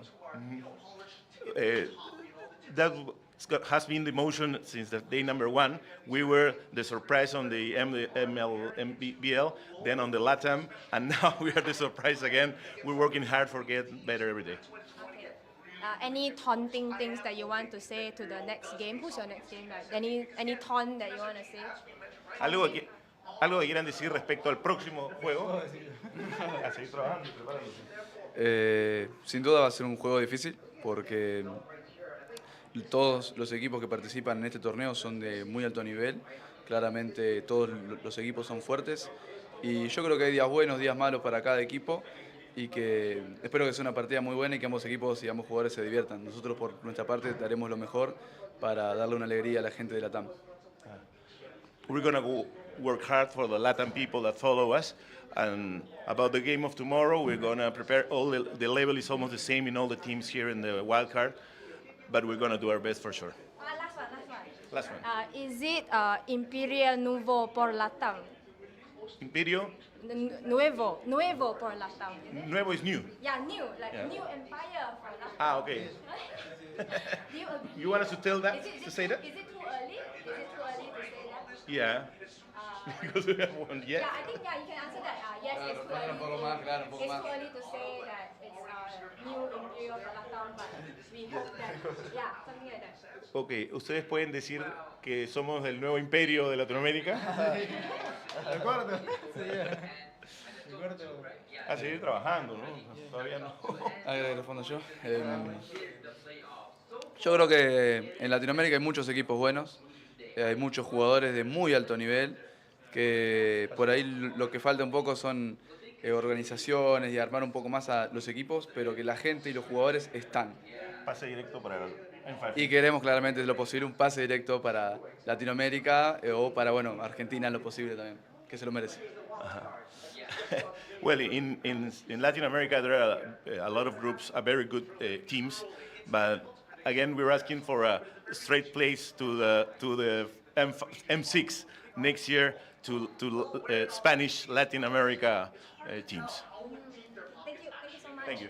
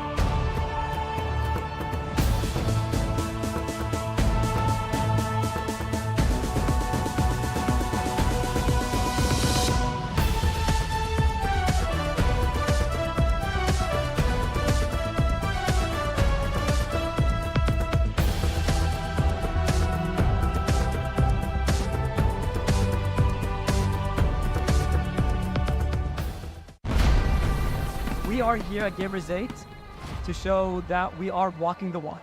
We have had amazing reactions, major IP owners, and a lot of potential partners and stakeholders coming in here and taking a peek.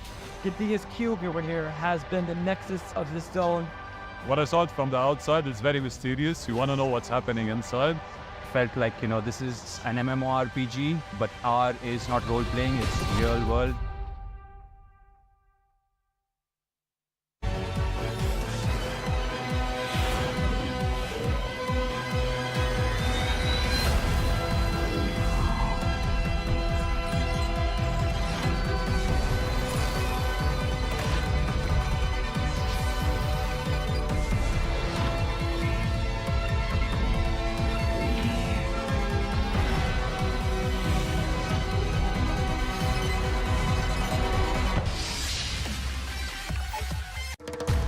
Grab only. Boing, boing, boing, boing, boing, boing, boing, boing, boing, boing, boing, boing, boing, boing, boing, boing. Pag nag-grab only, savings ang dami. Your wallet sings tonight. Laki ng bawi, pag nag-grab only, save 244 alright. Bowing, bowing, bowing, bowing, bowing, bowing, bowing, bowing, bowing, bowing, bowing, bowing, bowing, bowing, bowing, bowing.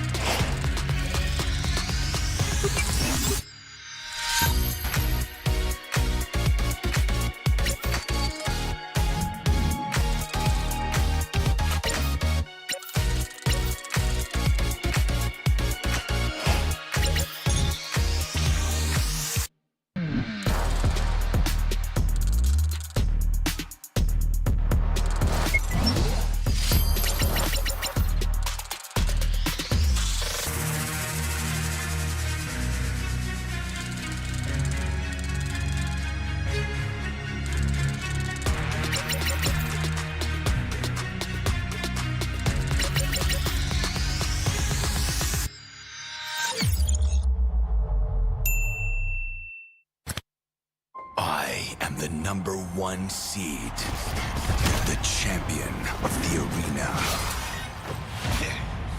The fans adore me because I've never lost. Yet you are afraid that you will lose everything.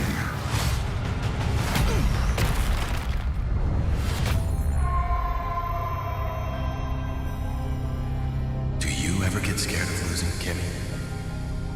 Well, big girl, I think we should cherish the joy and excitement of each game. Not who won or lost. That's right. I'll strive for victory, but I won't lose myself in its pursuit.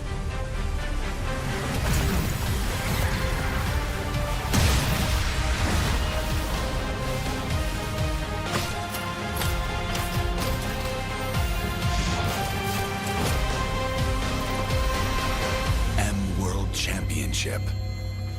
I'm back.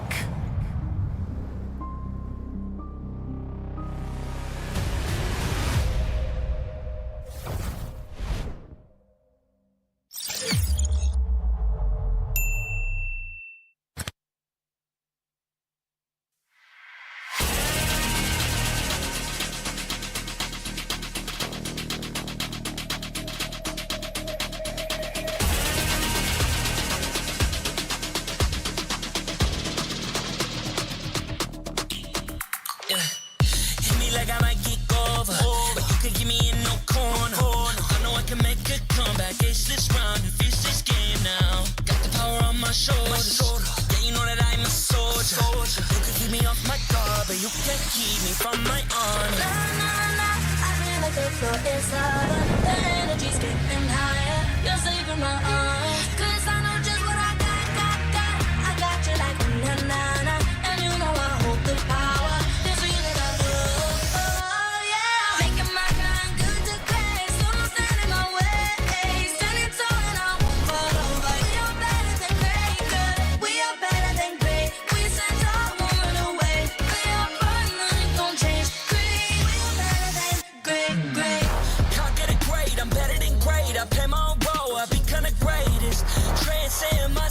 Into this game, yeah. I build a power to dominate fate. Championship mind, no time for the weak. We start to the game, shout, reveal. Better than great, that's how we feel. I feel like the floor is over. The energy's getting higher. You're saving my arms, 'cause I know just what I got. I got you like na na na, and you know I hold the power. This feeling I love, oh yeah. Making my grind good to great, so don't stand in my way.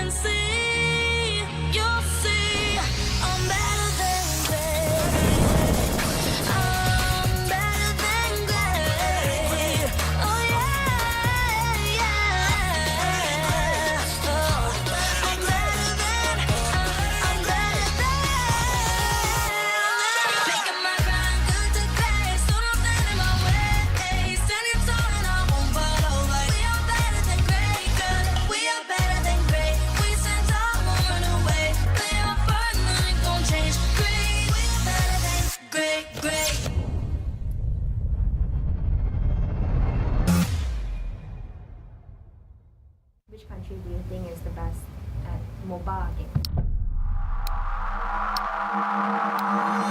Mobile game, of course, it's China. China. United States.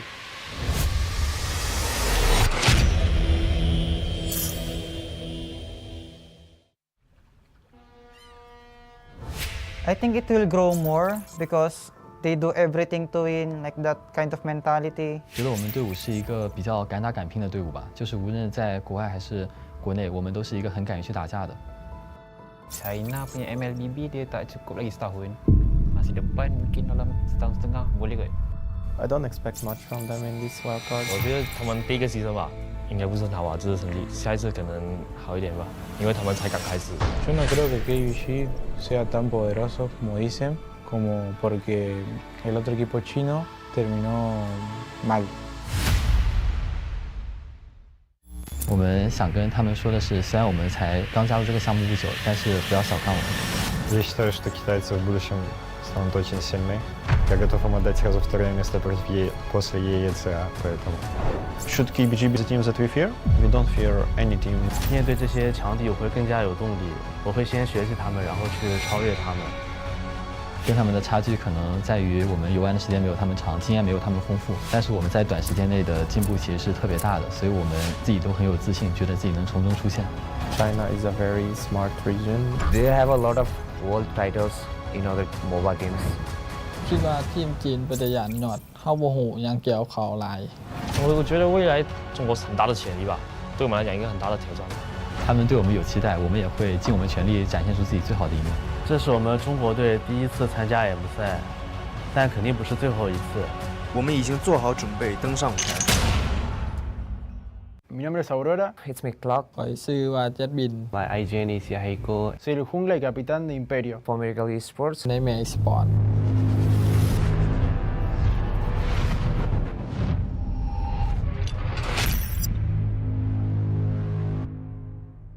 1 year ago, when everything started, we couldn't imagine that 1 year later we were going to be in Malaysia trying to get to the M5. At first time when M1 came, we were like, wow, a World Cup for Mobile Legends. That's only for the big region like Indonesia, Philippines. We can just dream of it, we can just think of it. The dream started when we make a company to organize tournaments in Peru. Popular game we organized was Mobile Legends. So my partner told me to make a team that plays that game. And that's how Imperial was born. แต่ก่อนก็สิมีงานแข่งพอสมควรแต่เดี๋ยวนี้ก็รู้สึกว่างานแข่งเริ่มหลายขึ้นเพราะในลาวมันก็สิมีผู้เล่นเก่งๆหลายขึ้นเพราะมันมีทัวร์นาเมนต์หลายขึ้นเขาเจ้าก็ตั้งใจซ้อมเพื่อให้ฝีมือตัวเองโดดเด่นขึ้นมา The official tournament also came in Nepal. We can practice much, have a proper skills. We can grind more and be skillful. Bien, jugar contra Vidron Sans dentro de la Liga Latam fue una experiencia que nos ayudó demasiado para madurar como equipo, como personas y vivir el momento. The experience of playing in Sao Paulo in front of Brazilian people, going for RRQ or Akira, 2 meters from the players. Brazil, Brazil, Brazil. In the end of one of the matches, a couple of them ended crying because they're kids, they're 16 years old, no? And they've learned that losing is part of the game as winning. Es una oportunidad para pasarle en equipo, entre amigos y aprender, disfrutar. Vean mucho los otros equipos y disfruten. Nosotros hace un año no esperábamos estar aquí, estamos a un mes. ¡Let's go, Imperio! After losing ISF, I was like, we're gonna need a coach. I keep on messaging each and everyone, and I found Omox is from like Wikipedia. Other coaches doesn't want to take the risk at the new region, at the new team. For America, I can see that they have dedication. I told myself, let's be the first one to give them hope. So I hope we can clear all the stage so that the next generation won't suffer that hard to prove their skills to the international level. For America, let's still holding! There he goes! Loves the immortality! Gets the To be brutally honest, I would say 99% SMG will win. Team SMG will keep their nightmares at bay in day number 1 of the wild card as they That 1% is the hope and dedication from For Miracle with the chemistry that they have for 5 to 4 years that is going to make us win over SMG.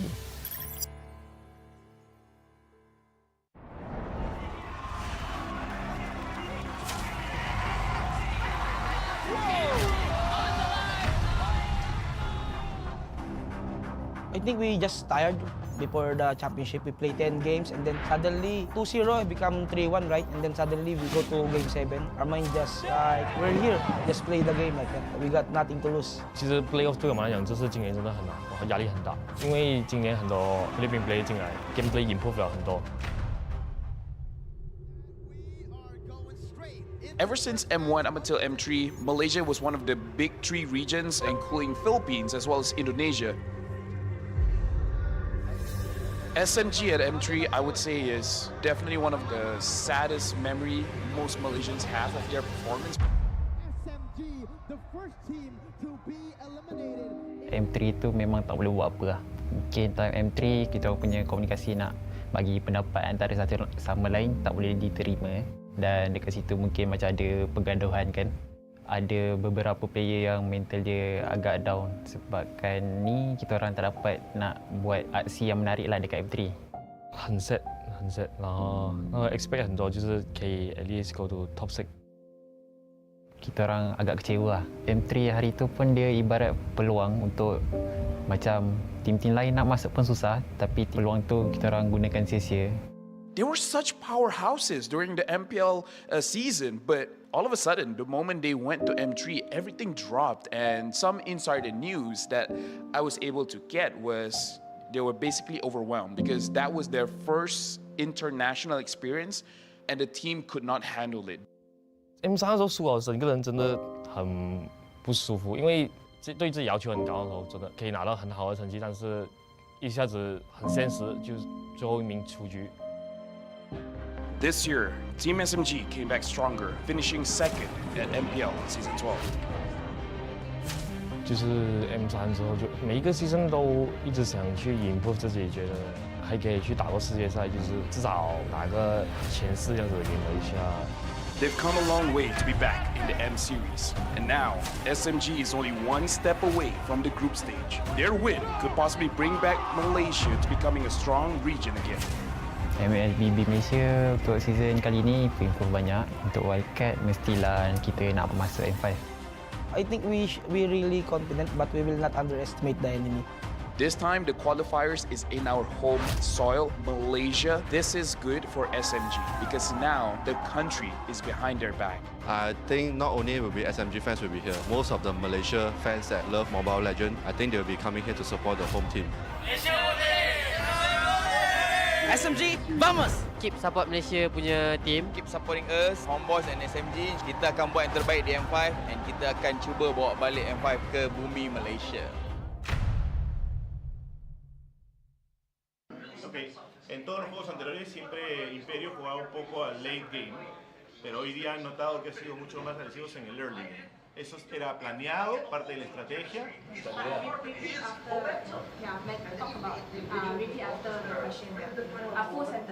Okay. In Spanish, in English? Okay, I've heard it. Claro, tenemos un coach que se dedica al trabajo duro ante todos los equipos que nos enfrentamos y para conocer lo que tenemos enfrente y estamos preparados, cambiamos nuestras maneras de jugar según contra quién nos enfrentamos, claramente. Yeah, we coordinate all the time with our coach. We have an expert coach here, Max El Viejo, and that prepared all the team for the game of today. And we decided to change up a little our strategy to play more strong in the early game. You guys really took Umbrella Squad like when you came, they think that you're gonna go late game, but then in the end you're like, you shocked them. How do you feel about that? Como que en verdad se asustó, se sorprendió de la agresividad en el early game. ¿Cómo se sienten de eso? Nos sentimos muy contentos, la verdad con Umbrella también dio un buen trabajo, nos han ganado en scrims y que estimo yo que dimos resultados con el equipo en sí, en total. Todos juntos pudimos. Well, we know they were surprised. We did our best that time, but we're still working together to get it better every day. Last one.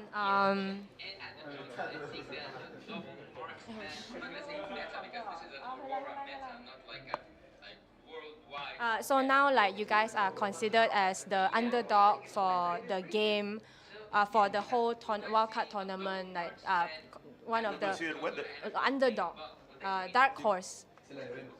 So how do you feel about it? Like a surprise team? What's underdog? Like people didn't think you would make okay, it. Yeah. surprise, yeah. So it's considered like dark horse, underdog. Yeah. Okay. Yeah. What do we feel about that? Yeah. Being like black horse, you know. Yeah. Okay.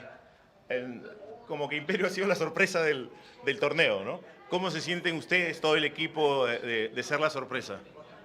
Es la misma emoción desde el día 1 que venimos transitando toda la carrera como el equipo en general, que siempre somos la sorpresa en todos los torneos que estamos ingresando.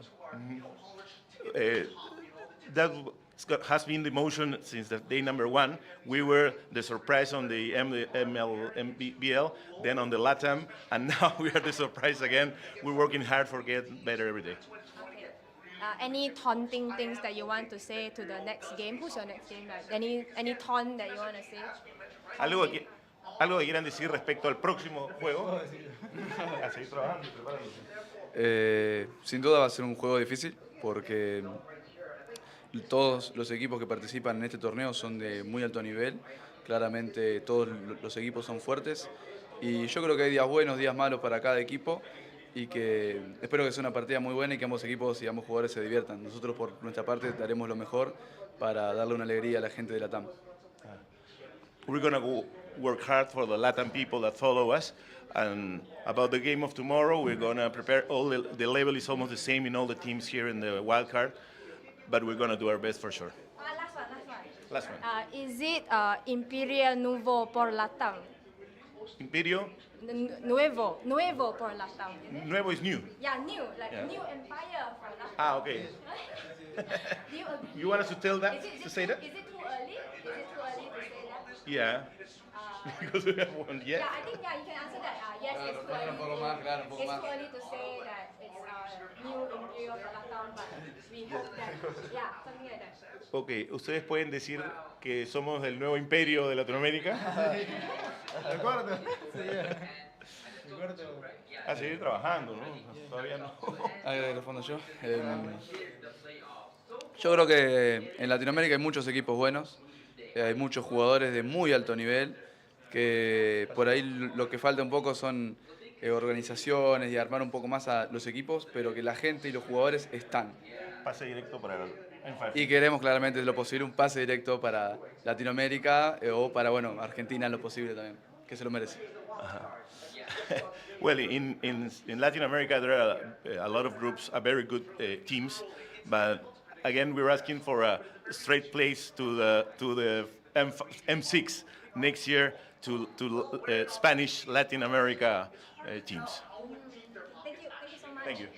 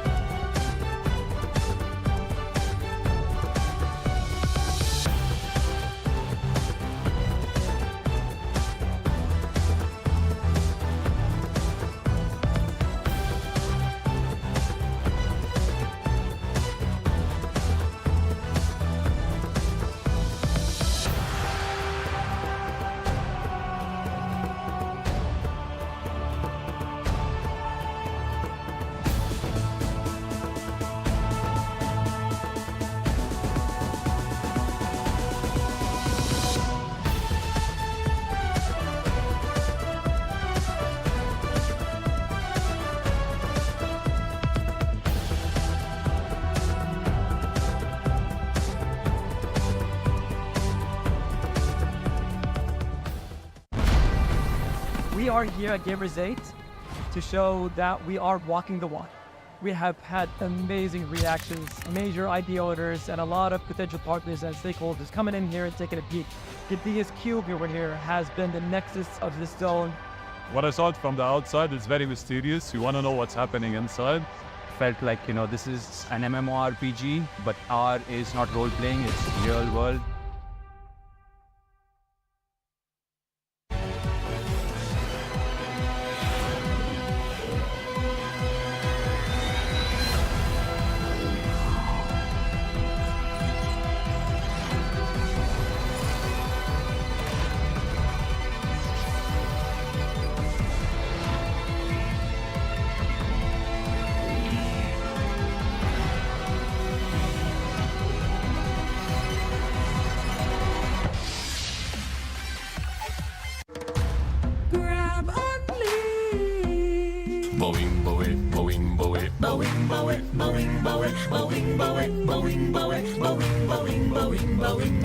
Grab only, savings ang dami, your wallet sings tonight.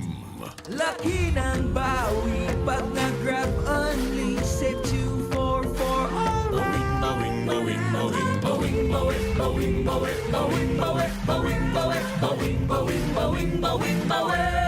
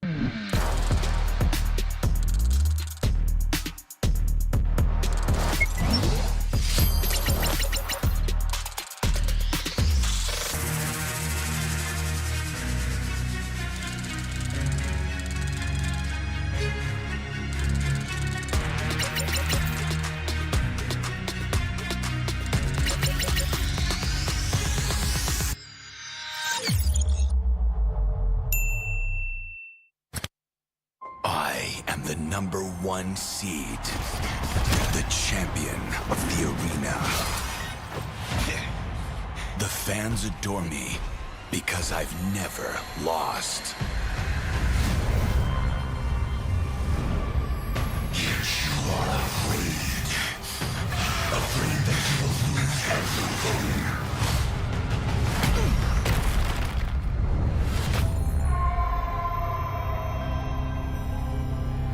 Do you ever get scared of losing, Kimmy? Well, big girl, I think we should cherish the joy and excitement of each game. Not who won or lost. That's right. I'll strive for victory, but I won't lose myself in its pursuit.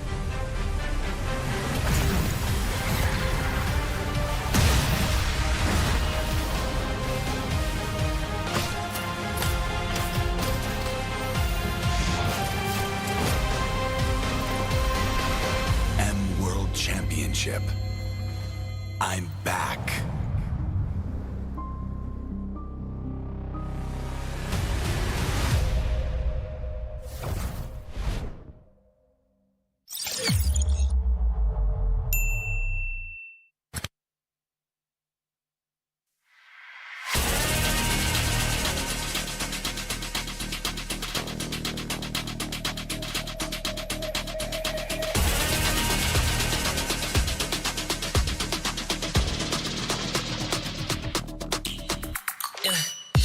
feel like I might kick over, but you could give me in no corner. I know I can make a comeback. Ace this round and finish this game now. Got the power on my shoulders. Yeah, you know that I'm a soldier.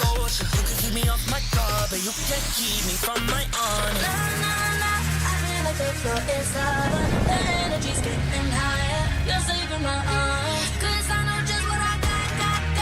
I got you like na na na. And you know I hold the power. This feeling I feel.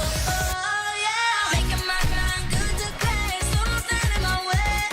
Standing tall and I won't fall over. We are better than great, good. We are better than great. We stand tall, won't run away.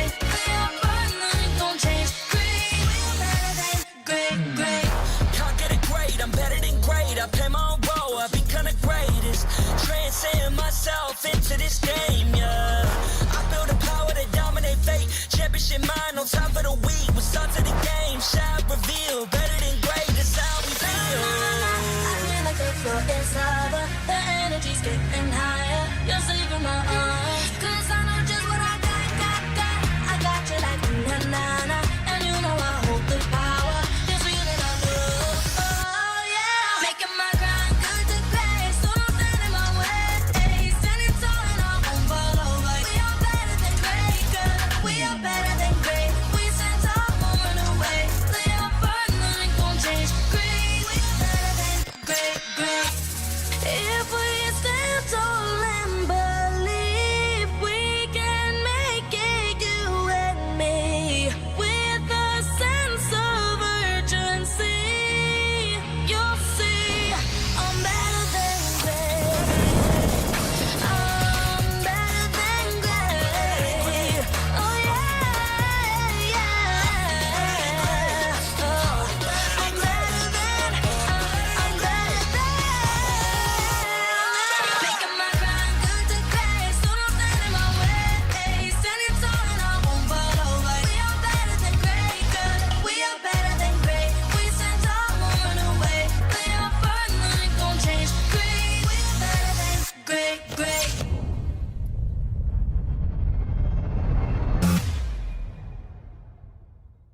Which country do you think is the best at mobile game?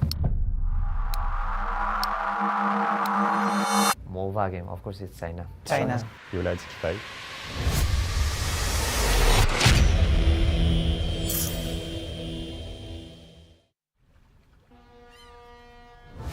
I think it will grow more because they do everything to win, like that kind of mentality. 觉得我们队伍是一个比较敢打敢拼的队伍吧，就是无论在国外还是国内，我们都是一个很敢于去打架的。China punya MLBB dia tak cukup lagi setahun. Masih depan mungkin dalam setahun setengah boleh kot. I don't expect much from them in this wild card. 我觉得他们第一个牺牲吧，应该不是很好吧，这次成绩，下一次可能好一点吧，因为他们才刚开始。Yo no creo que KUG sea tan poderoso como dicen, como porque el otro equipo chino terminó mal. 我们想跟他们说的是，虽然我们才刚加入这个项目不久，但是不要小看我们。 Я считаю, что китайцы в будущем станут очень сильны. Я готов им отдать сразу второе место после EECA, поэтому... Should KBG be the team that we fear? We don't fear any team. 面对这些强敌，我会更加有动力。我会先学习他们，然后去超越他们。跟他们的差距可能在于我们游玩的时间没有他们长，经验没有他们丰富，但是我们在短时间内的进步其实是特别大的，所以我们自己都很有自信，觉得自己能从中出现。China is a very smart region. They have a lot of world titles in other MOBA games. คิดว่าทีมจีนเป็นตัวอย่างหนอดเข้าโมโหยังเกี่ยวเขาหลาย 我觉得未来中国是很大的潜力吧，对我们来讲一个很大的挑战。他们对我们有期待，我们也会尽我们全力展现出自己最好的一面。这是我们中国队第一次参加 M 赛，但肯定不是最后一次。我们已经做好准备登上舞台。 Mi nombre es Aurora. It's me, Clock. ข่อยชื่อว่าเจ็ดบิน My IGN is Yahiko. Soy el jungla y capitán de Imperio. For Imperial Esports. ในแม Sport1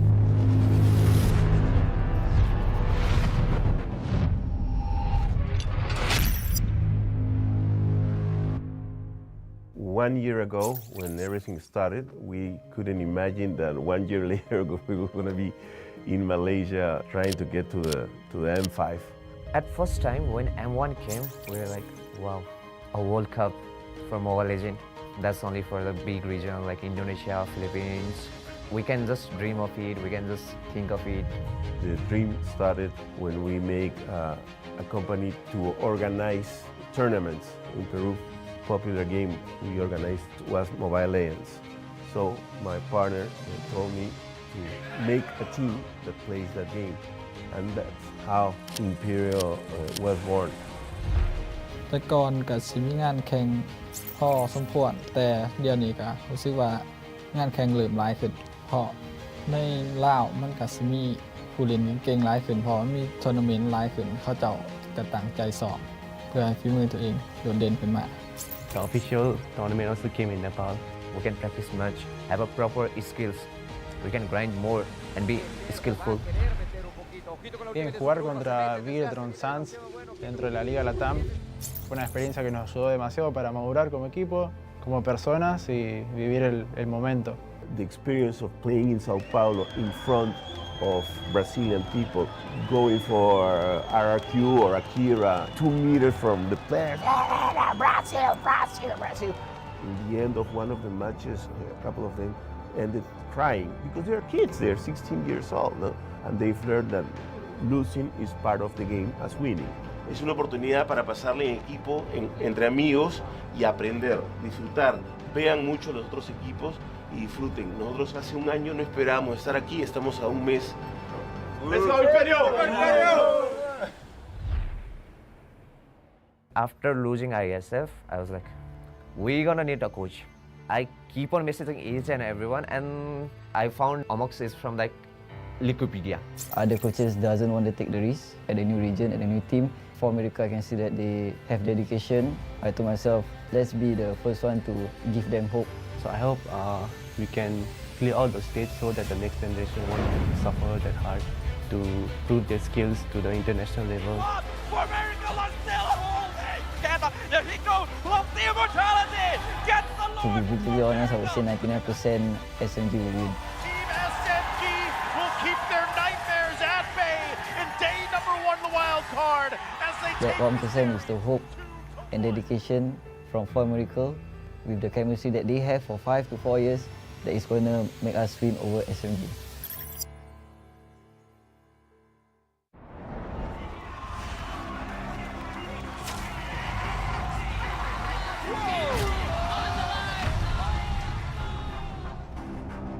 I think we just tired before the championship. We play 10 games and then suddenly 2-0 become 3-1, right? And then suddenly we go to game 7. Our mind just like, we're here, just play the game like that. We got nothing to lose. 其实 playoff 对我们来讲，这次今年真的很难，压力很大，因为今年很多 Philippine play 进来 ，gameplay improve 了很多。 Ever since M1 up until M3, Malaysia was one of the big 3 regions, including Philippines as well as Indonesia. SMG at M3, I would say, is definitely one of the saddest memory most Malaysians have of their performance. SMG, the first team to be eliminated. M3 tu memang tak boleh buat apa lah. Mungkin time M3 kita punya komunikasi nak bagi pendapat antara satu sama lain tak boleh diterima. Dan dekat situ mungkin macam ada pergaduhan kan. Ada beberapa player yang mental dia agak down sebabkan ni kita orang tak dapat nak buat aksi yang menarik lah dekat M3. 很 sad， 很 sad， 然后expect 很多，就是可以 at least go to top 6。 Kita orang agak kecewa lah. M3 hari tu pun dia ibarat peluang untuk macam tim-tim lain nak masuk pun susah, tapi peluang tu kita orang gunakan sia-sia. They were such powerhouses during the MPL season, but all of a sudden, the moment they went to M3, everything dropped. And some insider news that I was able to get was they were basically overwhelmed because that was their first international experience and the team could not handle it. M3 的时候输了，整个人真的很不舒服，因为对自己要求很高的时候，真的可以拿到很好的成绩，但是一下子很现实，就是最后一名出局。 This year, Team SMG came back stronger, finishing second at MPL Season 12. 就是 M3 之后，就每一个season都一直想去improve自己，觉得还可以去打过世界赛，就是至少拿个前4这样子给Malaysia。They've come a long way to be back in the M Series. And now, SMG is only one step away from the group stage. Their win could possibly bring back Malaysia to becoming a strong region again. MLB Malaysia untuk season kali ini improve banyak. Untuk wildcard mestilah kita nak masuk M5. I think we really confident, but we will not underestimate the enemy. This time, the qualifiers is in our home soil, Malaysia. This is good for SMG because now the country is behind their back. I think not only will be SMG fans will be here, most of the Malaysia fans that love Mobile Legends, I think they'll be coming here to support the home team. SMG, vamos! Keep support Malaysia punya team. Keep supporting us, Homeboys and SMG. Kita akan buat yang terbaik di M5 and kita akan cuba bawa balik M5 ke bumi Malaysia. Okay. En todos los juegos anteriores siempre Imperio jugaba un poco al late game, pero hoy día han notado que ha sido mucho más agresivos en el early game. ¿Eso era planeado, parte de la estrategia?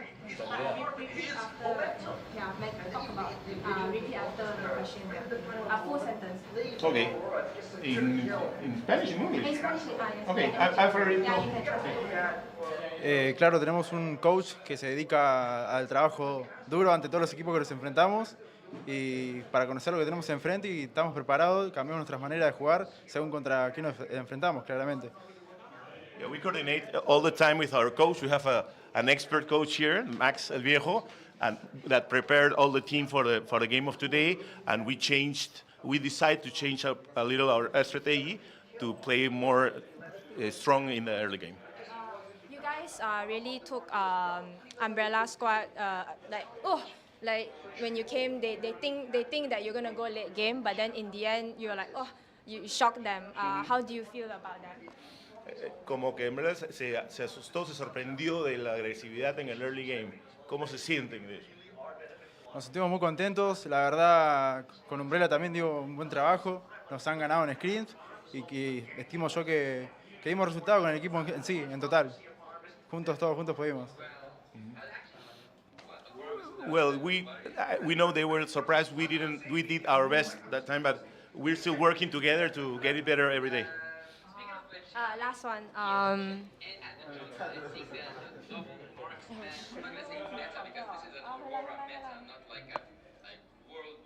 So now, like, you guys are considered as the underdog for the game, for the whole wildcard tournament. Like, one of the underdog, dark horse.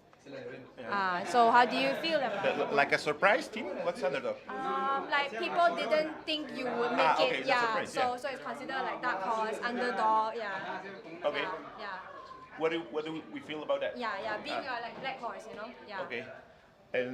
Como que Imperio ha sido la sorpresa del torneo, ¿no? ¿Cómo se sienten ustedes, todo el equipo, de ser la sorpresa?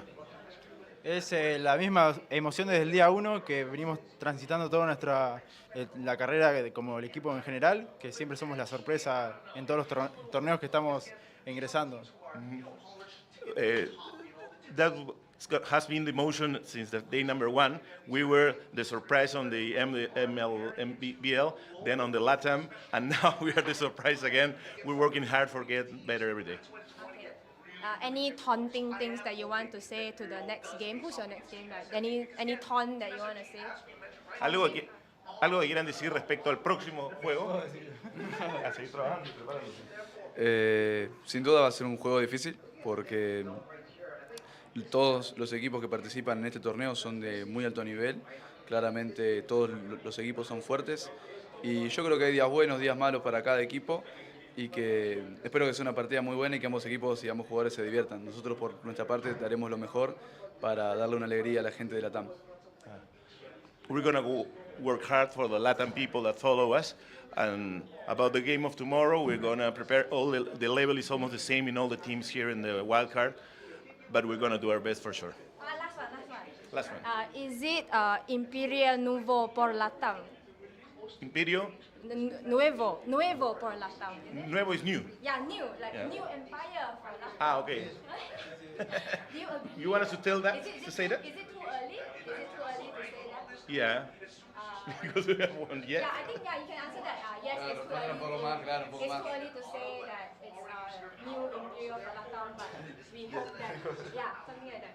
Ok, ustedes pueden decir que somos el nuevo imperio de Latinoamérica. A seguir trabajando, ¿no? Todavía no. Respondo yo. Yo creo que en Latinoamérica hay muchos equipos buenos, hay muchos jugadores de muy alto nivel, que por ahí lo que falta un poco son organizaciones y armar un poco más a los equipos, pero que la gente y los jugadores están. Pase directo para el M5. Y queremos claramente lo posible un pase directo para Latinoamérica o para Argentina en lo posible también, que se lo merece. Well, in Latin America, there are a lot of groups, very good teams, but again, we're asking for a straight place to the M6 next year to Spanish Latin America teams. Thank you so much. Thank you.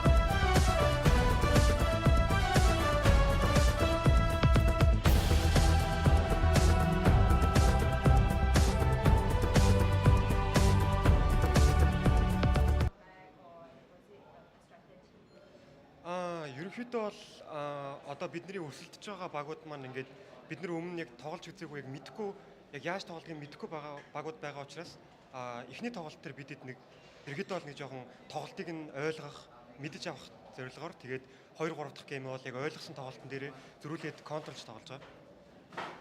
Okay,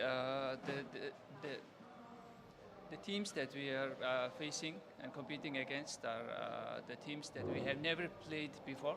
So the first game is like we try how they play, and then the second and the third games we have understand how they play, and then we develop and play with our strategy.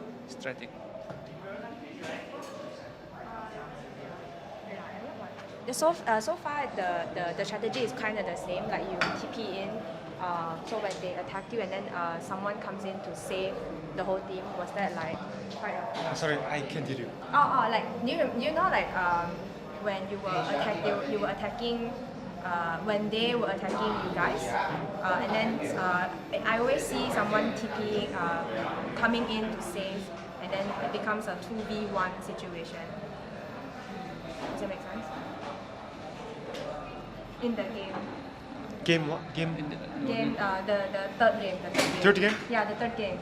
Yeah, so it's always like when they wanted to come and attack, your teammates would come in to save the person. Yeah. Was that part of the strategy? Because the last match you also used the same strategy. За. Окей. Ерөнхийдөө бол манай пикний хувьд бол яг ингээд нэг тийм төрүүлж дайн эхлүүлдэг пик биш. Харилцан айл дайн эхлүүлсэн тохиолдолд манайх зөрүүлээд контролж одоо зөрж орснороо ерөөхдөө бол өөрсөндөө даваа талыг бол үүсгдэг. Our strategy was to not to attack first, and then they attacked, and then we defend, and then we take advantage of that, and then we attack back. That was the strategy. Yeah. But then like SMG would read what you are doing and know to prepare prepare for you, or other teams will read your movement, will know your strategy and want to counter you. You're not afraid of that? Үгүй яг хуу биднэрт ер нь хангалттай төлөвлөгөө байгаа гэж бодож байна. I think we have enough plans for that. Yeah. Okay, thank you. Thank you. Okay, thank you.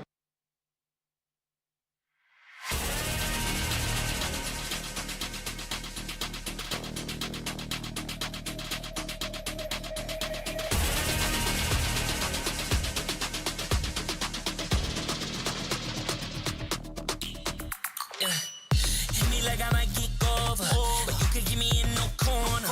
I know I can make a comeback, ace this round and finish this game now. Got the power on my shoulders, yeah, you know that I'm a soldier. You can keep me off my guard, but you can't keep me from my honor. I feel like the floor is over, the energy's getting higher. You're saving my arms, 'cause I know just what I got. I got you like na-na-na, and you know I hold the power. This feeling I love, oh yeah. Making my grind good to great, so don't stand in my way. Standing tall and I won't fall over. We are better than great, good. We are better than great. We stand tall, won't run away. We are fun, nothing gon' change. Great, we are better than great. Can't get it great, I'm better than great. I play my own role, I become the greatest. Transcend myself into this game, yeah. I build a power to dominate fate. Championship mind, no time for the weak. We start to the game, shout, reveal. Better than great, that's how we feel. I feel like the floor is over, the energy's getting higher. You're saving my arms, 'cause I know just what I got. I got you like na-na-na, and you know I hold the power. This feeling I love, oh yeah. Making my grind good to great, so don't stand in my way. Standing tall and I won't fall over. We are better than great, good. We are better than great. We stand tall, won't run away. Lay our burden, nothing gon' change. Great, we are better than great. If we stand tall and believe we can make it, you and me, with a sense of urgency, you'll see I'm better than great. I'm better than great. Oh yeah. Oh, I'm better than. Making my grind good to great, so don't stand in my way. Standing tall and I won't fall over. We are better than great, good. We are better than great. We stand tall, won't run away. Lay our burden, nothing gon' change. Great, we are better than great.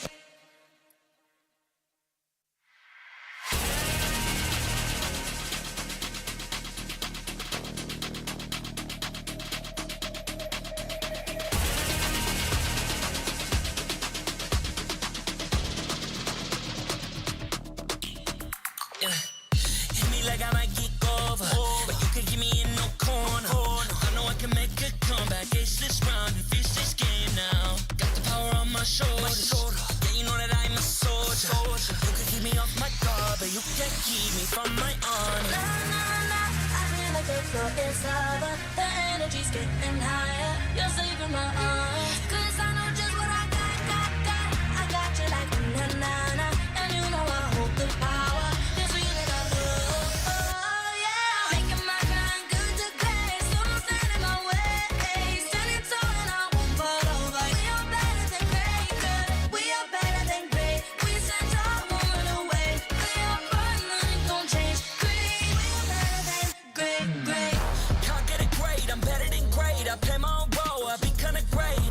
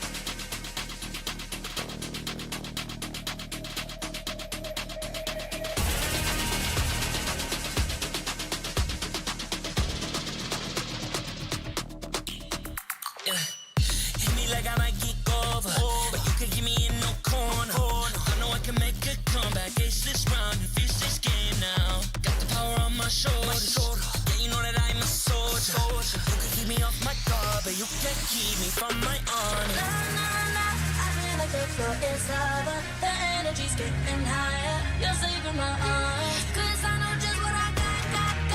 I got you like na-na-na. And you know I hold the power. This feeling I love. Oh, yeah. Making my grind good to great. So don't stand in my way. Standing tall and I won't fall over. We are better than great, good. We are better than great. We stand tall, won't run away. We are fun, nothing gon' change. Great. We are better than great. Can't get it great, I'm better than great. I play my own role, I become the greatest. Transcend myself into this game, yeah. I build a power to dominate fate. Championship mind, no time for the weak.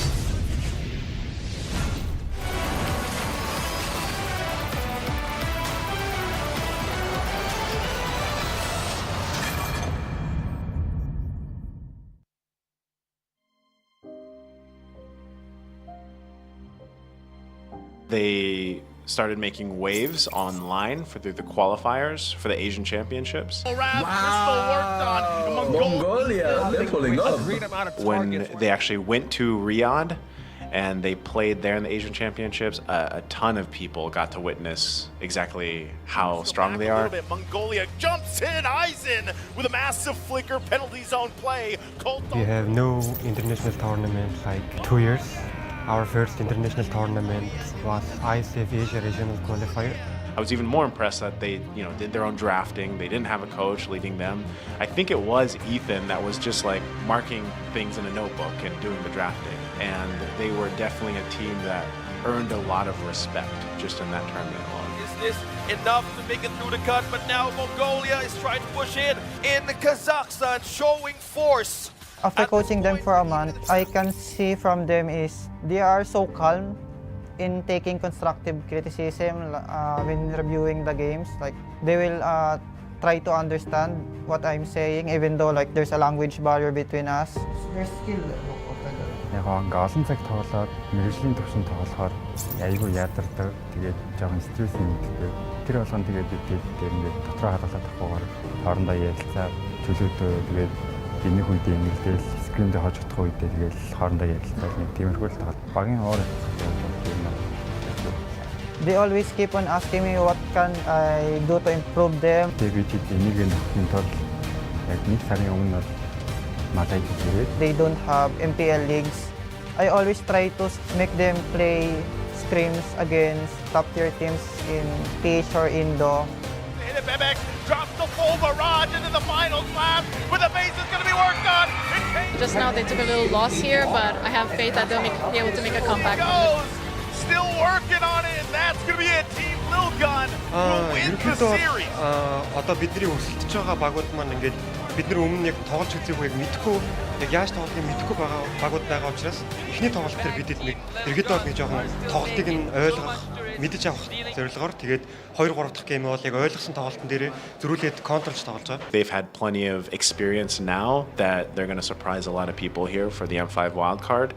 Одоо ингээд бүх wild card-д ирсэн бүх багуудын ерөнхийдөө бол хүчтэй байгаа. Одоо M5-д оролцсон тул бүгдийг хичээгээд ирсэн байгаа. Бид нар нэг тийм хүчтэйгээд бид нар өөрийгөө нэг тийм эгор болоод байдгүй. Тэгэл бүх чадхаараа л энэ бүх багуудыг бүх чадлаараа л энэ тоглоно. We will do our best, but I don't underestimate my opponents. Fire of that dude, Bebek wants to get that kill, even if it means his life. Even if it means his life. Even if it means his life. His life has been valued, and Team Imperial are now wiped out. Even though I haven't been part of Team Lil Gun for a long time, I can see how they inspire their community to grow more. In my country, our community is growing really fast. We have nearly 200k players. Mongolian Championship has 2000k viewers. Олон багууд гарч ирж байгаа. Тэднийг дагаад үзэлцэж ирсэн тийм юм айгүй дэмжиж байгаа. Yeah, I really want to go straight to the M Series World Championship. No need to go wild card. Тэхийн тул бид ингээд ийм тавдаа оролцоод эхний 5-4-т орох юм бол хэрэгтэй. We really want Mongolia. We have Imperial.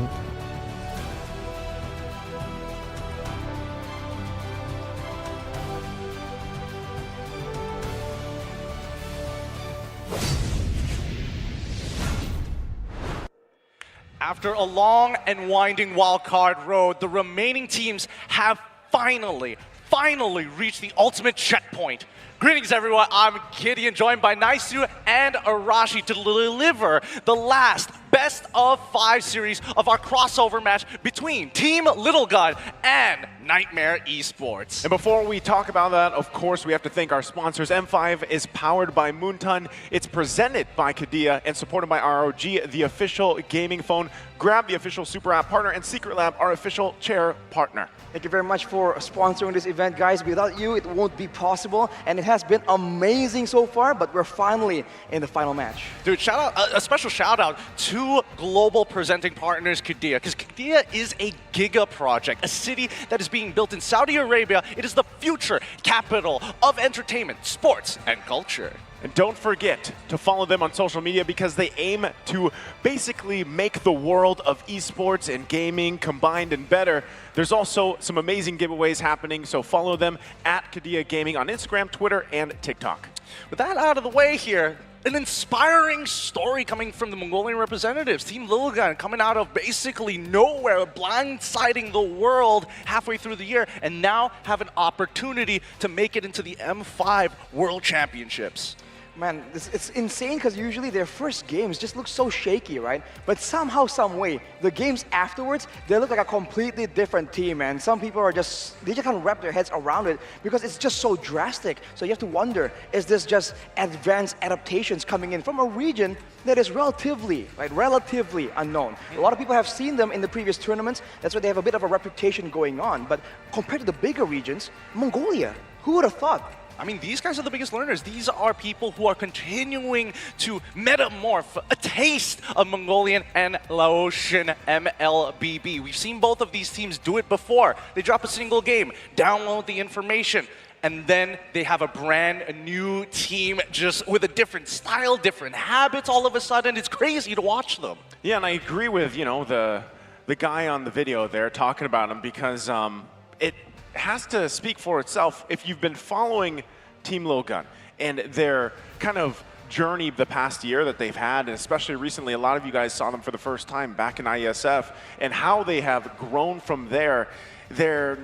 For a while, they were a dark horse. Even for a wild card, I'm not sure if you guys agree with this, but they were one of my dark horses for this wild card, right? Now they're here, and across from them, Nightmare Esports has been a team that has been together for quite some time, and they themselves have their own amazing narrative on how they want to go and get to the M Series ahead of them. Because we've seen Nightmare Esports in other international tournaments. It's just now I feel like this is probably the best that they've looked so far.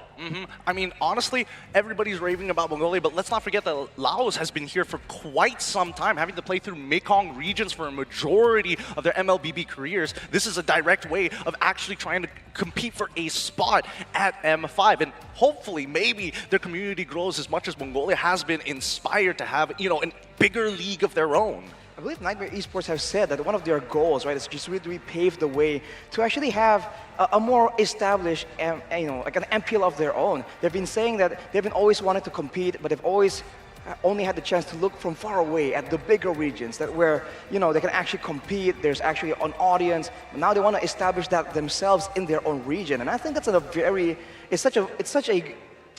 it's such a great goal to have, right, as a player. You're not thinking about yourself only, but also about your region. Because back then, before esports was a thing, I think as we all still remember the days where esports was just a fringe movement. Yep. And to get a tournament, let alone a tournament of this scale, it's just almost impossible. It really is. And I think, at the end of the day, these teams are playing for more than just themselves. And it's inspiring stories, but at the end of the day, competition is still competition, and only one spot is left here for the M5 World Champs. Oh, and not only that, but again, I think Arashi makes a great point. And this is something we've been talking about throughout the wild card so far, is how they basically want an MPL of their own. That's what a lot of these regions want here, and this could be very well the start of these things falling into place for these regions. Maybe it could be a chance, but it really depends on this best of 5. Only one of these teams are going to be walking away with that qualification spot. Before we get into the game, we first have to thank our marshals for making everything as smooth as it is. When it comes down to technical issues, these are our first responders. Xena, Ease, Little Gun is going to be walking out real soon, but thank you so much for our marshals. Now, introducing first the team with an unmatched adaptability and versatility, the Reverse Sweep Masters, the Game Downloaders, the pride of Mongolia, Team Little Gun. Again, a team that has proven so much, and they're one step closer to where they want to be. From a hard-fought loss in their campaign opener, the Oceans mounted an epic comeback to make their dream of qualifying for the M5 World Championship closer to realization. Make some noise for Nightmare Esports!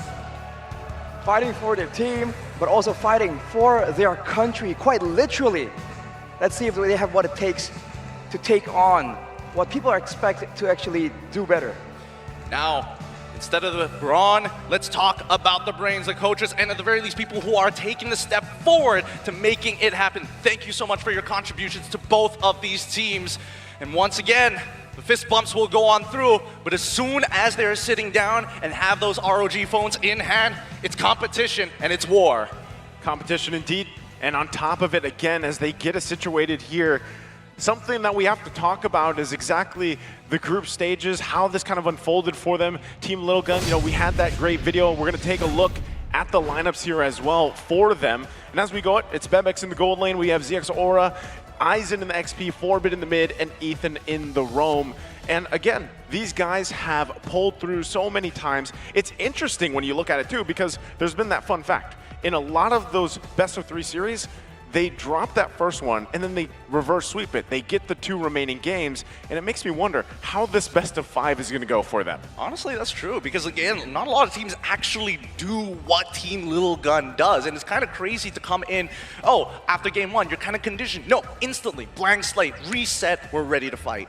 And a big highlight is there on Ethan, right? The roamer for Team Little Gun has achieved multiple MVP titles, and it's not on the same kind of heroes. He's played a different variety of heroes, and he's able to make every single one of them work in accordance with what his team is trying to do. So adaptability as a team, but also the personal adaptability in playing different heroes, that could be something that can be used as a great weapon here, going up against Nightmare Esports. Personally, for me, I really like Aizen. I think he's a really talented mechanical player, but he's not the only talented mechanical player. As we look over to Nightmare Esports, as a representative from Laos, it's going to be Cammy, Too Easy for Lexi, Juviana, Susui, as well as Jay Forzibin.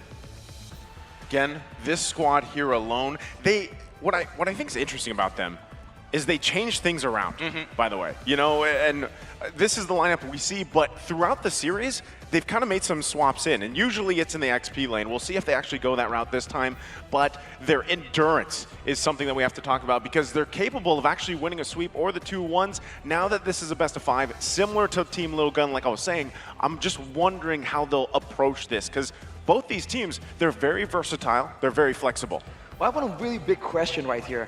Are we going to see a Tigreal? Because what I really love about Nightmare is how you're willing to really experiment and use something. And you have to admit, in those games, in some of the moments, you can really see the potential and how they're able to actually use a hero that is so ignored, right? So discounted from the hero pool and actually craft it and use it to make a winning composition. I want to see more of that, and considering this is one of their final chances, I think we're going to see something at least. Honestly, I think this is going to be one of the more exciting matches to actually keep up with because this is, the headliner has said before, Metamorphers. And usually one of these teams will have to play against an opposing team that is looking to play what we're used to, the Southeast Asian meta as we like to believe and call. But with these guys, it could branch off into many different ways. It could even branch off from beyond Tigreal at this point.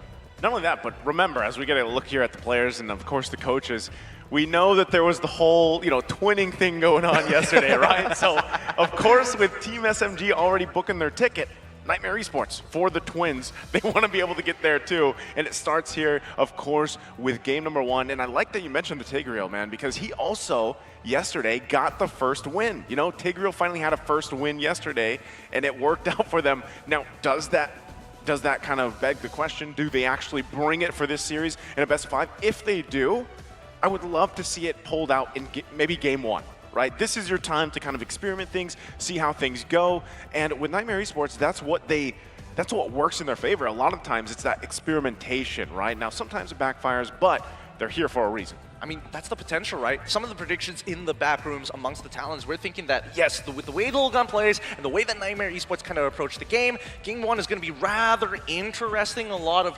understanding, memorizing, learning habits. We're just not sure whether this is going to be a situation where it takes 2 games in this best of 5 rather than just 1, because they can technically throw off the scent early on. Exactly. If they go with something crazy in game 1, then all that game 2 adaptability coming in from Lil Gun. Well, if Nightmare just switch it up immediately on the second game, or go with something so crazy in game 1 that you can't really expect the same thing, you have to... There it is again. Wow, that's a picture, bro. This is cool, but this is like a routine that they do. We've seen them do this even, I think it was yesterday, even all the way to day 1. I mean, there are no rules against it, and I love the fact that these players are showing personality, even though when we can't hear their voices sometimes. But let's look at the player head-to-head between the roamers, Ethan and Jezebin. But straight up, Ethan has an insanely high KDA. I mean, this is a roamer we're talking about, but the kill participation is quite equal. The assist, though, is a different story. Clearly, Lil Gun has been having a lot more success in the big fights, and Ethan catching multiple MVPs, you kind of expect this kind of comparison. But for Jasmine, I think what's impressive about him so far is that the way he goes for engagements, in my opinion, is not quite orthodox. Usually we see them go for maybe a flank, something that's quite simple. But especially on the Tigreal, right? I guess there's some factor there, but he goes for some really weird engages sometimes. Yeah. And sometimes, I'll be fair, it doesn't really work out in his favor, but when it does, it is very impressive. And the more textbook your team is, the more plays like that can really throw you off. I mean, I'm looking at that 9.0 KDA for a roamer. That is not a normal. This is abnormality here, man. I gotta call the SCP Foundation or something, because an anomaly like that isn't common in these grounds here. Hey, we even have people coming in supporting the Burmese goals. Great to see. Now, with all these regions all aboard, and especially with an audience who adore these teams, what can we expect for game number 1? Because again, let's assume here for a moment, does blue side or red side even matter at this point, especially considering that both teams are trying to download each other? I think if you talk about downloading, whoever gets a second pick, I think has a bit more to work around with.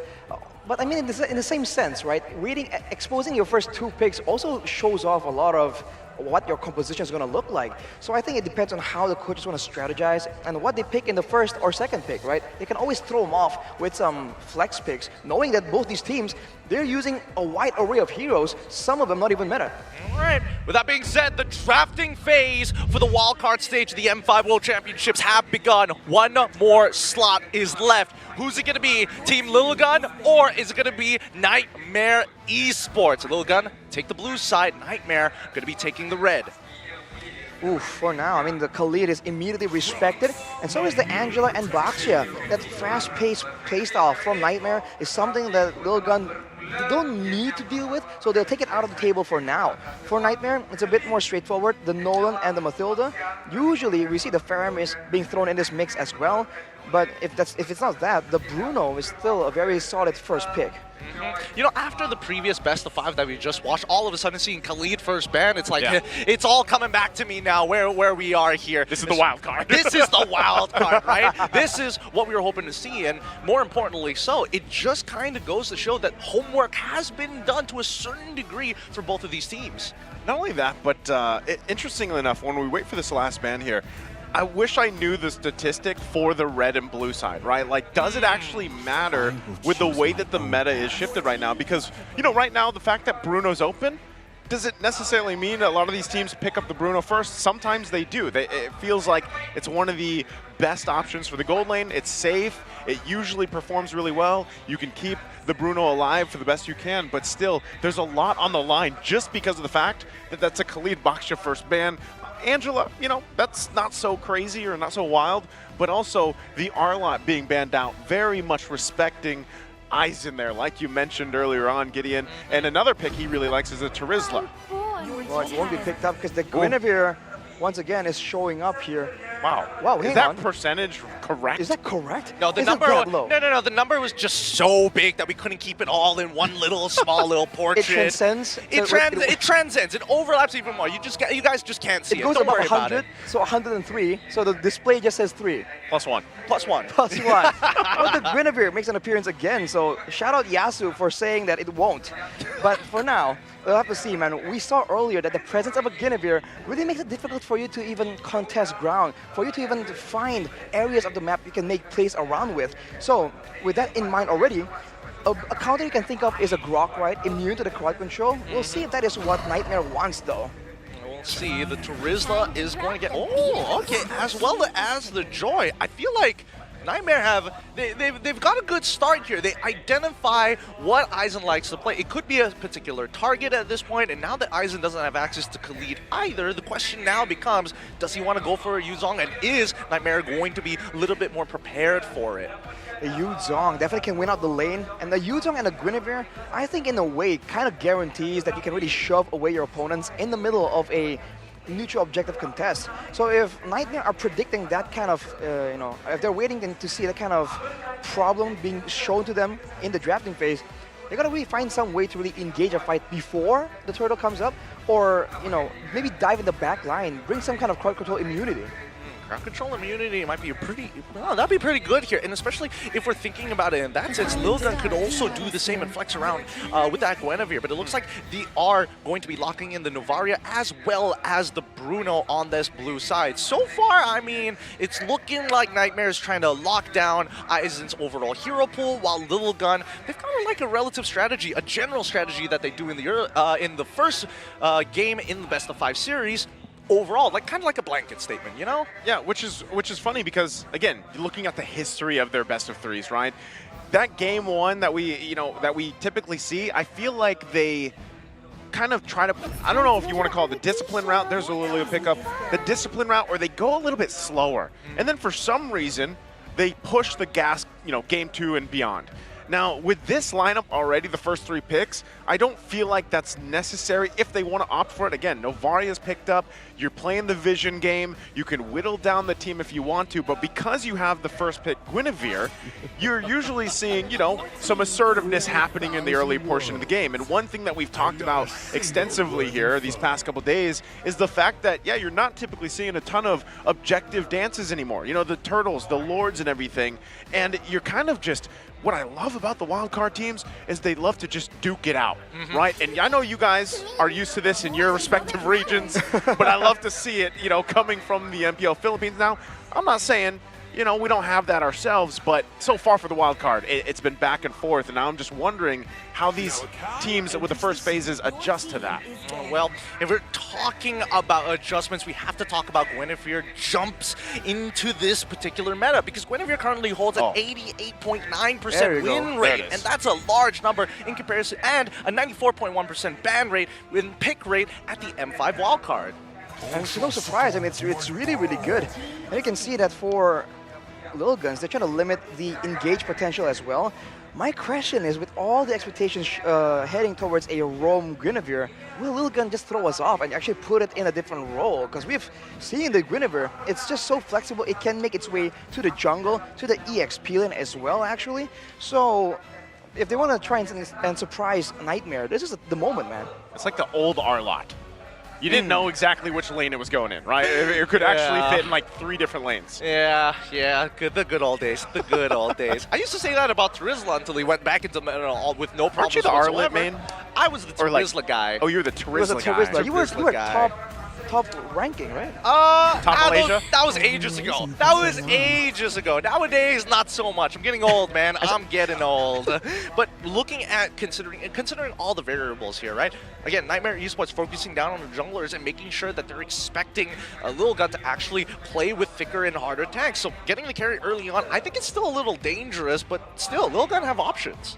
For Nightmare though, this is a very, very aggressive plan here. They have DPS magically with the Lilia, but they also have the carry and even the Joy. So this is a lot of squishy targets, but it's a lot of damage output. So for Lil Gun, I wonder what the idea is gonna be. If they make a big tank to try and sustain, it's not gonna be very realistic. I feel like they have to play around mobility, right? The way we saw earlier from SMG, kite in and out of the fights, before the DPS character that has short range can really screw your team over. Well, I'm hoping for suppression here for the side of Lil Gun, and there we go! The Kaja gets locked in, and now we are seeing the glue as well. A particularly decent matchup into the Terizla. Yeah, I love it. I actually like this. I know, you know, export's usually the answer, but glue works great too, and it's a hero that technically it's kind of, you know, fallen off in a way, and I'm not sure exactly why that happened, but it's still a great option. And not only that, but now you kind of have obviously this tankier frontliner that you can use. If you need to, you can use it to pull. It's actually got great utility itself, the hero alone, and then you have the Kaja, right? So the pull potential is great. What's the response from Nightmare Esports? They go ahead and take the Ruby, another hero we haven't seen much of. You know, I thought that looking at the glue, right, the immediate counter comes to mind, the Faramis. I thought, wow, Nightmare might go for like a roam Faramis, and that would be brutal. But went for the Ruby, and it makes sense as well. Right now, in the middle of a big fight, if the glue pops the split, Ruby and Terizla are gonna heal massively, and that might just help them out. Although with the Kaja in the picture, it seems like a prolonged fight is the last thing that Lil Guns are going to try and go for. I think they're going to go for speed, pick off, and then get out. Yeah, let's not forget about the utility. By able to open up the map with the Novaria, it's going to be able to help them refine their decision making. Usually, we expect them to be a little slow at the very beginning to figure out those habits, and it really is starting to align here. As we get into the Land of Dawn here, the next potential team to be joining us at the M5 World Championship starts now here at the wild card. Welcome, everybody, to game number 1. It's Lil Gun from Mongolia up against Nightmare Esports from Laos. Oof.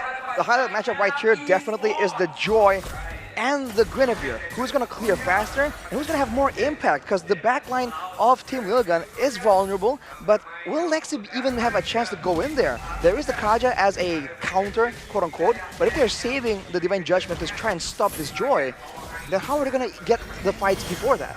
Well, let's find out as they go into their first engagement. At the very least, we're seeing that Nightmare Esports can recognize the danger that Team Lil Gun actually presents. And I feel like, for the most part of it, which side of the map are they looking to play for if you are in Nightmare Esports' shoes? In the shoes of Nightmare Esports, I gotta say, it should be the gold lane. I mean, look at Cammy already going for the tenacity and the firmness. He knows he's gonna get under a lot of fire, but So out of nowhere, as we're analyzing, gets taken out. Trying to roam, but getting punished for it instead. Even with the Purify, you know, like he used it. But unfortunately, this early damage from Team Lil Gun is a little bit too much to handle right now. So again, first blood in their hands. We know that they like to play with momentum. Let's see how much momentum they're able to generate off of this, right? It means that Soso's going to get slightly delayed. They hard shove the lane as well, and we're looking at the EXP, right? In terms of both sides, you know, both Forbidden as well as Soso, basically the same. So technically, Soso is only just giving away gold and not really losing too much in his own lane. And in this EXP matchup, it is brutal, man. A glue lane is so difficult to deal with. Of course, Juviana can clear the wave and sustain, but overall, the fact that the cooldown on the Slam resets when you pick up the blobs, that means you're in the lane. Technically, you have one of the best all-ins among all the EXP laners. That is a difficult task to try and handle, and we've seen earlier, when the EXP lane falls behind, that could be dangerous. I mean, to go even more detail, while this technical pause is actually going on for the side of Team Lil Gun, hopefully our marshals have got that under wraps, no problems. The important thing is the fact that even though he does get the slam resets, there's also the passive buildup. So while we do see Terizla trying to go for the trades, trying to hit him out as much as he can while pushing the waves, he gets slowed down even more. And especially at level 1, it becomes dangerous because then once you get encapsulated at max stacks, catching him by picking up those blobs, you instantly lose the lane at that point. This is absolutely brutal, man. And he goes with the concussion as well, but here we gotta see once again, dude. This is the perfect entertainment for a break like this. Okay, okay. He's got a round skin. Okay, Atlas as well. Come on, come React on. Has to be a good one. Oh, Matilda. All right. Come on, we know what we want. We want to see it. Oh! What? No! Hey, that's Stoppa. Turn it back. Oh, it's a light board. Let's go. Okay, that's pretty worth it. That's fitting, by the way. I was going to... Exactly. Dude, we've been roommates for 4 days. We're in sync. I know. Tigreal, he had his first win yesterday, and now he gets drawn. Oh, is she going to go again? Oh, I thought she was going to go again. Oh, the dream. Hopefully this inspires more people to start rolling down on these streams, dude. Oh, that'd be great. That would be great. 2 more minutes until our tech issue is going to be double checked here. Maybe it might even end a little bit earlier. But as you mentioned before, Arashi, they're, again, going to be putting from the side of Nightmare Esports, they're going to be putting their resources towards that gold side. I feel like Lil Gun's overall game plan seems relatively simple, right? Because again, as long as you affect the jungler and take away the support, well, not the support roamer, but in this case, the reinforcements that's expected to come, it just makes it one step easier for Lil Gun to actually go for these 5v5s. They have a lot more mobility to play around with, and in the early game at least, they have a lot more burst damage and utility to play around with. For Nightmare, we saw that Lilia can clear the wave, but during the roam attempt, she's going to be moving along with a Ruby and maybe a Joy. And in this early stage of the game, that isn't really that strong, right? The damage is quite limited. You need some more items. You can really rely only on that. And that's how we're seeing Lilgan coming out on top, punishing that roam. And that's a great start, but can they keep the pressure up? Because we all know how devastating Lilia gets. Well, I think it's time. Let's run it back as we get back into the land of Dawn. Let's see the quick updates here. I see level 4s, I see level 5s, and I see Sora instantly in the purple buff side. And also, it looked like Turtle was secured earlier, so they're still going to be battling out here on this side of the jungle. ZXORA going to be quite low. Jubiana picking up a kill. They get the flicker out as well.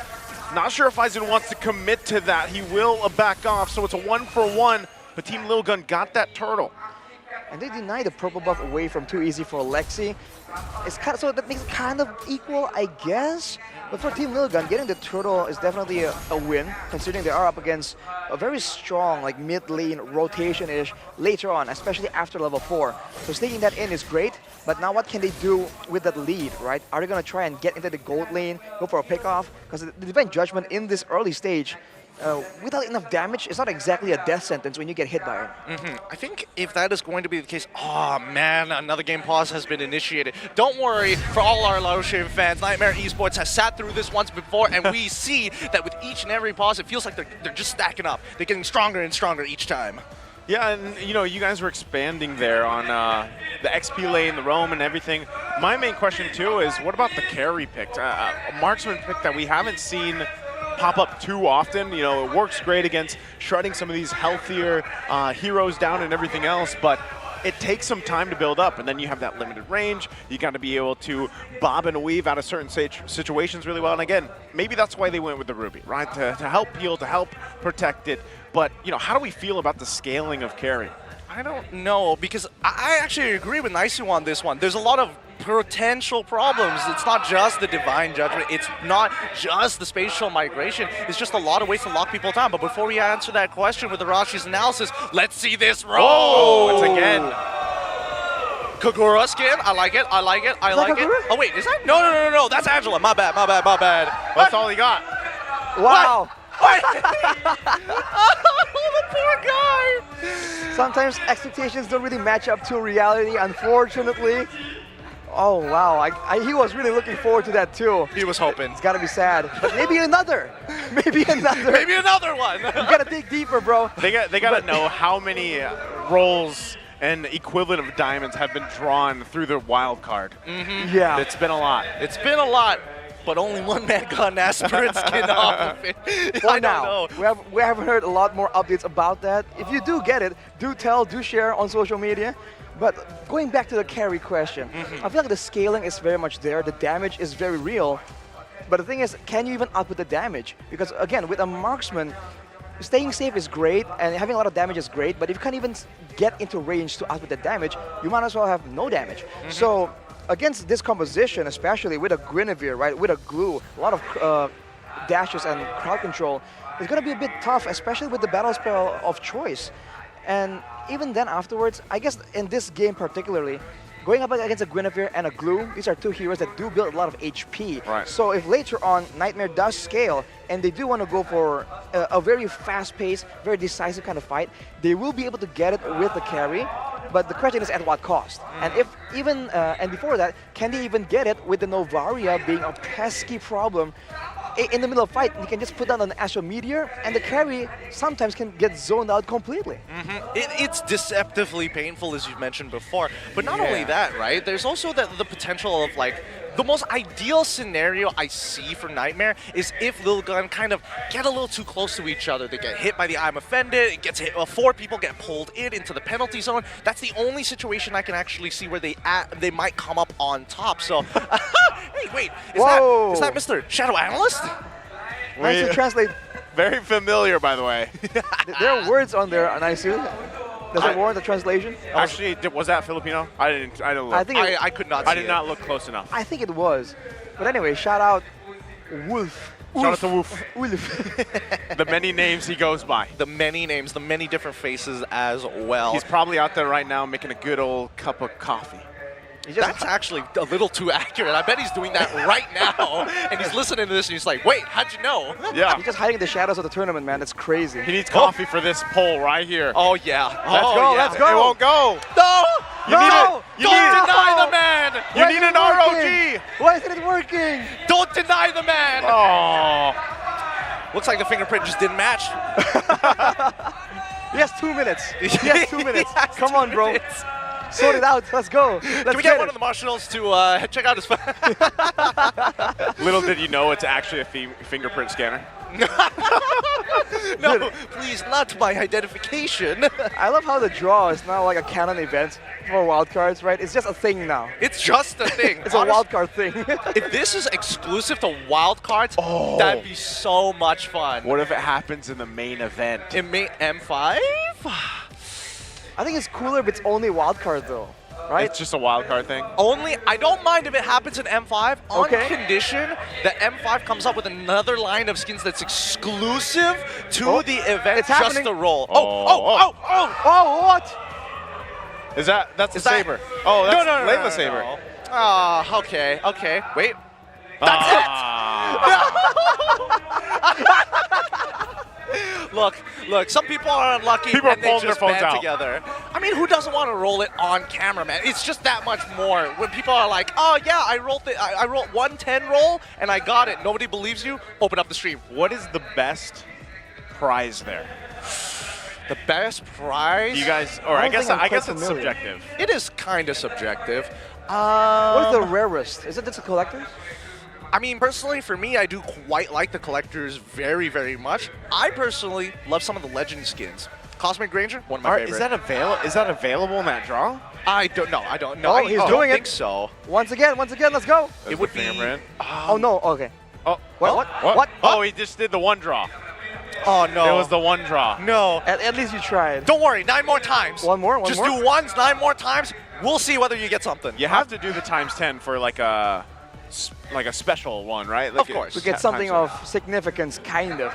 You gotta mention that some people, they feel like, hey, if I've seen 10 people roll, if I've seen 9 people roll the 10 times and not get something of significance, as a 10th person, I will get it. And that's bad math, but people believe it. That's bad math. Yeah, I feel like, even last night we had a lot of bad math on the table. Shout out to LaFell, or Sirius Fell, or whatever you want to call him. Sirafel. Or Ruffell. Ruffell. Oh, good times. Shout out to Rafael. Oh, good times, good Oh, times. man. Yes. Oh, here we go. All right. Woo! Let's jump back into the land of Dawn and see the quick updates on what exactly has been going on here. Get the Grand Prix command. Okay, so first turtle is already done. The next turtle is coming up in about 6 seconds, but now the dive. We're going to jump in. They get the flicker out. That might be all they're able to accomplish. But Team Little Gun might be happy with that. Turtle now spawns. Well, now there won't be a flicker available for Cammy if he goes into this fight. So in a way, they kind of denied Nightmare Esports any real fighting chance. Now Zazora just keep looking for more things in the jungle here. With this Guinevere, you're just so safe. You can just be so risky because you know you have an easy way out. It's a double dash. Yeah, but we're already past the 4 minutes and we're seeing a lane swap actually happen for the side of Nightmare. Juviana has to hold. Oh! There's the pull, Divine Judgment, and the spatial migration. Juviana's going to be out of here. And they're happy with another pickoff, slow and steady for Team Lil Gun. Whew, that was quick, man. That is the decisiveness of Team Lil Gun. But Nightmare Esports, Lexi just goes for a trade right there. Small victories, silver linings. But Team Lil Gun is the one just controlling the pace right here. And now moving in together into the opposing team's jungle. We'll see if Nightmare Esports can get them out. For how long though, right? You're looking for like trade backs. Okay, you lose your buff, you take one small camp. Sure, that's totally fine. But too easy for Lexi. He's going to be taking up so much more because he's spending so much more time on the bottom side of the map. And let's not forget, at the end of the day, if Bebex ends up dying on this bottom side, oh no, the damage is going to be there. Good pickup there for Too Easy for Lexi. Decisive moment, but now on the bottom side, Ethan could be in trouble. He might get sandwiched in. You have 4-Bit trying to help him out, but he's going to get caught. The I'm Offended comes through, and another pickup for Nightmare Esports. Oof, what a disaster there. That's just not the way to go. Just like that, they lost a bit of an advantage. They even lost a turret in the bottom side. Nightmare Esports striking back at the right time, showing that they can make things happen if they do get the window of opportunity. I mean, that window is if that Divine Judgment is down. As soon as it's on cooldown, expect Nightmare to start making money moves across the map. But keep in mind, Ethan does have it up now. The real question is whether Team Little Gun is going to find that opportunity or force the opportunity from Nightmare. Yeah, and again, as they get in position here, this is a great kind of back and forth so far for the early game. Right now, for this third turtle, I feel like Nightmare Esports is in a position to contest it as long as they don't lose someone before the actual dance starts up. But they're going to fight it out in the mid lane, looking for another one. Jasmine will be able to survive this split. Going to be committed. Eisen running them down. Oh, this might be a moment, though, for them to take it still. Soul trying to get away from there. Too easy for Lexi. Waiting patiently. He might try to do something sneaky. Spatial migration into the Requiem. Too easy for Lexi. Quite low, but he's going to be able to get away for now. Still looking for more. Tries to get the turtle. Cammy falls. Turtle secured by ZF. Oh, and Forbid lands the shot. Now Juviana on the hunt, trying to get some revenge. He will be able to get it. Forbid to fall there. It's a bloodbath everywhere on this side of the map. Ethan will be able to get away as well. Eisen still duking it out. Man, a 2-for-2 trade in that particular fashion. Everything that could have gone wrong didn't actually go wrong this time, right? Nightmare dodged the initial engage, but still, Ethan is so proactive on the map, and it feels like everybody on the side of Team Lil Gun are looking more refined today, especially for a game 1. And don't forget Eisen just zoning, especially one of the main damage tools in the early game. So on the Lilia in that whole engagement. Even after the split just wears off, he just stands there menacingly. And there's not a lot of things that Nightmare can do. When they're looking for a play, they get exposed though. They're going to be walking a lot in the mid lane, all 5 of them. 4 of them being revealed, but they already know where Jaforzabin is going to be. I'm going to be switching between those two all day, every day. Get used to it, boys and girls. 53 more seconds until the Lord spawns. That was me too. You know, the first time I casted a Nightmare Esports game, I was doing the same thing, right? But one thing's for sure here. Both teams relatively at this point, yes, the 3 turtles are taken from Team Little Gun. But you can see, when they actually clash it out and battle it out, it could be a 50-50 at this point. Here's an M-Series fact, though. Grab is back. Glue is ranked 3rd in ban and pick rate last M4 World Championships, 98% in 102 games. That is insane, but now he's making maybe a bit of a comeback. We'll see if that happens. Look at Zora, though. Zora gonna find the target. Jasmine gonna be in trouble under the turret. The rest of the team just has to sit there, but they're going to initiate now. Juviana jumping in with the penalty zone. It's Eisen with a split. They're still going to be going forward for more. Eisen giving the call. Ethan goes in with the flicker, lands it perfectly. Cammy's found, he falls. Still going at it. CXOR now going to be the one in trouble. Too easy for Lexi, goes in, but Soso cleans up the kill. Bebex with the damage here on that. Bruno gets the flicker out, and they're still going. Too easy, can't get it this time. Bebex barely surviving, and they get the turret on top of it. Oh my goodness, I thought he would die to the lethal ignition at the very least, especially since he had the electrifying beats, but still could not get it off in time. With considering everything that has happened, the most frustrating part has to go over to Jasmine, because he got clipped right at the edge because of the increased hitboxes from the Astral Echo. There was an engage onto the roamer, and they still come out on top there. You have to commend Team Lilligan for their precise damage calculations, man, because they've phased out of there. It's almost like a fadeaway kill onto Jasmine initially, and afterwards just knowing exactly how much damage they have. And you have to commend Bebex as well for just having the guts to just stand there and trade blows. This is one of the things that really made him stand out as a marksman, as a gold laner. He doesn't really back away against assassins. He wants to go head to head. Wow, Ethan. Oof. Looked like he wanted to possibly do that. Maybe if he had the flicker, he actually would have given that a go, but you know, using the conceal right now, they're just going to wait for that Lord to push down on the bottom side.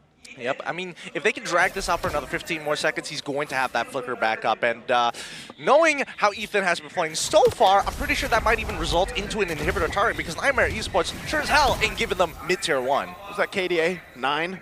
For Ethan? And a roam? I mean, that means he gets a lot of kills, assists, but also means that he has a very low amount of deaths. He's the forefront of Team Lilligan here in engages, but when he goes in, he almost hasn't been punished for it just yet. We'll have to see if he can maintain this clean sheet.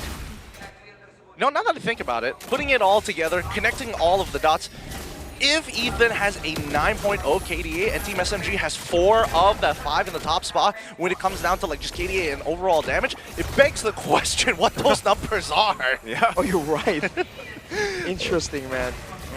For the most part, the harassment is just starting to get annoying here. Like Forbid, he isn't being annoyed a lot, considering just the raw amount of peel, as well as the deterrence that they hold on to for as long as possible to make sure that Nightmare Esports don't do anything funky. I do feel like Forbid kind of knows when to actually commit and give his life up for the greater good almost. Because earlier, I think we saw Lexi jump on him, and he just stood there and traded damage back, as if he's saying like, okay, you can take me, but you know, there's gonna be trade backs from my whole team. I got my squad with me.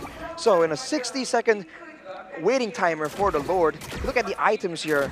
Already a Lightning Truncheon, a Enchanted Talisman, and a Divine Glaive built by Forbid. So that's a lot of burst damage already, even onto Juviana on the Terizla, who is going for a bit of a Radiant Armor here. In that matchup against the Glue, I guess that's the way to go. For carry, that's the real problem, man. Only 2 items built up.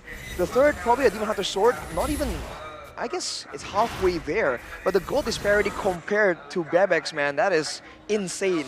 Even with the Rose Gold right now, more ways for him to just stick in there, dig in, and just trade blows with anybody. Yeah, I mean, his feet are in the ground right now, and he is very comfortable. And considering the amount of resources being pushed into him, there's, again, that's why he's 4-1-1 right now. That's why he's level 14, keeping up with his jungler, who is just a level ahead. But on the opposite side, even still, I still think that a 50-50 around this Lord might be able to kind of break this game open. And one thing that I will say that, again, we don't see Ruby often, but she's great at base defenses, right? Pulling something amazing off with the I'm Offended combination with the flicker. But even so, I think it works better. There's a deficit that's clearly there. This is going to be a Lord going to the hands of Team Littlegun, and that's where I think Nightmare Esports, that's their best chances of staying in this game and possibly turning things around. Let Littlegun come into your base and try to pull something off, whether that's surviving the initial, you know, aggression with the spatial migration or whatever Ethan throws at them as well. Trying to keep alive there, trying to keep things going, because Cammy now just picking up the DHS, you're just getting to the point, right, where this carry is starting to be a threat. But the hardest part that we've seen so far is, again, the positioning like we pointed out earlier on. And I think the one the one particular interaction I would love to see is if Jasmine can react in time to Ethan flickering Divine Judgment and look for the I'm Offended and flicker back into Yoinkim. You know what? He can even preemptively use the Doma Wolf King, so he kind of has he has double the chances of doing that. Because even that small mini stun is enough to really cancel out the whole flow of the engagement. It can really mess up Ethan's targeting in the whole pick-off attempt as well. So for now, Nightmare Esports don't really have the tankiness to send someone in the front lines as well. So like Nice mentioned, staying in the base, but still looking forward to try and get something. That is that poke damage though.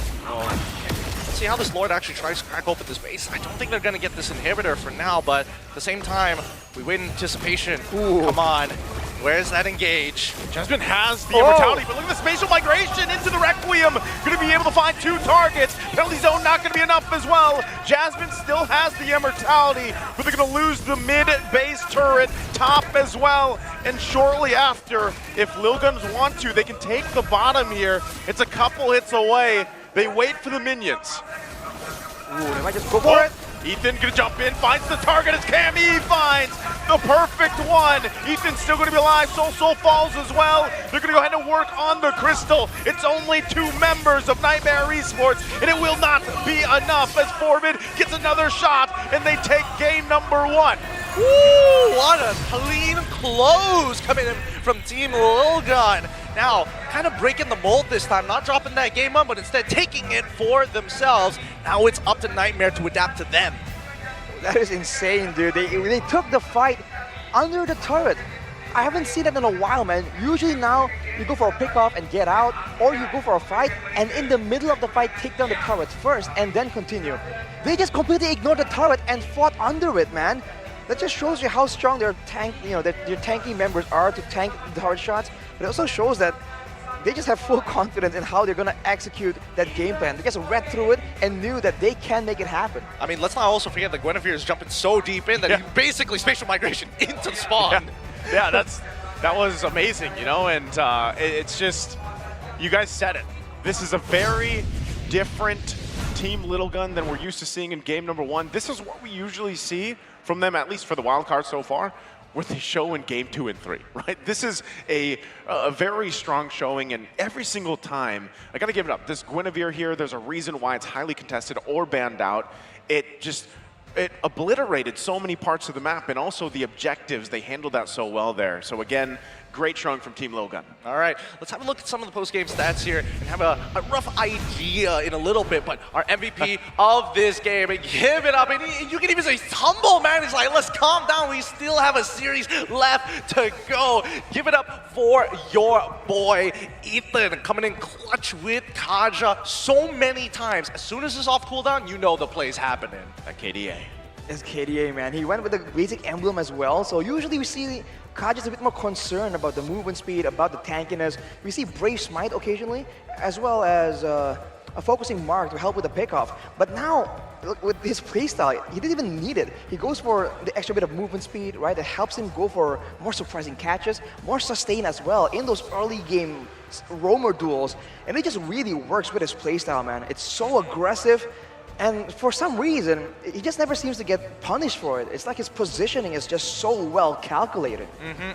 I mean, the fact that he has pull yourself together to make sure that his battle spell come off cooldown, but keep in mind, he's using common emblems this time around. And I've noticed this happening a lot in the wild cards where people have been debating previously about, oh, whether I should be picking up a Genius Wand or whether I should be going in for the Divine Glaive. No. I think this is a little bit more important here, because does this take away the relevance of the support emblems overall? Because again, you can tell, Ethan, he hardly needs a recall unless he's a little low. It's like, I need some health. My flicker is about to come up. Let's top up. Exactly, with the basic emblem and the quantum charge here, then he can just really heal up whenever he really wants to, because it also really helps his playstyle to just wait around for the opportunities. And in this strategy where there's a lot of poking happening, a bit of a dance going on between the two teams, he can very easily just wait it out. And even if it's low, look at it, he's just regenerating quite more than people would give him credit for. So maybe sometimes you'll see him low and you're like, okay, no Divine Judgment. And he shows up like, psych. That's the wrong assumption. It works, right? It works. No, it does work, and I think that like in cases like this, it's about the consistent pressure that he applies across the map. The more time he's not in, the more time that he doesn't waste inside of his base healing up, the more time he is allowed to position himself in ways where he can just show pressure with his presence alone.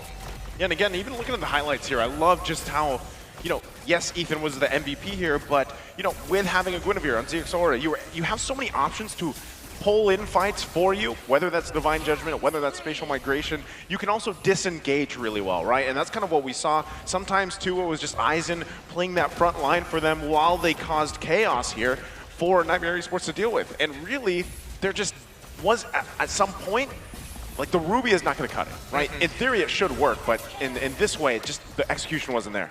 And I think a big portion of why Ethan is so successful in every single aspect of his roaming game is because for Lil Gun, they really like having the tanky members not in the roaming position, right? They like going for the utility roamers or, you know, the pickup roamers, and generally Ethan is never tanking in the front. He's always waiting in the back, and that's why it's so easy for him to just wait for the right moment. His teammates, including the jungler, by the way, on the Guinevere, Zora, is just willing to take that damage, knowing that Ethan will make the moment happen for him. See this right here, the 15-minute mark? This, I feel like, aside from that one, you know, long game that we saw from them yesterday, this is the time frame of Team Lokan. Like 15, let's say, to 18. That's our average time for the wild card. But that's why usually when teams play this fast, or like this style, this momentum-based, you have to be able to answer them early on, or things just kind of snowball out of control. That's what we saw. At one point, they had, what, an 8,000 gold lead or something along those lines by the time they were knocking on the base of Nightmare Esports. Yeah, and I mean, that's when they get that, when we talk about gold lead, it comes down to the point of like getting to that checkmate situation, right? Anything after, anything above 54K, really doesn't matter. You're already at max items, and you're looking to have enough economy to juggle them out. But prior to that, if you have a 10K gold lead, 39 to 49, that's checkmate, man. You're behind on your last couple of items, your situationals, and sometimes even core items for some of the tanks. And sometimes it does happen, right? A 10K gold lead kind of loses out to the execution, etc., etc. But that's very, very rare. And we haven't seen it too often. And Bebex, by the way, didn't go with the weapon mastery, so he was really going in all in that early game pressure. Even with the tenacity, which in a way, I guess, saved his life there in that 1v1 technically with Too Easy for Lexi, right? It gives you more resistances when you're below 50% HP. And then he goes for this rose gold as well. So he really enjoys this life's, you know, physical lifesteal, tank-heavy, dual-heavy playstyle. And it's always very fun to watch because it's very unusual. Yeah, not only that, but how many times did he get away with literally 1 HP? Honestly, a little too many times. At least 3? Yeah, so of course, you know, especially when it's your opposing gold laner and they get away with that sliver of health, it's a little demoralizing, right? And things kind of fall apart because you don't get those kills that you should technically have. And that's why for a while, there was that debate that tenacity really is one of those just very strong emblems that you should really consider. We see teams kind of go for it, some don't, but this case, it proved that statistically it worked really well for the game. No, it does. And I think, you know, in this particular case, Bebex, he's just a go-getter, right? He doesn't want to be part of that gold lane experience. He's going to do it himself. I mean, again, everyone just played really, really well right here. Even Forbit being the carry here, I think it's really good that his whole team can just wait around and have him scout out and do damage without really committing a lot of things. That's part of why this really works out.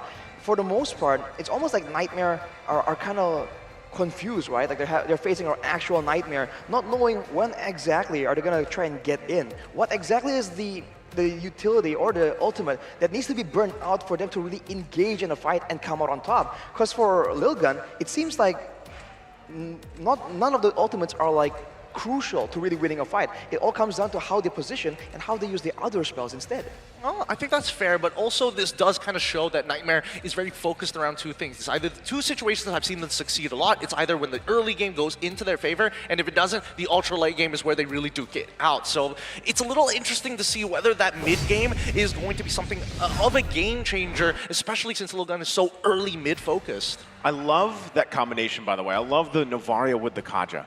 I feel like it's such a good, scouting kind of relationship between those two heroes, right? You have the Astral Echo, you're able to spot out where people are, because typically when you have a Kaja, even before, let's say before Novaria was, into the game and meta, you kind of just had to kind of make a guess, right? Where are they? That's why we see a lot of them using the conceal and everything, but when you pair it up with a Novaria and you're able to spot them out, that makes things a lot easier, because even if, they spread out a little bit, then at least you have an idea, a general idea, like where were these key targets at? And that's kind of, again, what we saw here kind of unfold, especially with Ethan, right? And the way that kind of worked with Forbid. And of course, when things are already, looking desperate, especially when it comes to objectives, and then you're just whittled down shot after shot from Forbid, it gets even harder to contest those objectives. Yeah, no, it really is. I still remember the good old days where everything's blind. Kaja goes into a bush and you're just hoping to not die to the Cho on the other side, ready with 3 other dudes to ambush you. Man, the good old days. I mean, you remember the matchup. Usually, there was always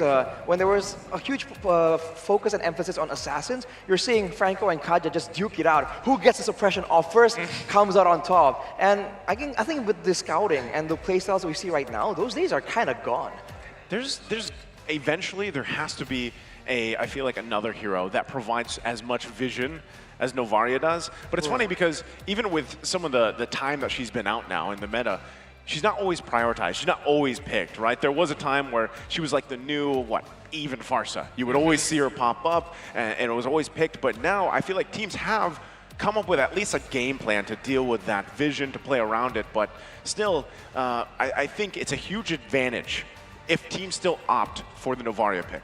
Honestly, this gives me an idea. I feel if this so happens a Mountain developer is watching by any chance, 2 suggestions. Either one, a hero that has a passive that allows you to kind of place wards on the map, or just have a pouch bag or something to maybe, I don't know, give roamers a little bit more to kind of open up the map to give vision effectively without having to put themselves in so much danger. I don't know, maybe a suggestion, maybe a hope. I mean, that's interesting you say that, because I remember if you go back even further, there was that whole vision meta, right? Before the Novari was even a thing, what do we see? We saw Selena's, right? That was the idea. You put in the abyssal traps. The abyssal trap in the wall, so people don't walk on it, and then you get vision in that area. That was a thing for a very, very long time, along with the Diggy, along with the Popo and Koopa.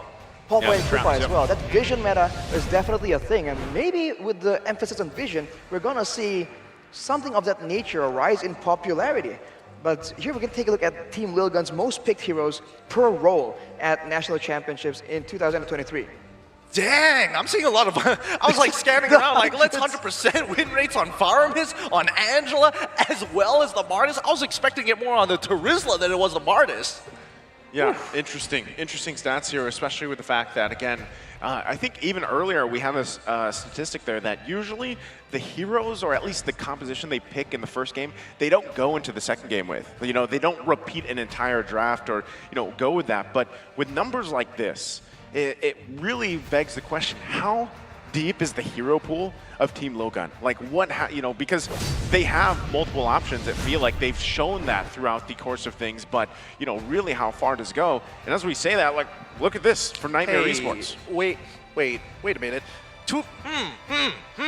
It feels like just as Lilgun has done their homework. 100% win rate on Novaria from Nightmare Esports, especially this is the most picked heroes per role at the Mekong qualifiers. Bruno with an 83%, but picked 6 times as well. I don't know, could be an indicator, could not be an indicator, but still overall pretty decent. I mean, I think it's a bit more than decent. And whenever you see 100% is definitely impressive. But looking at their heroes, it just seems like their playstyle is super aggressive, and it's not exactly utility-based the same way we see from Lilgun. And the crazy thing is we've seen throughout the tournament that Lilgun can play that style as well. So far, Lilgun's looking more flexible, and we talked about how the styles really make a different matchup. So for Nightmare, I guess they can go back to their identity, or now they can really try and adapt here and really change it up. Because I feel like, as you mentioned, Gideon, Lilguns have done some homework. So I guess for Nightmare, they have to know, obviously, like what their opponents are kind of considering against them.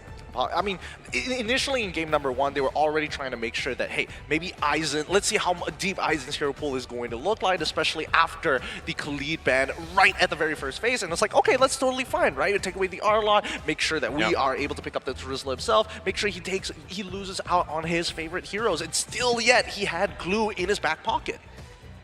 With that, difficult. It is difficult, and the way that I see it is because I want to see Nightmare Esports kind of adjust from this, right? I feel like they had the right game plan, but if I would have changed one thing, it would have been that carry pick. I need like the lineup could have worked well for them. Ruby, it could fit, it could work, but I just feel like again in the pacing. If we're talking about the pacing of the game, you need more time. Like for carry, it's too long actually. So there was other options that they could have gone with, and maybe that's the better case for them. I mean, they could have gone for something a little bit more mobile or a little bit more early game oriented rather than like scale in the late game, on top of the fact that it's super short range. So it's tough to say. It really is tough. But as we get into this draft, let's see what these adaptations are going to be. On a note, by the way, the Ruby pick as well, I believe the natural lifesteal of that Ruby was also nerfed several patches ago, so that didn't help the case at all. Even though he's up against a glue, technically, in theory, he can heal up, he can be super tanky. Against that kind of burst damage also doesn't really work out. Looking at the bans and picks for Game 2 though, let's see if a different story is told, because they are switching sides. Yep, so far, Nightmare on the blue side, banning out the Nolan, banning out the Terizla, as well as the Matilda. Lil Gun on the red side, they've already banned out the Bruno, as well as the Khalid, looking for that third ban. And it's going to be, okay, the Thermos. So that's taken out. I'm wondering if Nightmare Esports wants to just take the Novaria first pick. Is that something they'd want to go with? Again, we know how useful that can be, but also you have to expect that on the flip side, you're going to see some of those heroes pop up that Lil Gun likes to play with. Right now, one thing I would love to see, like I said, for Nightmare Esports, start off strong. If that, I don't know if that is gold lane for them, because the Bruno's taken out, you don't typically see another gold lane. Guinevere is open. Not sure if they want to go that route either. It's not going to be, they go the Arlot. They go for the Arlot right here. I was actually curious about the 1-1, because we saw in one of their matches, Nightmare, they picked up the 1-1 twice, I believe, first phase, so I thought there was a possibility that showed up.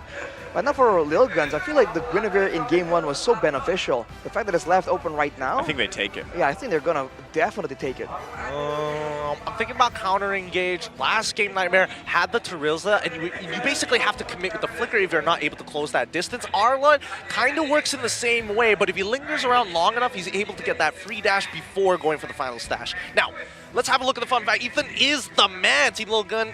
Ethan ranks first in average assist, 13.33. Teamfight participation of 85.4%, and a unique heroes used 8. Wow. What? He's taking everything, and look at this pick, dude. The 1-1, as I said, those left open. Like we're informing you, Wolf himself said in MPLI, during MPLI, it's one of the stronger heroes. Provided you do have the same. Oh, what? Whoa, all triple. Three? Oh. Okay, I see a Boxia skin. It's kind of all right. I'm getting split focus. Oh, double light board. Double light board. Oh no, that's not a light board. Oh, I thought for a second it's Landslide. They're still rolling. They're still going. Oh, he got the Harley. He's got the Harley. We can see a Tigreal. Okay, Alpha Fierce Dragon. All right. Keep on rolling. Atlas is already pretty good. Mia. All right. Oh, those are decent. Those are pretty decent. All right, dude. Lightborn Tig. Another Tigreal though. What was that? It's a sign, Arashi. It's a sign. I don't know, my fingers are getting itchy already, but I gotta focus on this game before anything goes out of hand. I see the Beatrix as well as the Contra get locked in for the side of Nightmare Esports, denying it from Ethan's hands. Lil Gun, on the other hand, is going to be taking the Valentina as well as the Andra. A lot of juicy ults here so far. I think that's a plan to really make use of the Final Slash or the Divine Judgment that is available from the side of Nightmares. And in a way, if some, another crazy ultimate comes up, there's still a lot of options available. But I mean, even in the beginning, the 1-1 and the Angela, that's already quite a devastating combo. I think this is going to force some jungle ban from Nightmare, because, a Boxia, like we saw in the skins earlier, or a Yutong could be a huge problem here, combined with the hard guard. Or Tigreal. Or Tigreal. Let's go. Might be the sign, right? It might be the sign. Novara gets banned out for the side of Team Liligan, but Nightmare, they're going for those jungle bans. They're getting rid of the Martis. Let's see what else they're going to pair this up for the side of Liligan, or at the very least, are they going to keep on focusing towards that mid lane mage? Towards the mid lane, I feel like that's a safe bet. The Lilia is still available though. That really comes to mind, right? Having a good laning phase, as well as good roaming, particularly because now for the side of Lilguns, there are less ways to really punish that big roam maneuver, and they're going to be banning the Akai, so I think they're a bit concerned about the big team fights, especially the ones near the neutral objectives. But here comes that Baxia ban. What kind of jungler is going to show up here? Yeah, I was just wondering that. I wonder if they'll go, because Martis is taken out as well, I wonder what they're going to throw in the jungle. Oh, of course. Yep. Yeah, might as well. It was open. And that's why I'm saying I'm surprised this time around Nightmare Esports didn't opt for the Guinevere, knowing that even the stats. Oh, another drop. Another drop.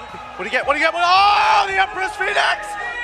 Wow. Yo! Oh my god! God, please conclude this game. My finger. I need to roll. He's still going. He got another skin. He got the. Did he get it? I think he got the Ballman. Did he get the Ballman one? He got the dog? The basketball Ballman? I think so. He got Dunk He just skipped it like he didn't care. He's like, He's double tapping it on accident, man. He's just going so fast. But let's look at the fun fact. We can't Richie versus too easy for Alexi. Tops the M5 wildcard with the most number of turtle steals. Oh, wow. I will say, I'm glad he picked up the Lancelot. This is a signature pick for Too Easy for Lexi, so you might as well pull it through now. And he has so much experience in tournament experience on the Lancelot alone. So we'll see if it's enough to handle Lil Gun, right? Because the Guinevere is going to be there. They got to battle it out. And if he just relies on that stat alone, steal some turtles. That could be a great start for them. And you're really seeing why they actually picked up the Kaja as well. It's going to be a big problem for the Lancelot. But for Lilguns, that's going to be Aizen on the Uranus. I think we've seen this once before. It did not go well for their opponents, man. Aizen just stood there menacingly, and there's nothing their opponents can do about it. Chest up, puffed up. What are you going to do about it, bro? What are you going to do about it? I'm going to cut all the waves. I don't know if Uranus talks like that, man. I'm sure Aizen does. He needs the echo effect. That's true. Aizen does. He just stands up from his secret lab chair, walks on over. What are you going to do about it? Holding his phone. Let's do it. Let's do it. With the compositions we've seen so far, a good way to sustain, a good way to maneuver around for the side of Lilgun. But even for Nightmare themselves, they have answers. They have solutions. And I'm curious to see which of these strategies, problems, and solutions are going to be coming up on top as we head into the land of Dawn. We move into game number 2 between Nightmare Esports versus the Lil Guns. So looking at the battle spells, Bevex is on that Inspire. Mirko says it's a necessity to play the 1-1. You don't go for anything else but that Inspire. So there's that.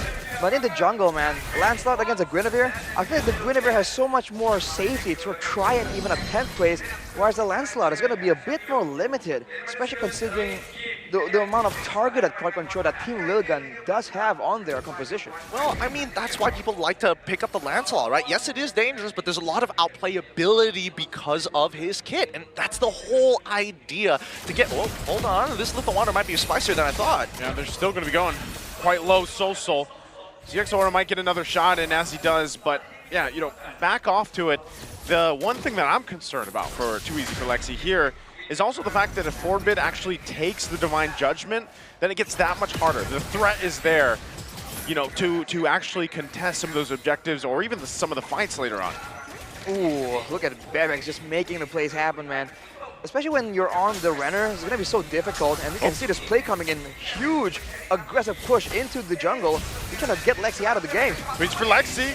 Oh, he can't escape that. First blood going to the hands of ZXORA. Yeah, you want to dodge the Violent Requiem as well as Spatial Migration, but as soon as he pops that Violent Requiem, you're just stuck in it, especially when you don't have enough dashes to actually make that distance. Speaking of which, actually, we are starting to see some of the members hitting their level 4s pretty soon, and Aizen continuing to proxy this wave. He controls so much space down on the bottom side of that map.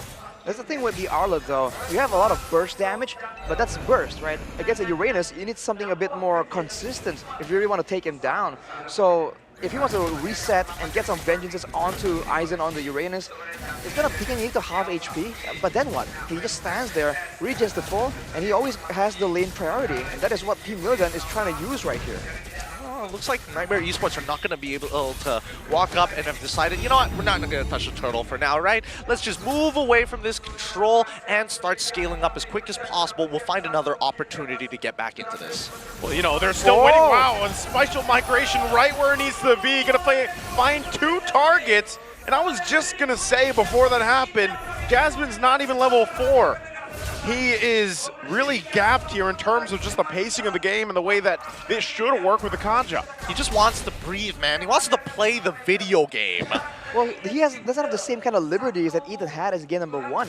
The EXP laner is not going to be there faster than the Uranus. That's number 1. Number 2, the jungler's an assassin, right? Not a fighter. So he's the one that's stuck all the way in the front. And with the emblem choice, he's going for the quantum charge, but would that be enough for his tankiness? Too easy for Lexi. Is he going to be able to get away? Using that Thorn Rose. Takes a shot as well, but he's going to be fine for now. Juviana now going to be joining the party. They do get the flicker out. That's the final slash from the Requiem. Still going to be fighting it out. Looking for the kill still. Heartguard comes through, keeps him alive. Huge save, but that means that Nightmare is able to actually take space, right? On that top side, they could potentially try and push Bebex out of there, and Ethan has to comply and has to move up there to deny that. And once Nightmare see that, back away. But cutting back down to EXP side, Juliana is like, please, end me! I think it's only a matter of time before Aizen makes his way into the base of Nightmare Esports, dude. That's the only logical progression. He's getting closer and closer to it, even just living in the jungle. And on the other side, there's the rest of Team Lilgun. For Nightmare Esports, even if they want to try and catch Aizen, can they even have enough damage? Cammy could be in trouble here. Ethan there, if he gets the flicker, might be able to survive still as he does. Jasmine waiting there. Not able to really do anything, and on the bottom side, Aizen just continuing to be a menace here on the bottom side, and now the focus, do it again. Top side turret here. Forbid has his own Divine Judgment. Jasmine taking a couple hits, and they might just back off. Turtle is spawned. Okay, at least they were able to clear that wave on that top side, right? They're not going to go for the redive. The turtle is up, right? Hopefully. Aizen's just living in the jungle, by the way. He's being rent-free in the minds of the players of Nightmare Esports too, dude. It's too easy for Lexi. There's no way he can even get any space. He's getting shooed away. Like, they just shooed away from this whole situation. Heartguard going to be there. There's the final slash. They're going to push ZXORI off. Let's see if too easy for Lexi can even get there. He's going to be bullied by Aizen too much. Just zoned out himself. No. And they're going to get control again of the turtle here. Soul in trouble. Black Shoes. Forbid has the Divine Judgment. Doesn't even need to use it. And still, Team Lilgun finding win after win. I think it's a fascinating approach here for Lilgun, man. They have a great mid lane combination, and they have relatively ungankable lanes. Now it's going to be a 1v2 from Juviana, but look at that. He can't really do much against this, this sustain coming in from Team Lilgun. So the side lanes have such output potential, the Uranus and the Wanwan, right? They can, crossbow of tying a wave and outplay. The Uranus can just out-sustain. And worst comes to worst, there's always the Heartguard. So now Nightmare Esports are stuck in a position where they have no idea which lane can they play on. They could get this off, the Divine Judgment, but there's the Heartguard into 3 members of the Violent Requiem. Still going to be going Forbid, pulls his own member. Too easy for Lexi, is going to be the one to fall. Soul will still be able to live unless Forbid goes for it. They might still put the pressure here. Conceal going to be used as well, but they'll disengage for now. Oh man, the only person who can really outplay himself right now, Forbid, is himself. Flickering into that wall, a bit unfortunate. That could have been a very, very free kill for him as well. But doesn't matter. Top side still losing a T1. Bot side is taking a good amount of damage in Aizen. I wish I could hear what his inner monologue is telling him. Is like, okay, gonna do it again. Oh, what do you do? Hi. He's not even communicating with the rest of his teammates at this point, right? We're saying that I'm him, bro. This is my anime. You guys are not the main character. I am him. I am him. Maybe the song "I'm Just Ken" plays in his head as well. Well, you never know. Gonna be a disaster once again. Soul the one to go down this time. Again, we question how did they give up the Guinevere again to Team Lilgun? That's a very difficult question to answer, man. And they picked the Kaja into the Angela as well. The more the game goes, the more you're seeing that is just such a tough situation. Now you lose in the wave clear assist, and you're also losing because your main power, your main strength, the pickoff, can't be utilized. Predictive spatial migration. The fight for the purple buff. They force out the retribution. There's the final slash from Juviana, but it's Eisen. He's going to be just fine. And also Turtle for the taking here. Both retributions going to be down though. So Team Lil Gun will go ahead and start it up and find what they can across the map. That preemptive spatial migration, that was actually kind of sick. It was in the right direction. The prediction was on the right time. It was just slightly off in terms of the hitbox, right? That's all that it was. And even for Too Easy for Alexi, it's still a dangerous time. It's conditioning him to say that I am not safe in my own territory. I think he used the puncture just a split second before the spatial migration actually lands. But now look at Tyson just taking everything. Can they get him? He's got the immortality as well, so. Oh no! You know, he doesn't really have to do much. Soso's gonna die if he keeps standing there.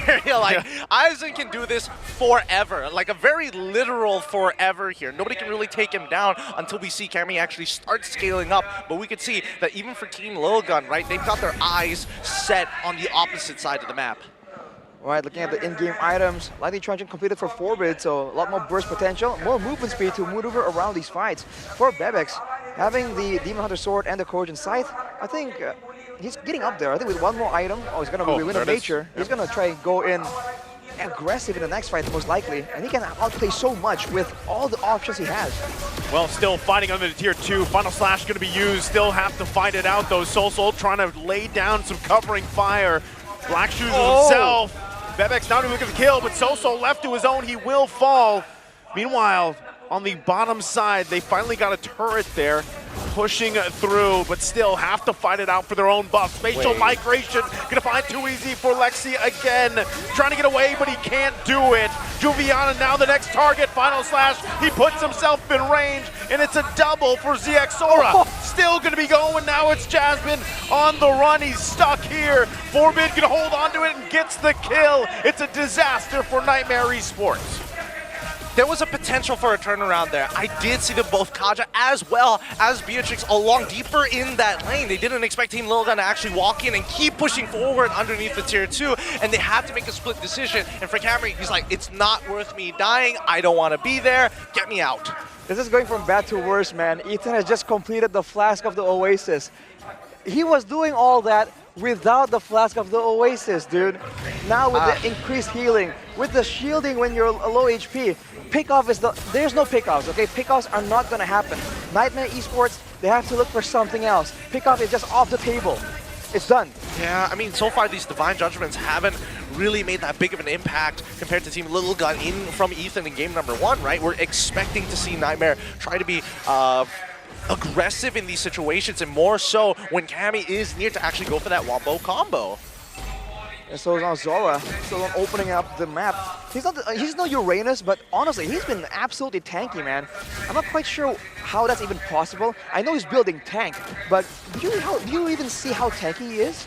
He has built-in regeneration in the kit, right? With the stacks, technically, right? If you get a full one, you do heal up a bit. But still, dude, it's just Ethan in the back. It's not even always the hard guard. It's the healing. Oh, once again, Too Easy for Lexi, gonna get caught out. Tries to get away with the Phantom Execution. One shot away, he will be able to survive. Hard guard gonna be used as well. Still, the Lord, even on the top side, alongside a Lord, a mini Lord, Eisen. So he is keeping them at bay. Still in the mid lane, going for it. Soul, the target, he falls. And it looks like Team Little Gun with the 10K lead will still push into the base. Working on that mid turret, Too Easy for Lexi. Takes a couple shots, Juliana with the final slash. There's the flicker come through, but can they get back? They get him down. Can they turn the tide of the fight still? Forbid also half health. Now they're gonna go and commit to it. Too Easy for Lexi. Can't find the kill. He's looking for Cam. He has to get out of there. Now the spatial migration again. Still on the hunt. The Phantom Execution goes through. They're gonna take a couple turret shots. It's one hit away, but they will disengage. You know what's worse than just a really tanky Uranus? A Uranus with a heart guard on it. Literally unkillable. The man, he hasn't based in a really long time. Doesn't need to, will never need to unless he dies. they even lose his immortality in that fight. They fought that fight without Bebex. Yeah. Their DPS tool was not around. And they just said, we heal. And they just walk forward. They walk anywhere they want. The immortality isn't even popped, dude.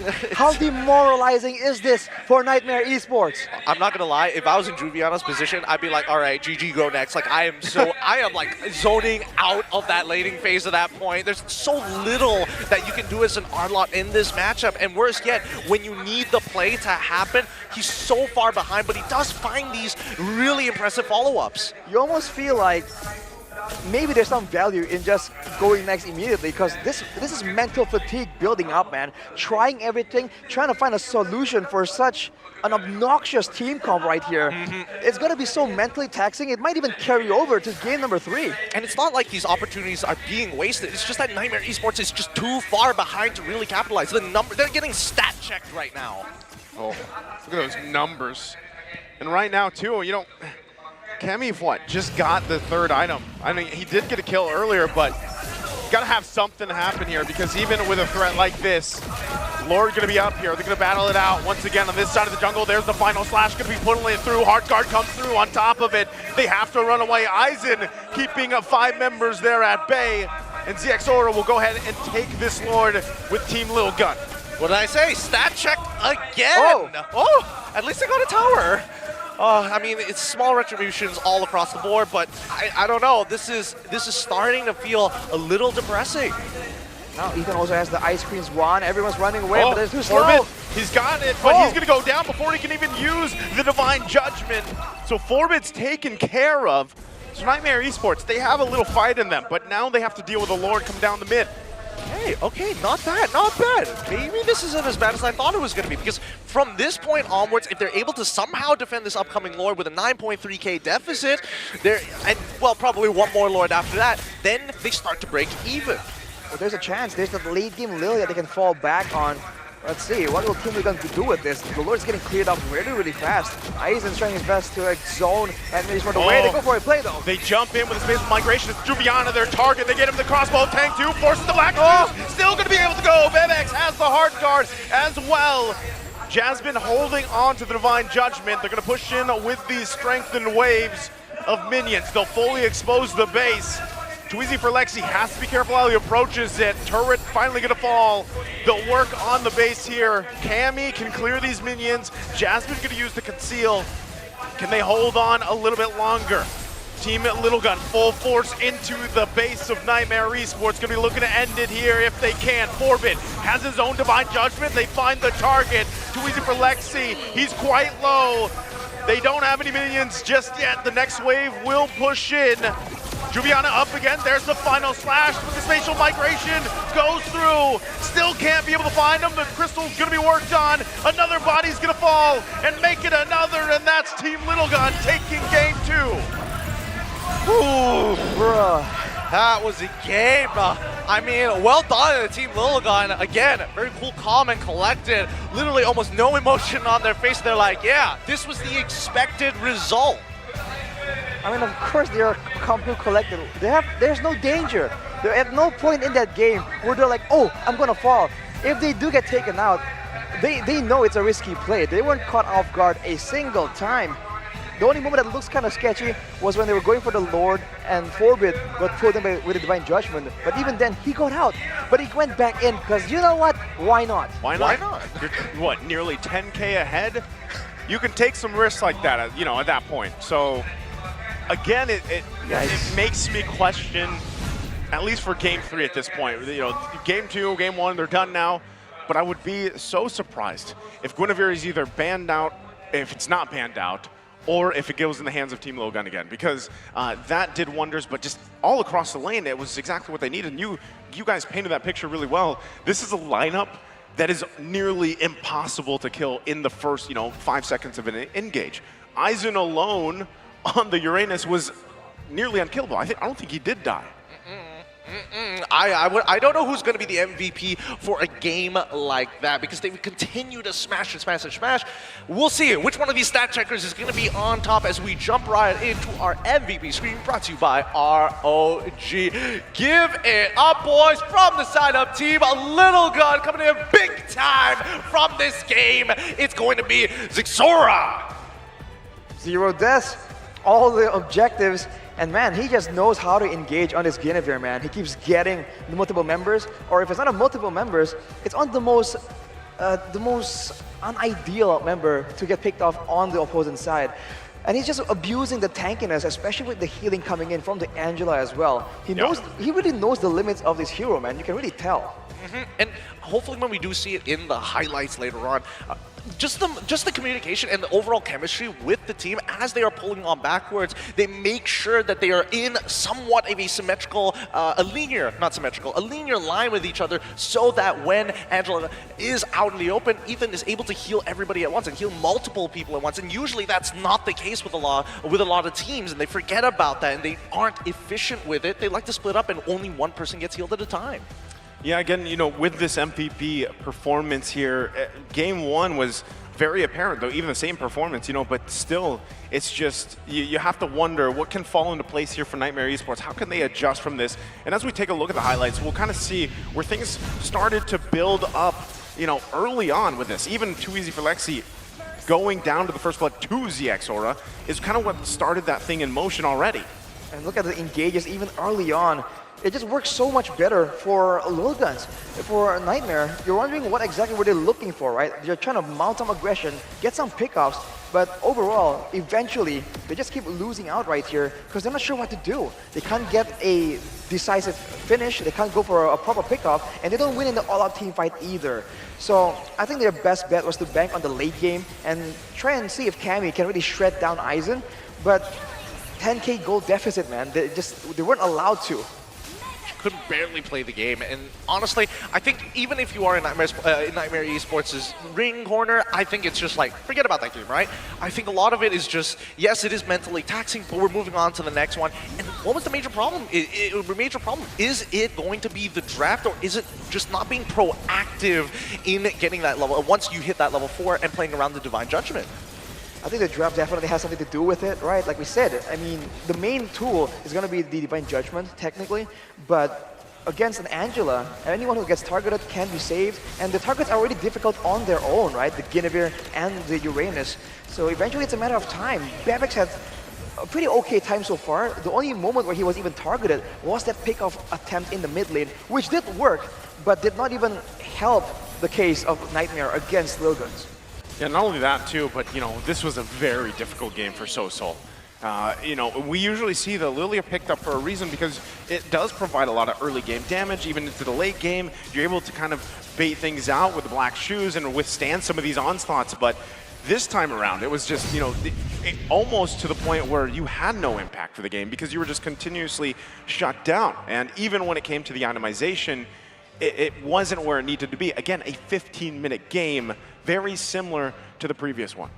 I think early on, the rotations at least were kind of equal, right? We saw a lot of 2v2s, 3v3s, not a lot of people getting caught out, because if you look at the emblems, everyone's just going in for the, they're trying to get new shoes, man. They got the agility and the wilderness blessing, right? They want to be fast in the rotations because they know this game is all about being fast and being there first.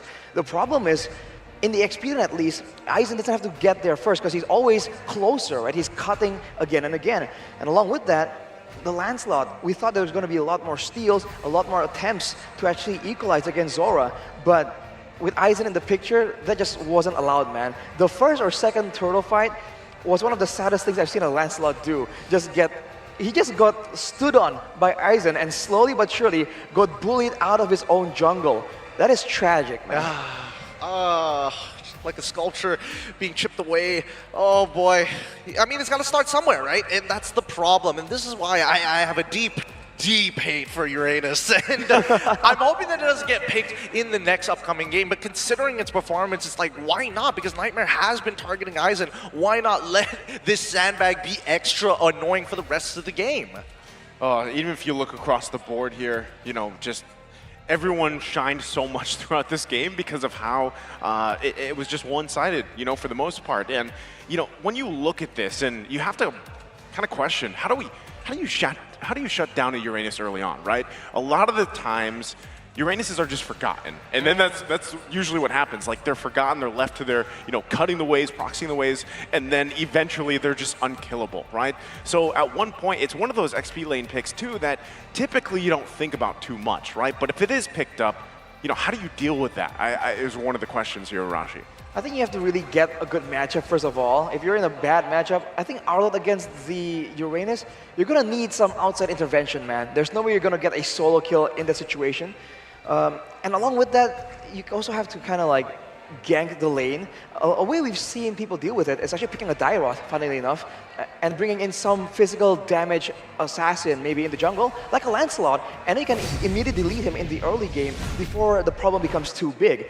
But the problem is, if they do that, that also takes away a lot of time and resources from the other side of the map, which is the problem here. For Lil Guns, every lane, again, it was just going so well for them, and that's crazy because it's been like 2 games, and for both games, dominant laners everywhere and the jungle as well. There's just no real clear weakness here.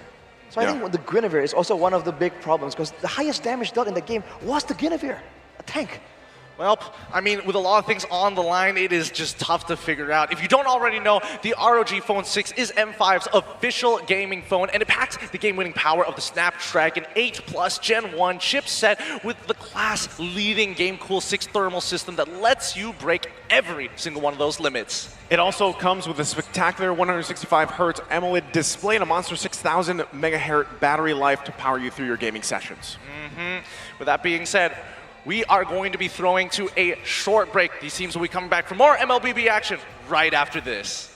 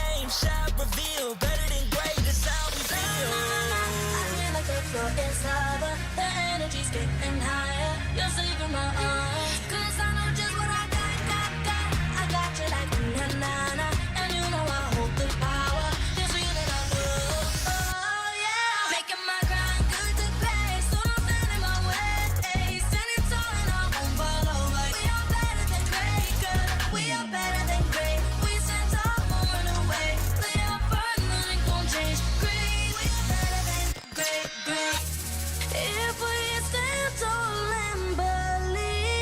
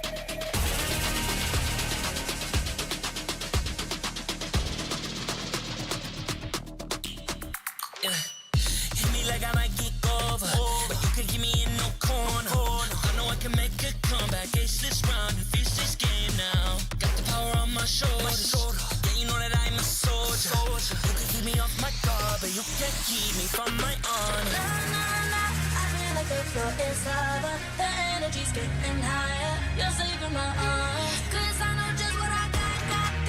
I got you like na-na-na. And you know I hold the power. This feeling I love. Oh yeah. Making my grind good to great. So don't stand in my way. Standing tall and I won't fall over. We are better than great, good. We are better than great. We stand tall, won't run away.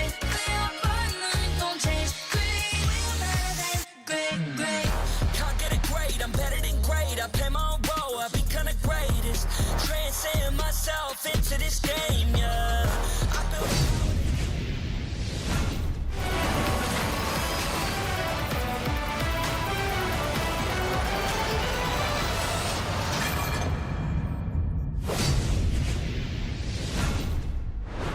Welcome back, everybody, to the M5 World Championship wildcard stage. Once again, we are here with a final best of 5 between Lil Gun as well as Nightmare Esports. Together with me, it's going to be Naisu as well as Arashi. But man, this is some scary stuff. We are at match point already, and the Mongolian representatives might actually be able to claim it in a clean sweep fashion to make their way over to the Philippines later this year.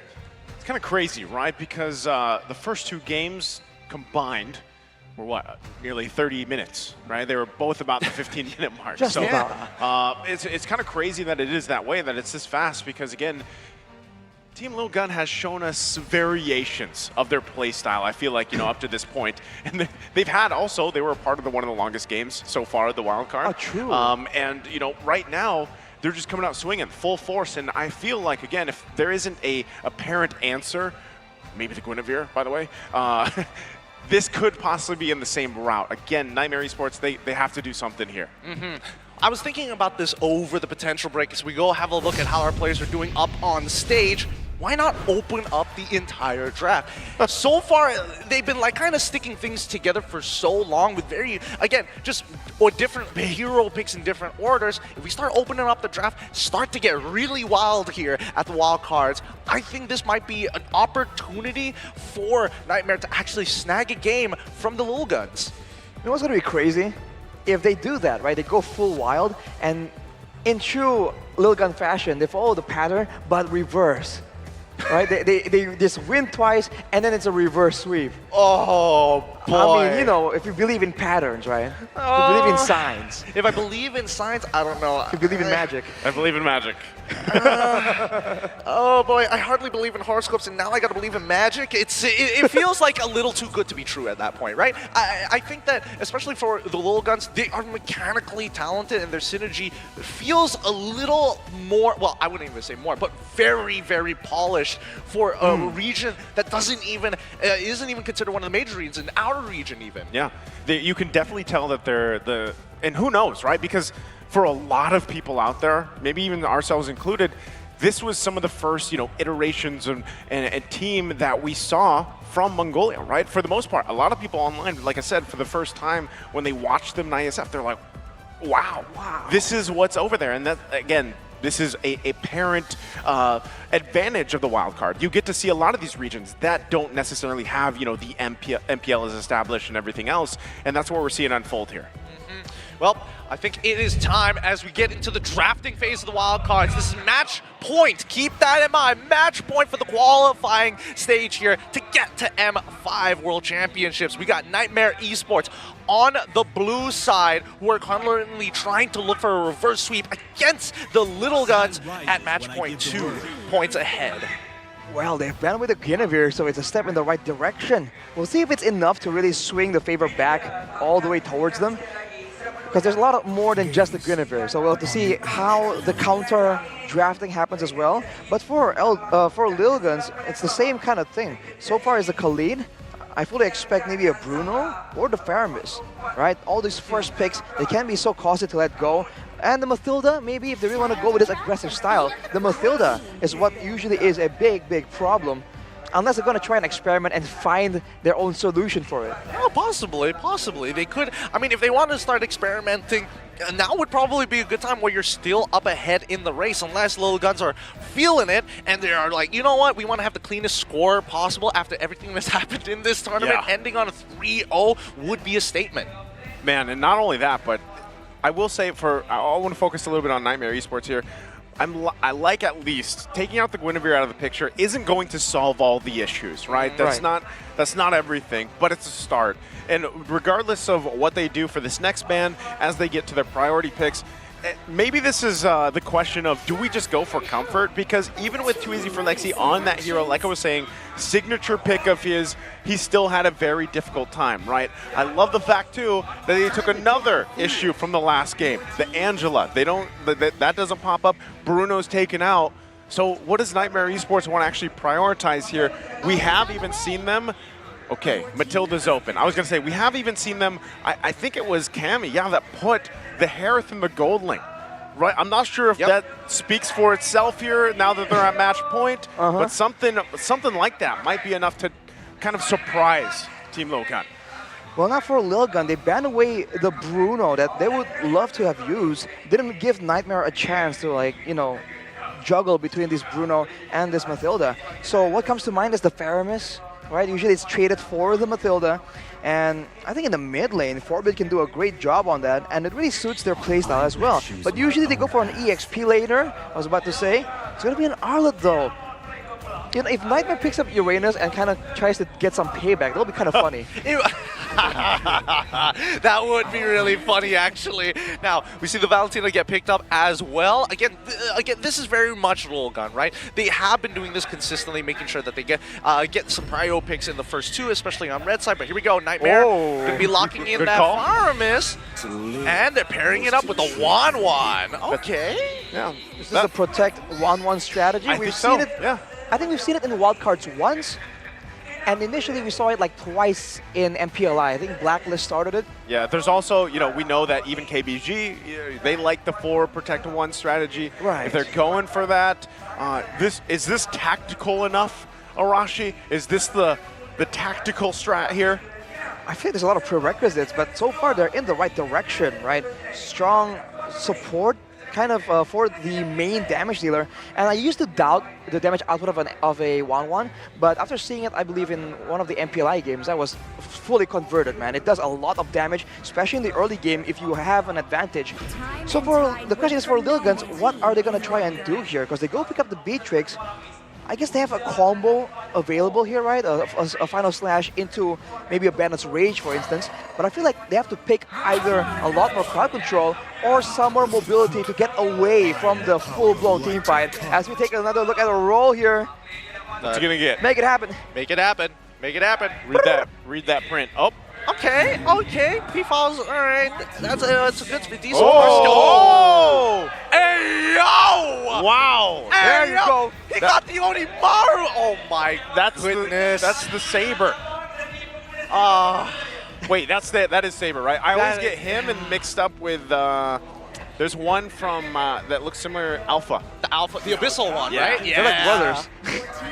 Oh my goodness. Alpha's also got a, I forgot the name. Yeah, he's got the Samurai one. I forgot the name. It's I do not remember the name. Coming to me right now. I'm going to double check because I haven't. I spent way too much on that one.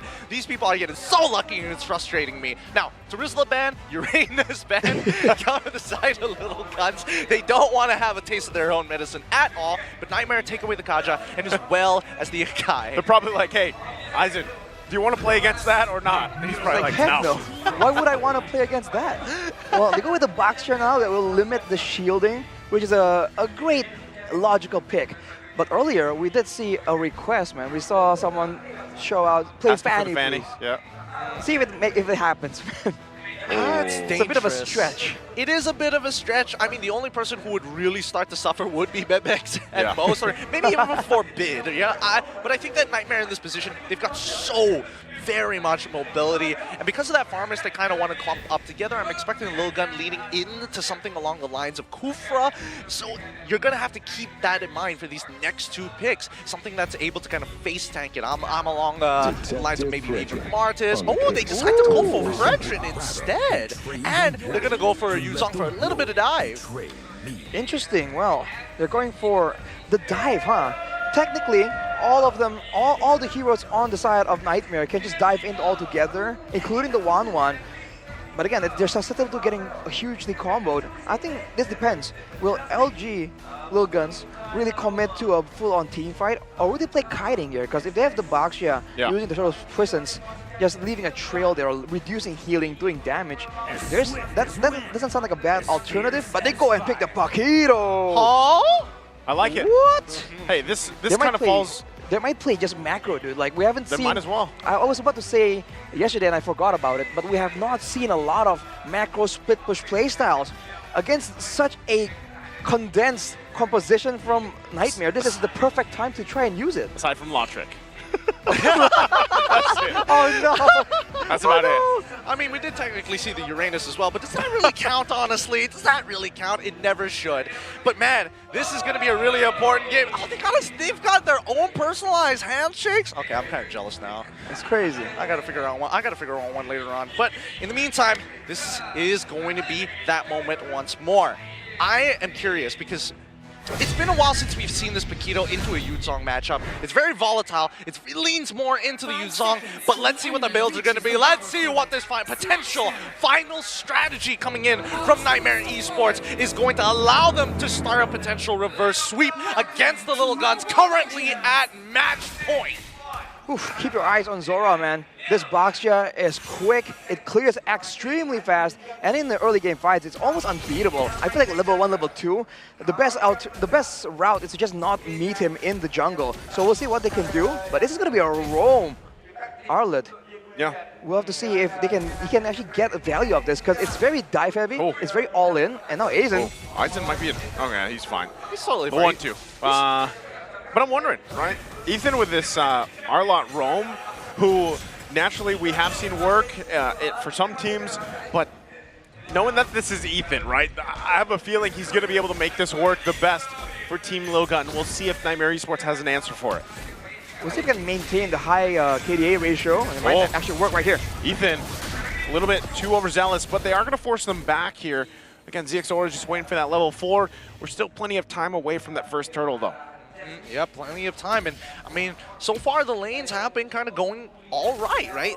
The most is Aizen losing his battle spell, but it is a sprint, so therefore it comes up faster in comparison to a flicker, so it's not that big of a deal. But in comparison to Juviana, who's about to get his Petrified back up in about 10 seconds, this is where it starts to get a little dicey for Aizen. He just needs to survive until level 4. Forbid! He's going to get taken out here. You saw the flicker as well. So already on the board, first blood for Nightmare Esports. That's going to help them a lot, especially the fact that it went in the hands of Too Easy for Lexi. This should transition in them to have some confidence for this first turtle take as well. I think Forbid kind of forgot that last game is already over. He's not as big, juicy, and scaled up. He tried to go for the nothing personnel kid motion there, but being a level 3 doesn't help. Well, now he might be late to the level 4 party here. Soso already has that Netherrealm. He's pulling Zora away. Yeah, he's going to pull him away, trying to keep him at bay from getting this Retribution off. It's actually going to go ahead and reset. Aizen now joining the fight for the 1-2. They get the Netherrealm. Still going to be going to Fraser's Wrath to answer for it, but Juviana's going to fall. Aizen on the hunt for Jasmine. Won't be able to get it. Too Easy for Lexi. Still wants to get the turtle, but he's taken down as well. And it's Ethan that gets the turtle for Team Lil Gun. The split-second play there to just let the turtle reset. What was that, dude? And then the Netherrealm came in when Zora already used the turtle's prison, so the healing, the shielding, the HP bar was also a lot smaller for Nightmare Esports. I need that on the soundboard. They just got completely outclassed.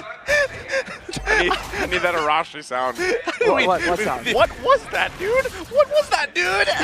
What was that, dude? It's a good one. It's a good sound. It was a good soundboard, but I think that at the end of the day, right, we were questioning whether or not Ethan was going to be able to kind of find it. And honestly, I think this kind of answers the question. He's got the mechanics, and more importantly, he's unafraid of going in and trying to bait out these spells from his opponents. And he knows that he can survive, especially in the earlier stages, for a little while with the help of that tenacity, on top of the fact that he's got the quantum charge to quickly get that quick boost of movement speed to get out of there. And with that, yeah, Ethan again. Now, what I'm wondering too, the fact that Aizen was able to get a kill himself, how does this kind of transition to that matchup in the XP lane against Juviana here? But meanwhile, before that, Bemex should be just fine. He did have to burn the flicker, but he's still going to be here with the rest of the team. Ethan now part of this, keeping them together. That's what they have to do. Yeah, with the final slash available, it's going to be a bit of a good deterrent, even though there's 4 members down here. Nightmare might just still go for it. Still going to go for Ethan. Rest of the team making their way. ZXora there. Aizen. I was asking about how that matchup's going to be. I guess that's a preview of my answer, my question. Still in the bottom side, going to force him out. Final slash.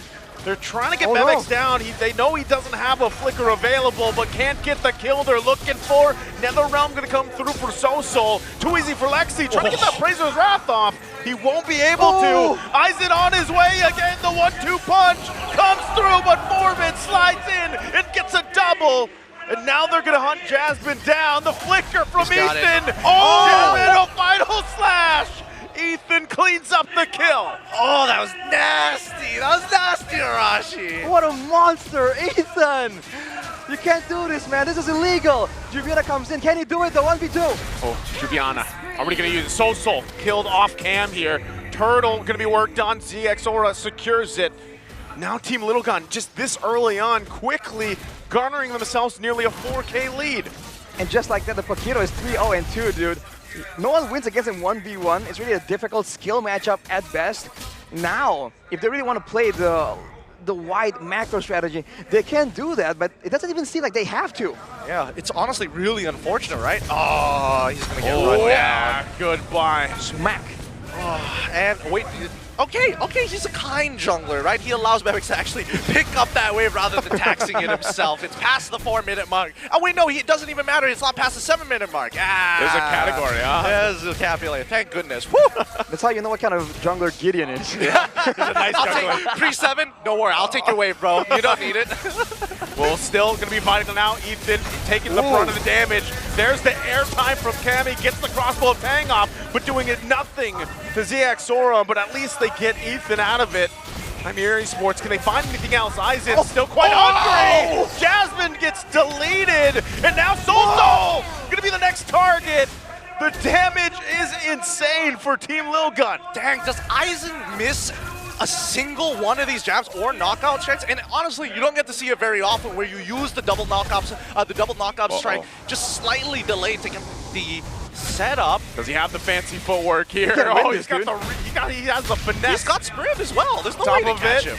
Easy for Lexi and Juviana are going to be there. The rest of the team might respond though. He actually just wants to fight this out. Not sure if Aizen can escape this any further as he gets shut down. Yeah, he had to eventually go down with that confidence. They got a turret for it, but that was a bit anticlimactic, man. We're expecting a huge outplay attempt, but no. Now Zora alone in the jungle. Doesn't matter though. They never play like they're really concerned about the pickup potential, man. Yeah, they really are. I think, Team Logan, they're really feeling themselves this time with expressionless, emotionless faces up on screen. Quick work again. Jasmine just deleted off the map here. It's getting grim here. Play the soundboard, dude. Thank you. What was that, man? Yeah, let me play it. What was that, dude?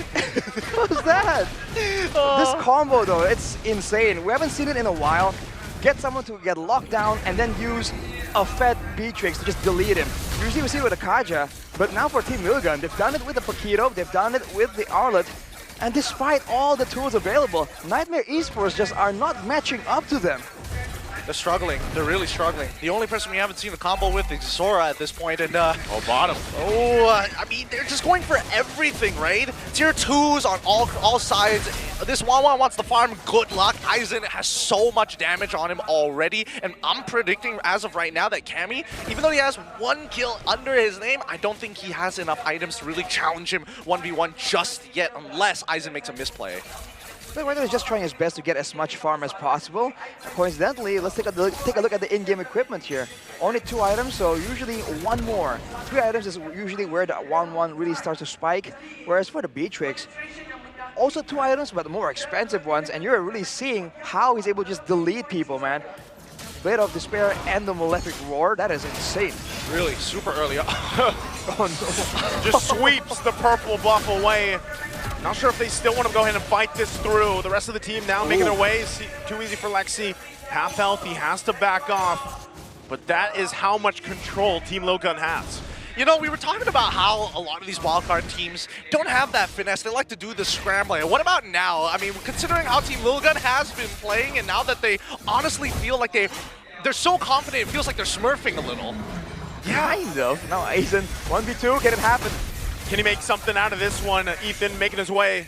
Still going to be able to get away, though, has that sprint, so we'll be fine now. Ethan alongside Forbid.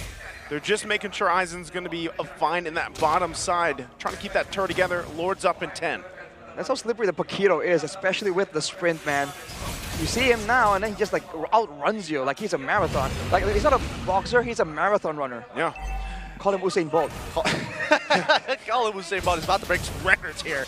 Now with the Lord in their control, like there's too much of a deficit at this point, like 7.4k, but more importantly, unless we do see 2 AZ for Lexi bring up his steal from 4 to 5, I don't know what to say. This is starting to look pretty grim for Nightmare Esports. How are they going to bounce back?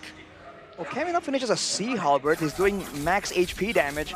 That can help, but especially against the Baxia, we saw how ticklish he was with the crossbow of Tang, man. It did not do any significant damage.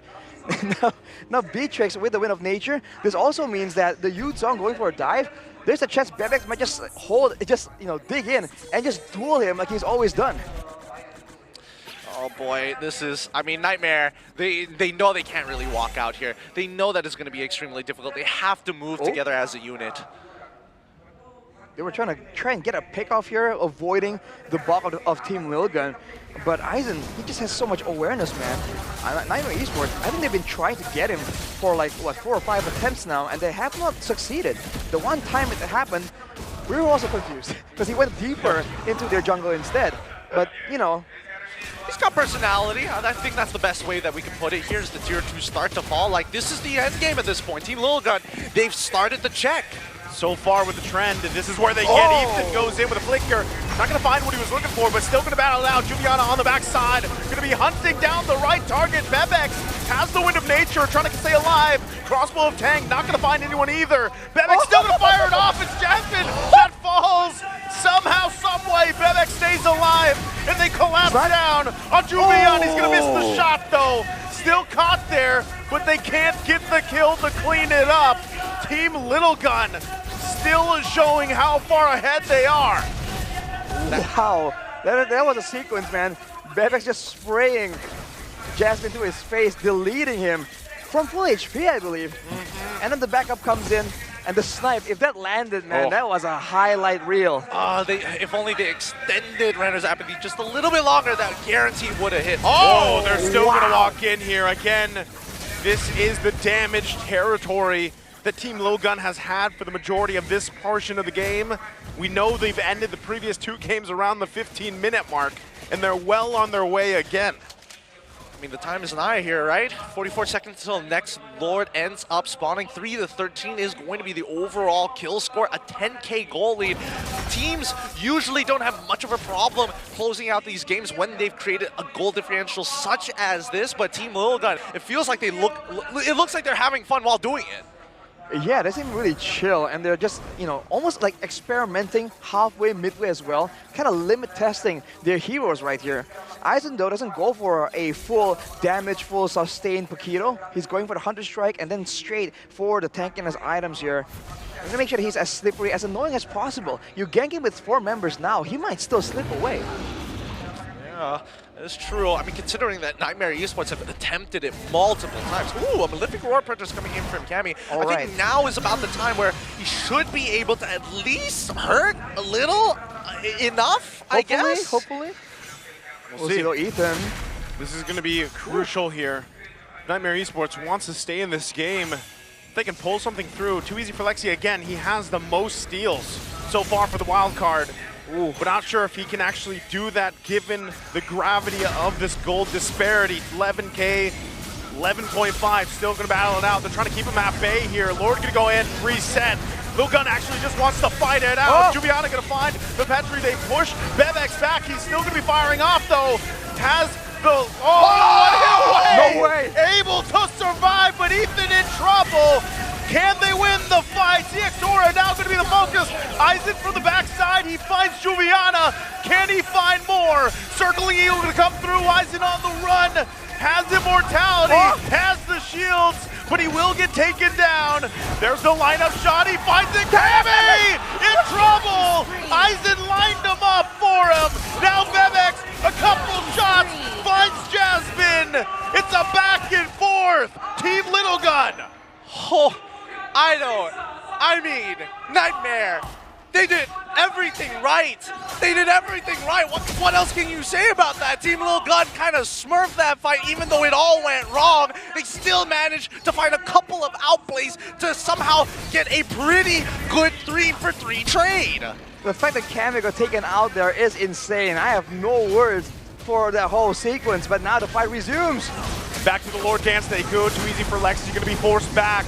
Jubiana with the dragon form. He knows that they can't contest it. CXora securing that Lord for Team Lil Gun. Now Nightmare Esports has to prepare for this defense. I mean, let's take a breather here. That was a whole sequence, bro. I think I'm falling in love with Team Lil Gun already, man. Like this team is, it's taking my breath away. That's how I felt, you know, just a few months ago. Darn. Man, the fact that Aizen just made the play kind of happen there as well. You thought he would just go out, but he just doubled down and went back into the fight, trying to find something.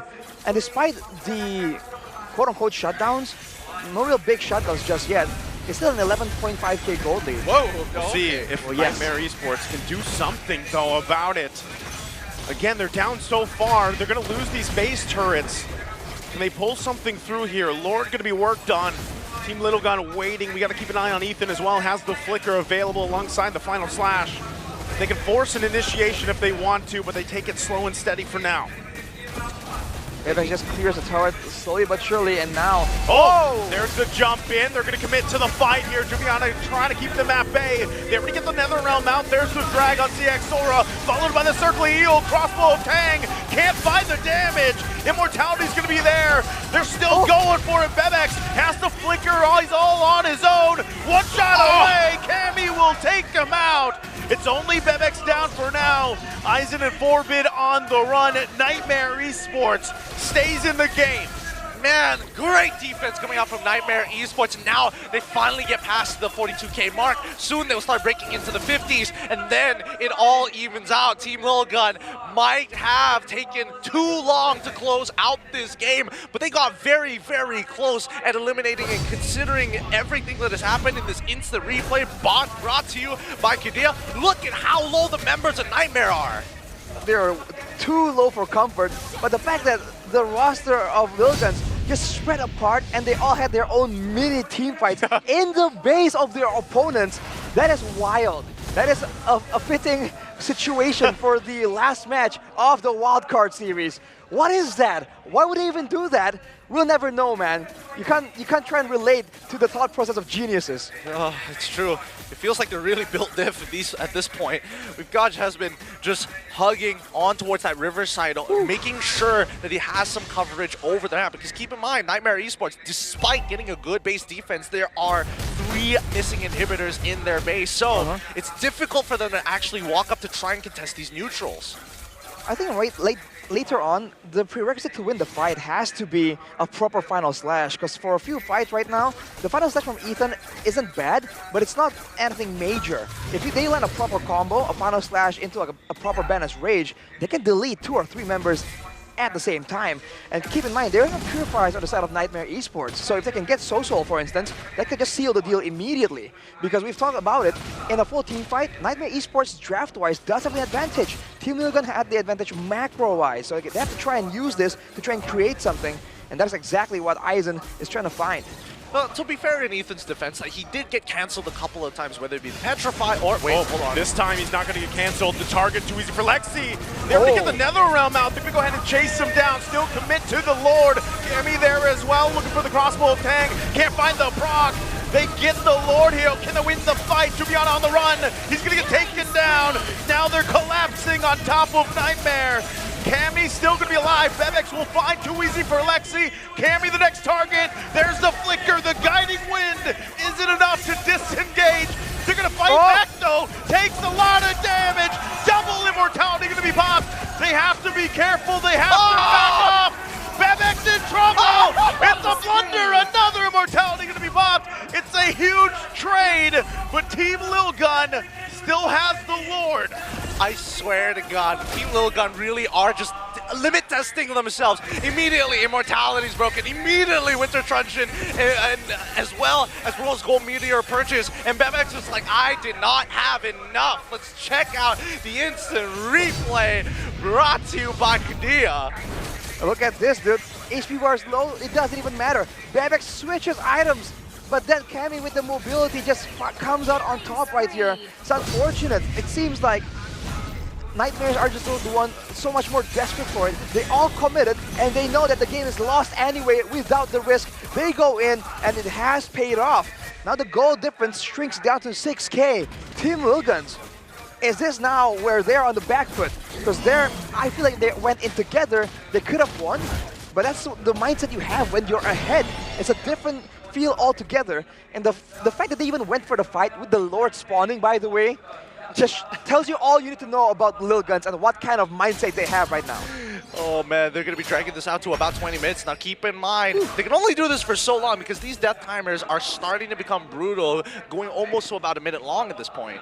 Not only that, but you got to give it to Nightmare Esports. Given the whole situation for the past 20 minutes, they've stayed in this game. This is the longest they've been in this series against Team Lilgun. They've made it past that 15-minute mark.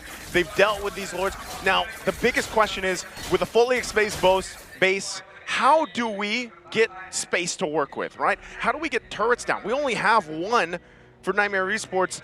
Do they just try to contest against these lords to transition into opening up the map? I feel like right now Team Lilgun can just bait Nightmare Esports into fights with the Lord, and if they let it go and they're banging everything on a base defense, a common strategy you've seen a lot, especially during the Valentina Faramis meta, is to just go for a Netherrealm and go straight and rush down the base, especially with the Lord that can't be cleared as fast.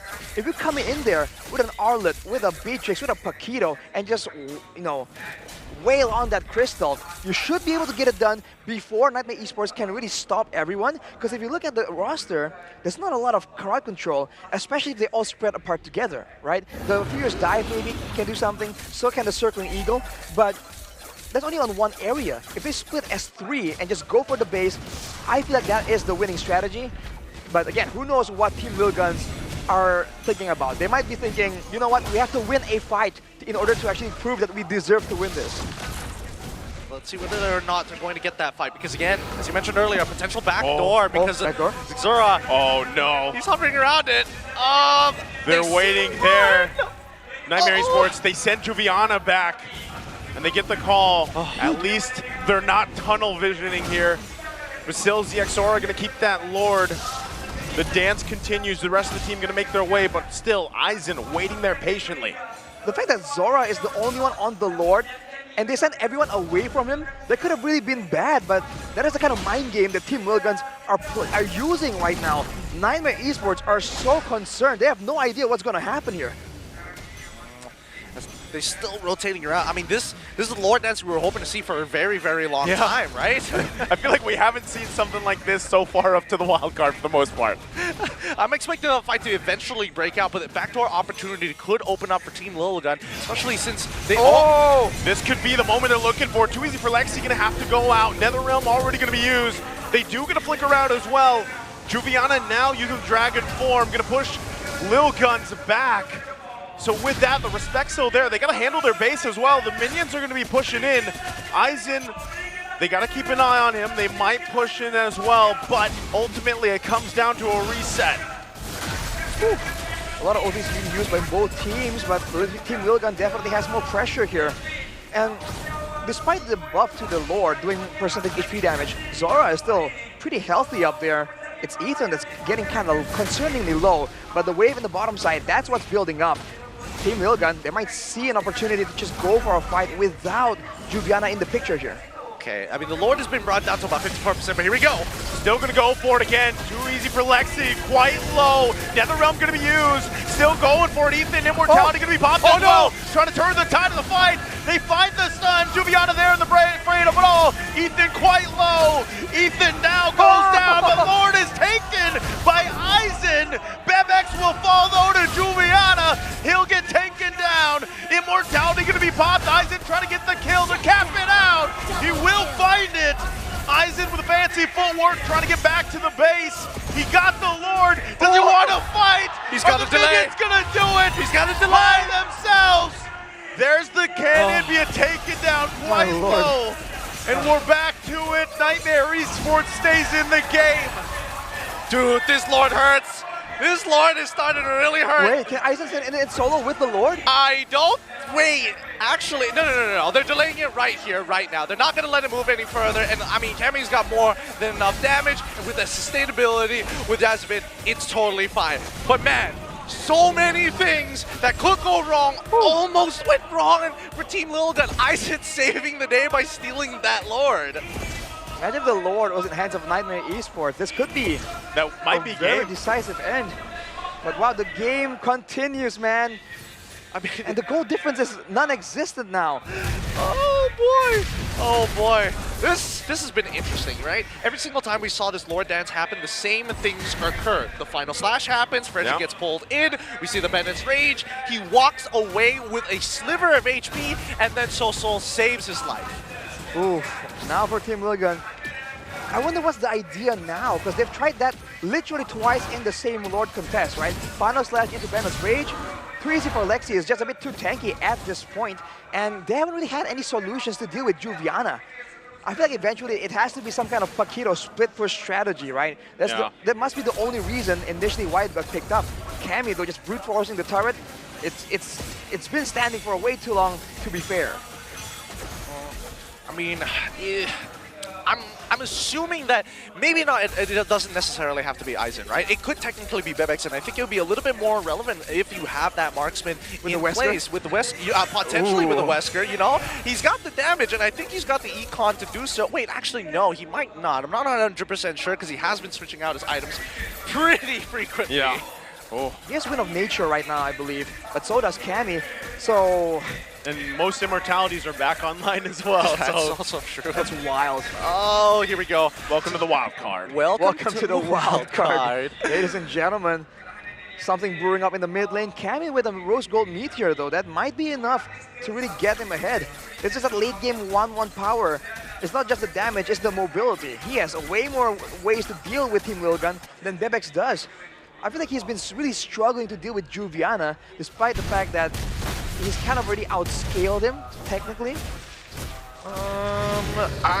Yes. Well, I suppose, right? There is an argument either on either side for it, but at the end of the day, it's about whether or not you can actually find an effective use for it. In this case, if Juviana is able to get like multiple people with a Furious Die Petrified like he did previously, we might see the same result. But this time, if they have the Lord, that's going to be GG for Team Lilgun. Back to it. Lord Dims. I was kind of focusing on the Lethal Wanderer there, almost getting stolen. But look at his play, man. They're going to go for it. They're going to go for it again. Ethan waiting in that bush, probably trying to do the same thing again with that final slash, but still both teams, both here, full force. They're going to keep them at bay. Each other now less than half health on this Lord. Do they want to commit on it? Looks like they do. They're going for it. Final slash going to come through. Bebex trying to get a range. They get the Netherrealm out. Both junglers still planning themselves around the Lord. They're going to force the Xora back. They are going to have to fight for this one to claim the Lord. Who's it going to come down to? Oh! Soso will get shut down. They're ignoring the Lord for now. It's too easy for Lexi. That gets the Lord. And it's Team Lilgun on the run. They're on the retreat. But it's only Cammy down for Nightmare Esports. They're still going. They lose Juviana. And Team Lilgun gives it the go signal to chase them down. Wait. The Lord minions have spawned, but look at the mid lane as it gets pushed down. They're going to chase them all the way to the base and look to end them while they have that Lord. They're going to run it down here. They don't care about the Lord. Soul's taken out. Team Lilgun going to be pushing in the base. Can they end the game? They want more kills. They're going for it. It's a double for base. Jasmine falls as well from Dark Horse to a Nightmare of their own. Team Lilgun, can they end it? There's no minions. There's none, but don't worry, the mid lane is going to be coming back up. They're coming, and that is it. They're fist bumping already. Woo! What a game coming out for Lilgun. So in that final match here, we have our next qualified team. Give it up for the region of Mongolia. It's Team Little Gun. Philippines, are you ready? Because Mongolia is here. Oh my goodness. Oh my goodness, here it goes. This is the conclusion of the M5 World Championship wildcard stage. It's Team SMG from Malaysia, and it's going to be Team Lil Gun from Mongolia, making it into Group B and C, respectively. Holy cow. With that being said, that's enough for us at the desk. We're throwing it up to the stage. Everybody, let's give Nightmare Esports a big round of applause. Nightmare Esports, thank you for showing us the Laotian MLBB playstyle. And now, on the count of 3, we will give the final bow to all the audience here. In 3, 2, 1, bow. You may now take your final bow. And your journey ends here. Thank you so much. Thank you very much, and we wish the very best, and we want to see more of you. Thank you very much. Give a big round of applause! And now, the team that got the last wild card slot. Give a round of applause to Team Lil Gun. First of all, what an amazing series. The last game, I have to say, caused a lot of heart attacks. Now, first of all, congratulations on qualifying on the M5 World Championship. I just gotta ask, how do you guys feel? How do you feel after winning that match? We feel very amazing, and because we expecting this moment for like 2 to 3 years, and it's our dream. Like the dream come true. We are really happy about it. Yeah, thank you so much. They feel amazing because this is their dream, and they're able to achieve their dream, and it was a very tough match for them. Team Lil Gun, you guys have made history because you're the very first Mongolian team to make it to the M Series. You're going to the World Championship. What are you thinking about right now? What's going through your minds? You guys have made history.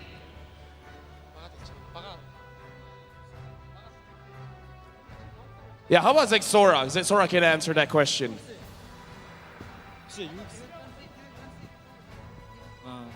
I feel very excited because this is my first.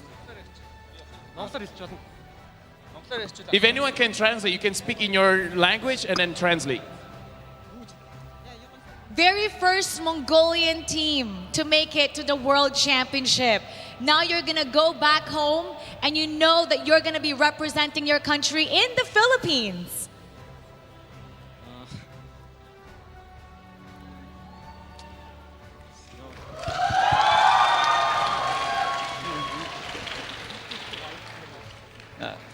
He's very speechless and happy right now. So yeah. I cannot express the feelings. Right now, he's very excited for representing Mongolia. He wishes the best. He wants to make Mongolia proud, and he will do his very best to put Mongolia on the map of MLBB. Yes. Now you guys are going to be competing in Group C. How are you guys feeling about that? Who are you most excited and you're looking forward to? We want to face Brin. Bran. Yeah, Bran. Yeah, because Brin is so strong and we train like 1 month, and now we want to see our levels when we play against the Brin. Yeah. Based on your performance on this wild card, what do you think is your chances going to be? Because in Group C, AP Brand is there. How do you feel your chances are right now fighting against them? That's right, because you guys face them against IESF. Yeah, we just try our best, and I'm really confident my teammates. Yeah, I think we can win. I also have to ask, because based on the performance here on the wild card, Lil Gun looks very strong. And I know you guys have a dream that in Mongolia you want to have an MPL region. Now that through the wild card you're going on the world stage, what do you hope for Mobile Legends Bang Bang in Mongolia? What is it? What is your hope for the growth of Mobile Legends Bang Bang in Mongolia? Yeah, we really want just team fish. Yeah. You really want what? MPL. Ah. Yeah, MPL. MPL. Yeah, MPL. You want MPL Mongolia. Yeah. Now, everybody's watching. The whole world is watching. What do you want to say to them, especially everybody back home in Mongolia? What's your message? За тэгээд ерөнхийдөө бол энэ тэмцээнд бидний дэмжсэн бүх хүмүүстээ баярлалаа. Тэгээд ер нь бол бид яг олон жил яг энэ дэлхийн аврагт орохын төлөө айгүй олон жил хичээсэн. Тэгээд ярцсан мөрөөдлөө биелүүлсэндээ маш баяртай байна. Тэгээд бид ороодоос хичээнэ. We want to express our thanks to our supporters, and we tried and trained for quite some time, and we will try our best. Thank you. Give a big round of applause. You may now take your bow. Right, 3, 2, 1, bow. And take your walk of victory. Congratulations again. Give it up for Lil Gun. Team Little Gun with such a phenomenal performance. We had 8 teams competing in the wild card, and they are one of the 2 that will get to proceed in the World Championship. Now, the first ever wild card stage in the M Series will go down in history with Team SMG and Team Little Gun coming out as the victors. This groundbreaking event effectively served as a medium for emerging regions to show off to the world their gameplay, how they play Mobile Legends Bang Bang. And I gotta say, the journey of both teams going to the main stage through the wild card, Team SMG have gone through a lot, losing the grand finals, going to the wild card. Even Sasa himself said there's a lot of pressure on his shoulders, but they were able to tough it out, and they're going to the Philippines. And Team Lil Gun, we've never had Mongolia representing, going to the main stage, and they've made it happen. And more, we're seeing more emerging countries representing on the world stage. We love the different types of MLBB playstyle, but you know, Lafel, this is just another stop to a bigger goal, because now all 16 teams of the best regions are now complete. And now we can finally go to the grand stage to determine the M5 World Champion. And that question will be answered in Manila, Philippines, the host for the biggest and grandest Mobile Legends Esports tournament of the year. We'll see you guys there. My name is Apel. And my name is Mara Aquino. And on behalf of everyone who's made the M5 World Championship wildcard possible, we'd like to remind you all who's in the pursuit of victory to become better than great. See you guys in the Philippines. Keep it good, thanks everybody.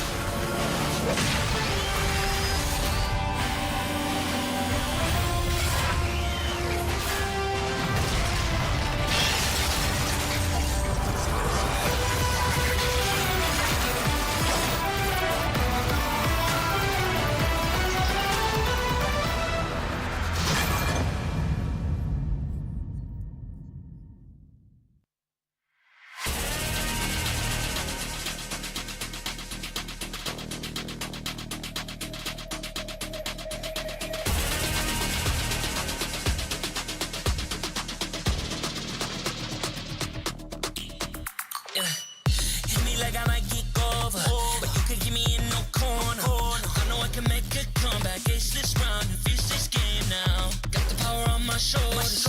Yeah, you know that I'm a soldier.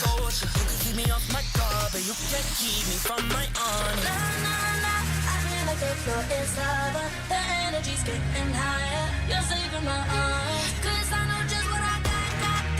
I got you like na na na, and you know I hold the power. This feeling I love. Oh yeah, making my grind good to great, so don't stand in my way. Standing tall and I won't fall over. We are better than great, good. We are better than great. We stand tall, won't run away. We are fun, nothing gon' change. Great, we are better than great. Can't get it great, I'm better than great. I play my own role, I become the greatest. Transcend myself into this game, yeah. I build a power to dominate fate. Championship mind, no time for the weak. We start to the game, shout, reveal. Better than great, that's how we feel. I feel like the floor is lava. The energy's getting higher. You're saving my arms, 'cause I know just what I got.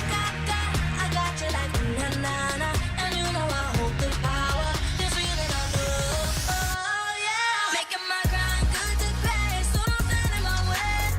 Standing tall and I won't fall over. We are better than great, good. We are better than great. We stand tall, won't run away. Play our part, nothing gon' change. Great, we are better than great. If we stand tall and believe we can make it, you and me, with a sense of urgency, you'll see I'm better than great. I'm better than great. Oh yeah, yeah. Oh, I'm better than. Making my grind good to great, so don't stand in my way. Standing tall and I won't fall over. We are better than great, good. We are better than great. We stand tall, won't run away. Play our part, nothing gon' change. Great, we are better than great.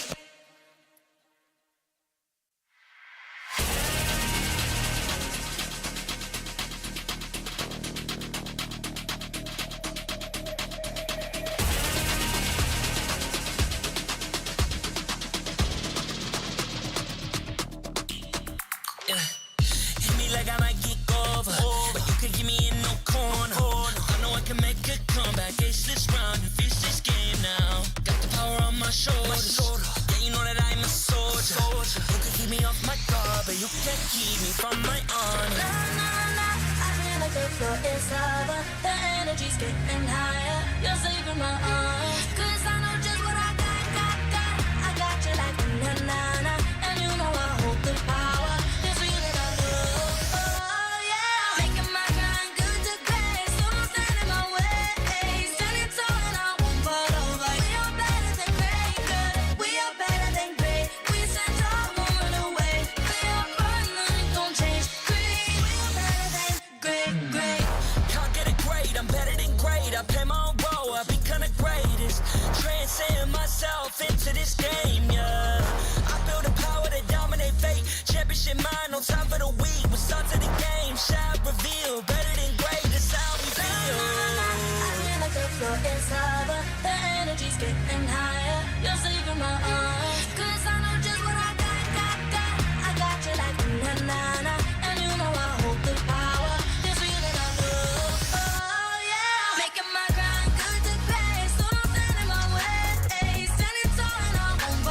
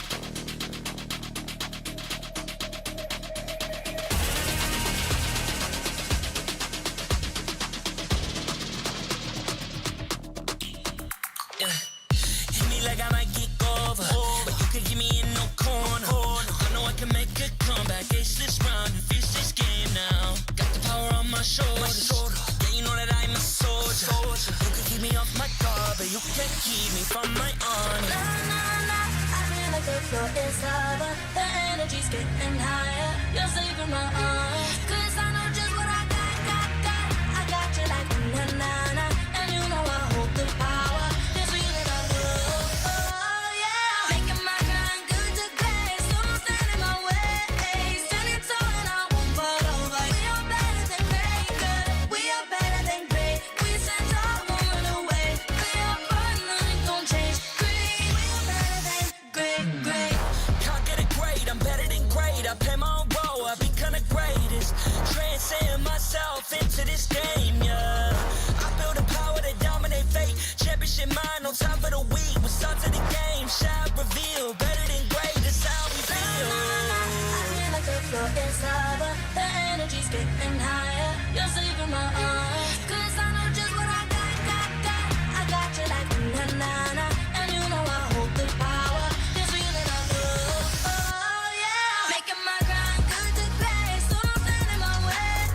Standing tall and I won't fall over. We are better than great, good. We are better than great. We stand tall, won't run away. Play our part, nothing gon' change. Great, we are better than great. If we stand tall and believe we can make it, you and me, with a sense of urgency, you'll see I'm better than great. I'm better than great. Oh yeah, yeah. Oh, I'm better than. Making my grind good to great. So don't stand in my way. Standing tall and I won't fall over. We are better than great, good. We are better than great. We stand tall, won't run away. Play our part, nothing gon' change. Great, we are better than great.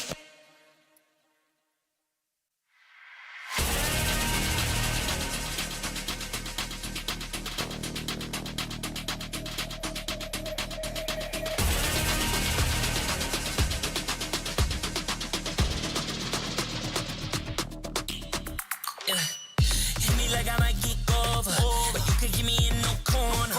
I know I can make a comeback, ace this round and finish this game now. Got the power on my shoulders, yeah, you know that I'm a soldier. You could keep me off my guard, but you can't keep me from my honor. Nah, I feel like the floor is lava. The energy's getting higher. You're saving my arms. 'Cause I know just what I got. I got you like na-na-na. And you know I hold the power. This feeling I love. Oh, yeah. Making my grind good to great. So don't stand in my way. Standing tall and I won't fall over. We are better than great, good. We are better than great. We stand tall, won't run away. Play our part, nothing gon' change. Great, we are better than great. Can't get it great, I'm better than great. I play my own role, I become the greatest. Transcend myself into this game, yeah. I build a power to dominate fate. Championship mind, no time for the weak. We start to the game, shout, reveal. Better than great, that's how we feel. I feel like the floor is lava. The energy's getting higher. You're saving my arms. 'Cause I know just what I got. I got you like na-na-na. And you know I hold the power. This feeling I love. Oh, yeah. Making my grind good to great. So don't stand in my way. Standing tall and I won't fall over. We are better than great, good. We are better than great. We stand tall, won't run away. Play our part, nothing gon' change. Great, we are better than great.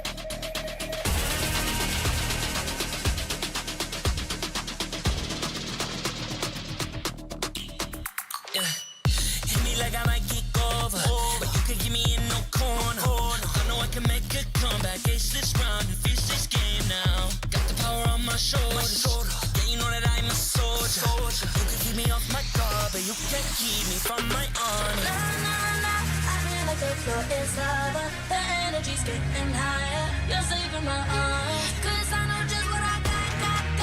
I got you like na-na-na. And you know I hold the power. This feeling I love. Oh yeah. Making my grind good to great. So don't stand in my way. Standing tall and I won't fall over. We are better than great, good. We are better than great. We stand tall, won't run away. We are fun, nothing gon' change. Great. We are better than great. Can't get it great, I'm better than great. I play my own role, I become the greatest. Transcend myself into this game, yeah. I build a power to dominate fate. Championship mind, no time for the weak. We start to the game, shout, reveal. Better than great, that's how we feel. I feel like the floor is lava. The energy's getting higher. You're saving my arms. 'Cause I know just what I got. I got you like na-na-na. And you know I hold the power. This feeling I love. Oh yeah. Making my grind good to great. So don't stand in my way. Standing tall and I won't fall over. We are better than great, good. We are better than great. We stand tall, won't run away. We are fun, nothing gon' change. Great. We are better than great. If we stand tall and believe we can make it, you and me, with a sense of urgency, you'll see I'm better than great. I'm better than great. Oh yeah. Oh, I'm better than. Making my grind good to great. So don't stand in my way. Standing tall and I won't fall over. We are better than great, good. We are better than great. We stand tall, won't run away.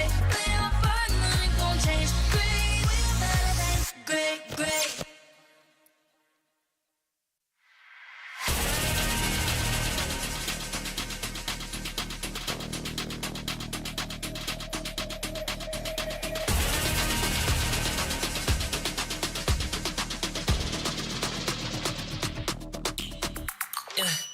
Hit me like I might get over, but you can get me in no corner. I know I can make a comeback. Ace this round and finish this game now. Got the power on my shoulders. Yeah, you know that I'm a soldier. You can keep me off my guard, but you can't keep me from my honor. I feel like the floor is lava. The energy's getting higher.